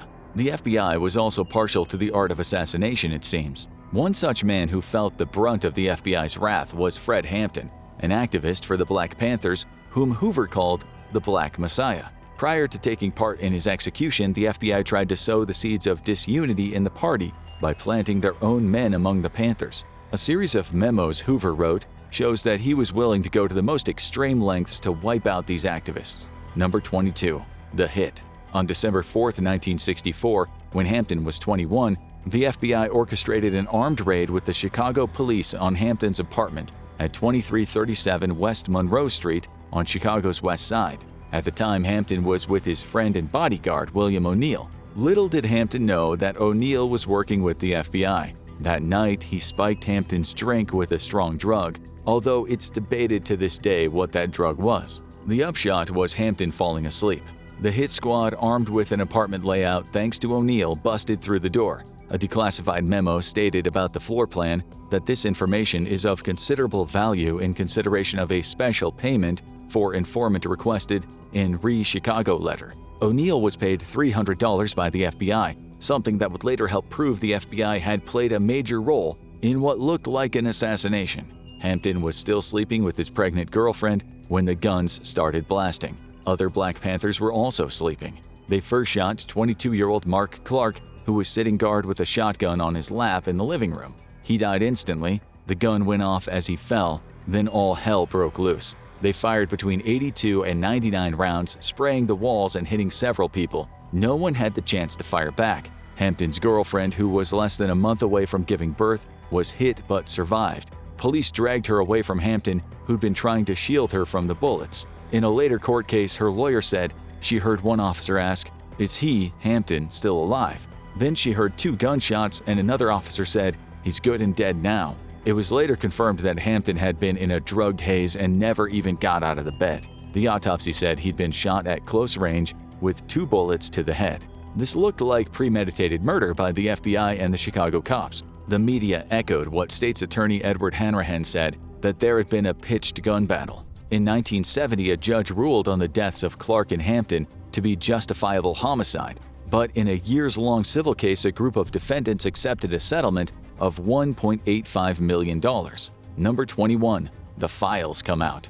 The assassination of Hampton was controversial, given some people thought the police had rightly acted against violent and dangerous radicals, and others said that this was a premeditated hit on activists. Much of the public at first went with the second theory, but then those declassified files revealed that this was all orchestrated by the FBI. It wasn't a police visit gone wrong, it was a planned hit. The New York Times in 1982 wrote, "The FBI had played a significant role in events leading to the raid, as part of its counterintelligence program against groups that J. Edgar Hoover, the Bureau's director, perceived as subversives." This was all about the time that a lot of dirt came out on the FBI. Number 20. White radicals. The FBI went after anyone that they believed was radical, not just black activists. One of their targets was the cheeky and quick-thinking Liverpudlian John Lennon of Beatles fame. His anti-war stance and all that give peace a chance talk wasn't welcome in the US where he was now living. Not welcome by the FBI, at least. Most Americans loved the Beatles and liked Lennon's solo work, but such were the polarizing times that many others also hated Lennon. For a man who'd sung about being an eggplant, the FBI had taken him very, very seriously. There was a cache of files on Lennon as long as your arm. In one of the documents Hoover wrote in 1972, Lennon has taken an interest in extreme left-wing activities in Britain and is known to be a sympathizer of Trotskyist communities in England. The FBI had not wanted to release any of these files, citing national security concerns. They also reported that Lennon had a friend named Linda who owned a parrot that interjects right on whenever the conversation gets rousing. Arguably the biggest threat to national security was, at the moment, how embarrassing this looked for the FBI. How much time and money had been spent on watching a talking hippie parrot. Lennon was soon out of the FBI's hair anyway. He was assassinated in the street in New York City by a man named Mark Chapman in December 1980. Peace was evidently not going to be given a chance. We should say here that some FBI agents did not believe in some of those harsh tactics. A declassified file shows Hoover's response to an agent who complained about the job at hand. Hoover said, "You state that the Bureau under the CIP should not attack programs of community interest. You state that this is because many prominent humanitarians, both white and black, are interested in the program, as well as churches which are actively supporting it. You have obviously missed the point." Number 19. Murder and mayhem. The FBI had a file on a man who caused absolute havoc on American streets when he took part in the CIA's mind control program, MKUltra. The man was a former Narcotics Bureau agent named George Hunter White, a heavy drinker and a drug taker who'd helped make arrests of drug takers in the 1930s under Harry Anslinger, the Commissioner of Narcotics. White knew the streets. He knew the dealers, the gangsters, the hitmen. So the CIA got him to run a safe house under Operation Midnight Climax, in which White and other agents watched through two-way mirrors as prostitutes they'd paid spiked their clients' drinks with LSD. White also went into bars and put LSD in people's drinks. He did this to his wife's friends, some of whom needed years of counseling after. How does a man who does these kind of things avoid FBI detection? The answer is he didn't. The FBI had a file on White stating he'd once attended a British sabotage school run in Canada. This was better known as Camp X. It was described as a place to learn sabotage techniques, subversion, intelligence gathering, lock-picking, explosives training, radio communications, recruiting techniques for partisans, the art of silent killing, and unarmed combat. White called it the School of Murder and Mayhem. White, who is undoubtedly one of the craziest Americans who ever worked in law enforcement and deserves 10 movies to be made about him, once said in a letter to Anslinger, "I was a very minor missionary, actually a heretic, but I toiled wholeheartedly in the vineyards because it was fun. Where else could a red-blooded American boy lie, kill, cheat, steal, and pillage with the sanction and blessing of the All-Highest?" He also said the R word, which YouTube won't let us utter, related to sexual matters. Number 18. The FBI was on to White.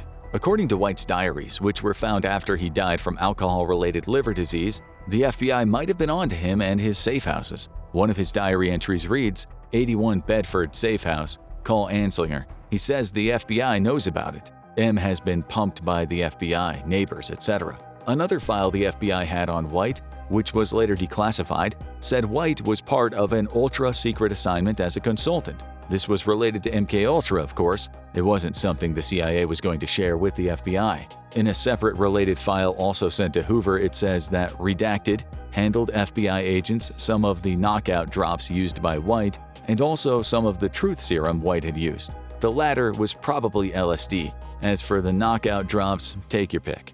Number 17. Mr. Olson's Fall. The FBI also had files on Frank Olson, the American biological warfare scientist who worked on MKUltra. He very mysteriously flew out of a hotel window in New York in 1953 after it was discovered that he might open his mouth in regard to sensitive information about MKUltra and the novel ways the CIA interrogated people. It's hard to know what the FBI made of his death, since much of the file is redacted. It looks like to protect certain names. Olson's family has claimed that he was thrown out of the window, and the evidence suggests that's a real possibility, but no one has ever been arrested over it. Number 16. Alleged smear campaign. As we've said, the FBI has engaged in smear campaigns in the past. It may have been done in the not-so-distant past, although we don't have the declassified files yet. In 2011, a former CIA officer said he'd been asked to collect damaging information on the Middle East expert and Iraq war critic, Professor Juan Cole. The University of Michigan academic sued both the CIA and FBI for what he said was a targeted smear campaign against him by the two agencies on the orders of President George W. Bush. Number 15. Definite smear campaign. Thanks to declassified files, we now know on March 6, 1959, Hoover told his staff to investigate subversive factors in the media, either journalists or publishers, who he said could be discrediting our American way of life. The practice was to get dirt on such people so the U.S. public would ignore whatever they said. Number 14. The FBI abroad. The CIA is usually the agency that affects change abroad. However, after and during the war, the Franklin D. Roosevelt administration sent 700 FBI agents to Mexico, Brazil, Chile, Argentina, and other parts of Latin America under the Special Intelligence Service. This was mostly top secret, dedicated to finding Nazis, Nazi spies, or smugglers and propagandists working for the Axis powers. Hoover then shifted the SIS's focus more toward communism. A book on the matter states that, unlike the CIA, the FBI did not take executive action in Latin America, meaning removing politicians and activists. Though, through extensive surveillance, Hoover only compiled dossiers on foreign leftists he deemed possibly troublesome. Number 13. The KKK. On March 25, 1965, the civil rights activist Viola Liuzzo was driving a car from Selma to Montgomery in the state of Alabama when 4 members of the Ku Klux Klan started to follow her and Leroy Motton, a young black man who was in the car with her. At one point, the chase car pulled up alongside them and opened fire. The reason for this attack was Liuzzo's support of civil rights and voting rights for African Americans. Motton survived, Liuzzo did not. One of the men in the chase car was actually an FBI informant. It didn't look too good that an agent was with violent racist people, so Hoover decided to do something about it. The U.S. public discovered many years later that he started a smear campaign against Liuzzo to take people's minds off the FBI. He fashioned a completely untrue story that she was an unstable harlot who had left her kids and husband to go cause trouble in the South. Hoover made up a file on her, sent it to politicians, and leaked it to the media. Part of it said the police had found puncture marks in her arm, indicating recent use of a hypodermic needle. And it added that she was sitting very, very close to that African-American man in the car, that it has the appearance of a necking party. Only through the Freedom of Information Act in 1978 did the public ever discover that this was a bunch of cruel lies. The problem with smear campaigns is that they tend to work because they come from what people believe are trusted sources. Liuzzo was no drug user and was not a cheat, but that's what many people thought for a long time. The 3 killers were convicted of conspiracy to intimidate African Americans under the 1871 Ku Klux Klan Act. They were handed 10-year prison sentences, while the informant acted as a witness to the crime and went into the Federal Witness Protection Program. Now let's take a look at Hoover's take on UFOs. Number 12. UFOs. In September 1947, Hoover wrote to Air Force General George McDonald about the FBI's role in the spate of UFO sightings. Hoover said he was not interested in relieving this Air Force of running down incidents, which in many cases turned out to be ashcan covers, toilet seats, and whatnot. We guess Hoover wasn't much of a believer. 4 days later, he sent a memo to his field offices and told them to end any joint investigations they had with the Air Force regarding UFOs. Number 11. UFOs 2. Even so, from 1947 to 1953, you can find a trove of documents relating to UFO sightings in the USA. There are reports of flying discs, flying saucers, and in one July 11, 1947 report, a case of a woman in Twin Falls, Idaho, who said she saw a saucer with a saucer in the manner of symbols. This contraption, which was said to have been handed to the police, had a dome on top. The FBI report noted this might not have been a prank, although it certainly sounded like one. Pranking was a dangerous business, given that Hoover and the CIA would sometimes surveil UFO organizations and UFO enthusiasts in the possibility they were subversive elements. Number 10. Torture training. In Latin America under Operation Condor, the CIA sponsored state terrorism, and its infamous torture manuals played a part. Trade unionists, journalists, writers, artists, and even regular citizens suspected of being left-wing activists were tortured and sometimes disappeared. That is some dark stuff, but we usually don't associate the FBI with such torture. Even so, declassified files showed that the FBI did at times follow the CIA's KUBARK counterintelligence interrogation methods. After the manual was declassified in 1997, we learned that what the American Civil Liberties Union called a gruesome torture program was, at times, indeed used by the FBI. Now let's look at how torture was implemented. Number 9. Torture practice. As you know, during the War on Terror, men called high-value detainees were treated to controversial enhanced interrogation techniques. The Guardian talked about an alleged terrorist named Abu Zubaydah, who was arrested by the FBI, CIA, and Pakistani cops in 2002. He is still detained, yet has never been charged. He's kind of famous for the torture that happened to him, something he took to the European Court of Human Rights in 2014, and was awarded damages that his lawyer said he donated to torture victims. The FBI took part in some of that torture, which included being kept in a coffin for 11 days, beaten against walls, hung by his hands for days on end, waterboarded 83 times, kept in stress positions, and sleep-deprived. He got what the British called the full Monty at black sites, not just in Poland but in Thailand, Afghanistan, and Northern Africa. Number 8. Torture in Thailand. Thailand has a pretty bad track record where torture is concerned, which makes it the ideal place to have a black site. Human Rights Watch said the cops in one province of Thailand tortured youths, in some cases crushed their testicles, and then buried them after hanging them. This was when Thailand had its notorious uptick in the war on drugs in 2003. The cops were accused of abducting and killing at least 24 people in just one province, Kalasin. It was completely illegal, of course, but it also made Thailand a good place for the CIA to have black sites. The CIA has had secret sites in Thailand for decades. How this ties to the FBI is we now know some FBI agents were sent to that black site in Thailand during the War on Terror. The New York Times reported about this, saying the FBI usually has a strong moral compass. It gave the example of FBI agents not liking what they saw at those Thai black sites, saying its agents, disgusted with the violence they saw at a secret CIA prison in Thailand, walked out. The same article said 9 FBI agents worked for the CIA in Thailand. While on the record as being FBI, they were accused of torture and ended up in the courts. The public only found out about them in 2021 when the FBI declassified the relevant files. Number 7. JFK again. In 2022, after more JFK files were declassified, it was reported that the first recorded conversation between Hoover and President Lyndon Johnson was mysteriously erased. One of the memos sent by Hoover, dated November 24, 1963, stated, "The thing that I am concerned about, and so is Mr. Katzenbach, Deputy Attorney General Nicholas Katzenbach, is having something issued so we can convince the public that Oswald is the real criminal." Number 6. Fake news. You might have heard about a man who is sometimes said to be one of the most influential Americans of the 20th century. His name was Henry Luce, and he was the founder of Time Magazine, Life Magazine, Fortune, and Sports Illustrated. He was also a friend of Allen Dulles, who with Luce helped to shape the public's opinion of the world affairs during Dulles' time at the CIA. The U.S. media watchdog FAIR wrote, after the formation of the Central Intelligence Agency in 1947, Luce, a close friend of U.S. spy master Allen Dulles, privately urged his correspondents to cooperate with the agency. Luce also joined Dulles on the board of directors of the National Committee for a Free Europe, a CIA front that was said to sometimes send money to neo-Nazi organizations to control leftist movements in Europe.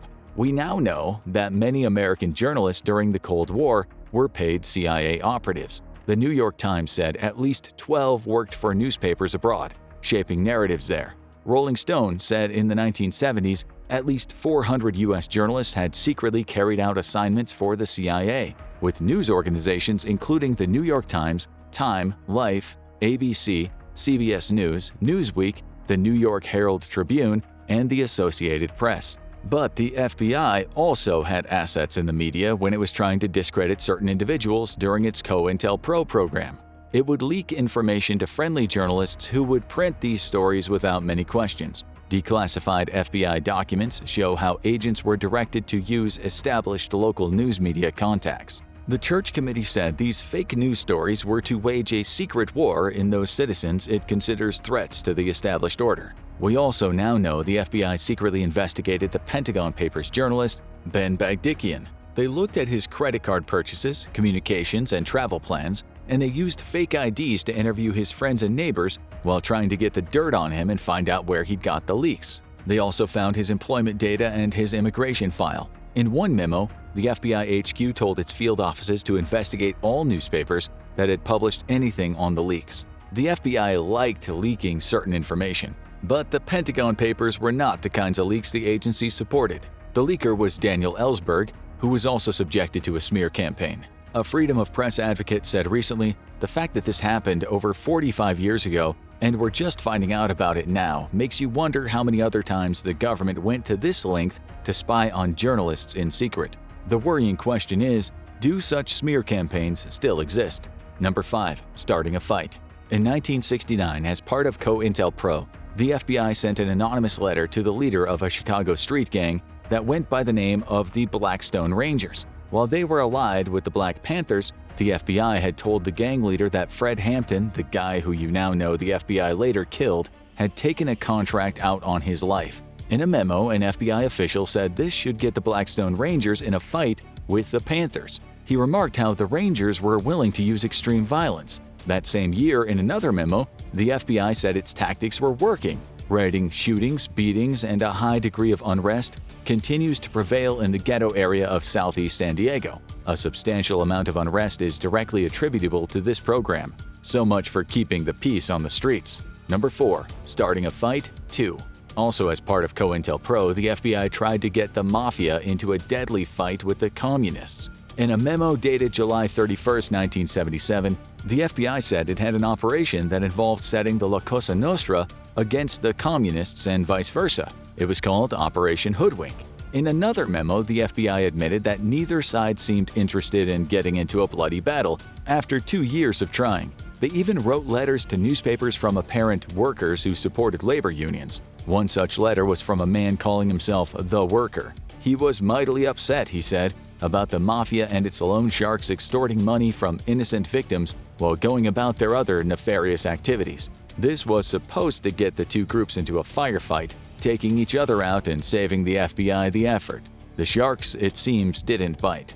There were more letters. One consists of a man saying his communist brother-in-law, who'd just been to Russia, was coming home to get rid of the hoodlums and the unions. They also sent letters to the 3 top Mafia leaders from apparently a communist who was blaming them for bombing the communist HQ. But as we said, the plan didn't work. Mobsters versus commies didn't happen. Number 3. The bad informants. One of the most embarrassing moments for the FBI was when it came out that one of their informants was a serial killer. He was Scott Kimball, who murdered at least 4 people in the early 2000s. The FBI had used him after he was caught in various fraud activities, but the information he gave agents was almost always untrue.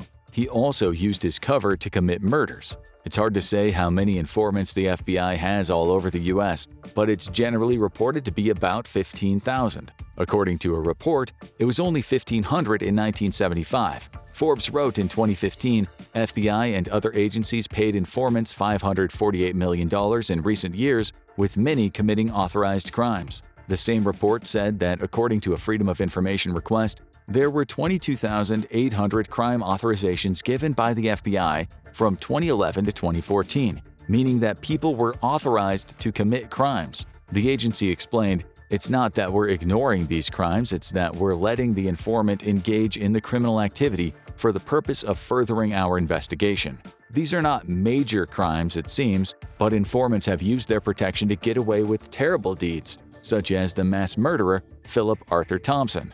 According to a recent Netflix true crime documentary series, American Conspiracy: The Octopus Murders, a crazy documentary, Thompson was a sadistic man involved with heinous crimes for many years. But no matter how horrifically violent his crimes were, he had a knack of staying out of prison. We'll say no more about that documentary, lest we end up having an accident. Now, to be fair to the FBI, without informants, the job is almost impossible. And let's remember, the job mostly entails keeping people safe. Today's show is mostly about the hidden bad stuff. Number 2.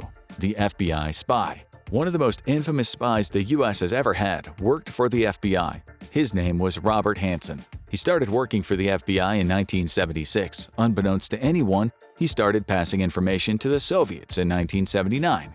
Over the years, he told the Russians about a multi-million-dollar eavesdropping tunnel under the Soviet embassy in Washington, D.C. Despite the high cost of the tunnel, the Americans barely got anything useful. Little did they know that Hanssen had told the Russians about it. He was paid about $130,000 in today's money for that information. He gave the Russians information about the U.S. nuclear program. He told them about American spies, which led to the arrest and imprisonment of 3 U.S. sources. 2 more Americans were executed because of his spying. It's thought he was paid $1.4 million, $600,000 cash and diamonds, and about $800,000 right into one of his bank accounts. It cost the FBI another $7 million to get information from a KGB agent that would lead to them catching Hanssen. Today, after being called the most traitorous actions imaginable against a country governed by the rule of law, he is 79 and wallowing away in a high-security prison. Number 1. Undercover. One of the most frightening jobs in the world is that of an undercover agent who who has infiltrated an organization. The name Joe Pistone springs to mind. He was the FBI agent who from 1976 to 1981 pretended to be a criminal named Donnie Brasco as he infiltrated the mob. His work led to around 100 convictions, not to mention the murders that took place when he left his mafia in chaos. Over the years, FBI agents have infiltrated neo-Nazi groups. They've had people in environmental activist outfits and feminist organizations. And they recently put a pink-haired woman who said her name was Chelsea into a racial justice group. While we guess most people for the right amount of money wouldn't mind risking the racial justice group finding out who they were, you certainly wouldn't want to get on the wrong side of drug gangs. It's happened. Agent Charles Leo Reed was buying cocaine from a surveilled drug dealer in Philadelphia in 1996 when he was shot dead. At the time, his name wasn't published in the news stories, since undercover agents are always kept very secret, even within the FBI. Fortunately, undercover agents are not killed very often. The Washington Post said in 2023 that Reed was the last undercover agent to be killed on the job. Infiltrating drug gangs is a risky business and not something the FBI would do without giving it a lot of thought. But agents do pose as other kinds of criminals. We'll finish this video with a recent story of a fake FBI website selling murder for hire. A man got in touch with the site and wrote an application for a hitman, not knowing he was talking to an agent. He was good at killing, he said, since he had been a soldier. He wrote, "I'm looking for a job that pays well and is related to my military experience, shooting and killing the marked target, so I can support my kid on the way. What can I say? I enjoy doing what I do. So if I can find a job that is similar to it, such as this one, put me in, coach." He was hired. The agent later met him in a park and gave him the target package with photographs, the name, address, and other information about the guy he was supposed to take out. He also got $2,500. Later that day, he was arrested. Now you need to watch 50 Insane Facts About the CIA You Never Knew, or have a look at Most Wanted Americans by Interpol 2024.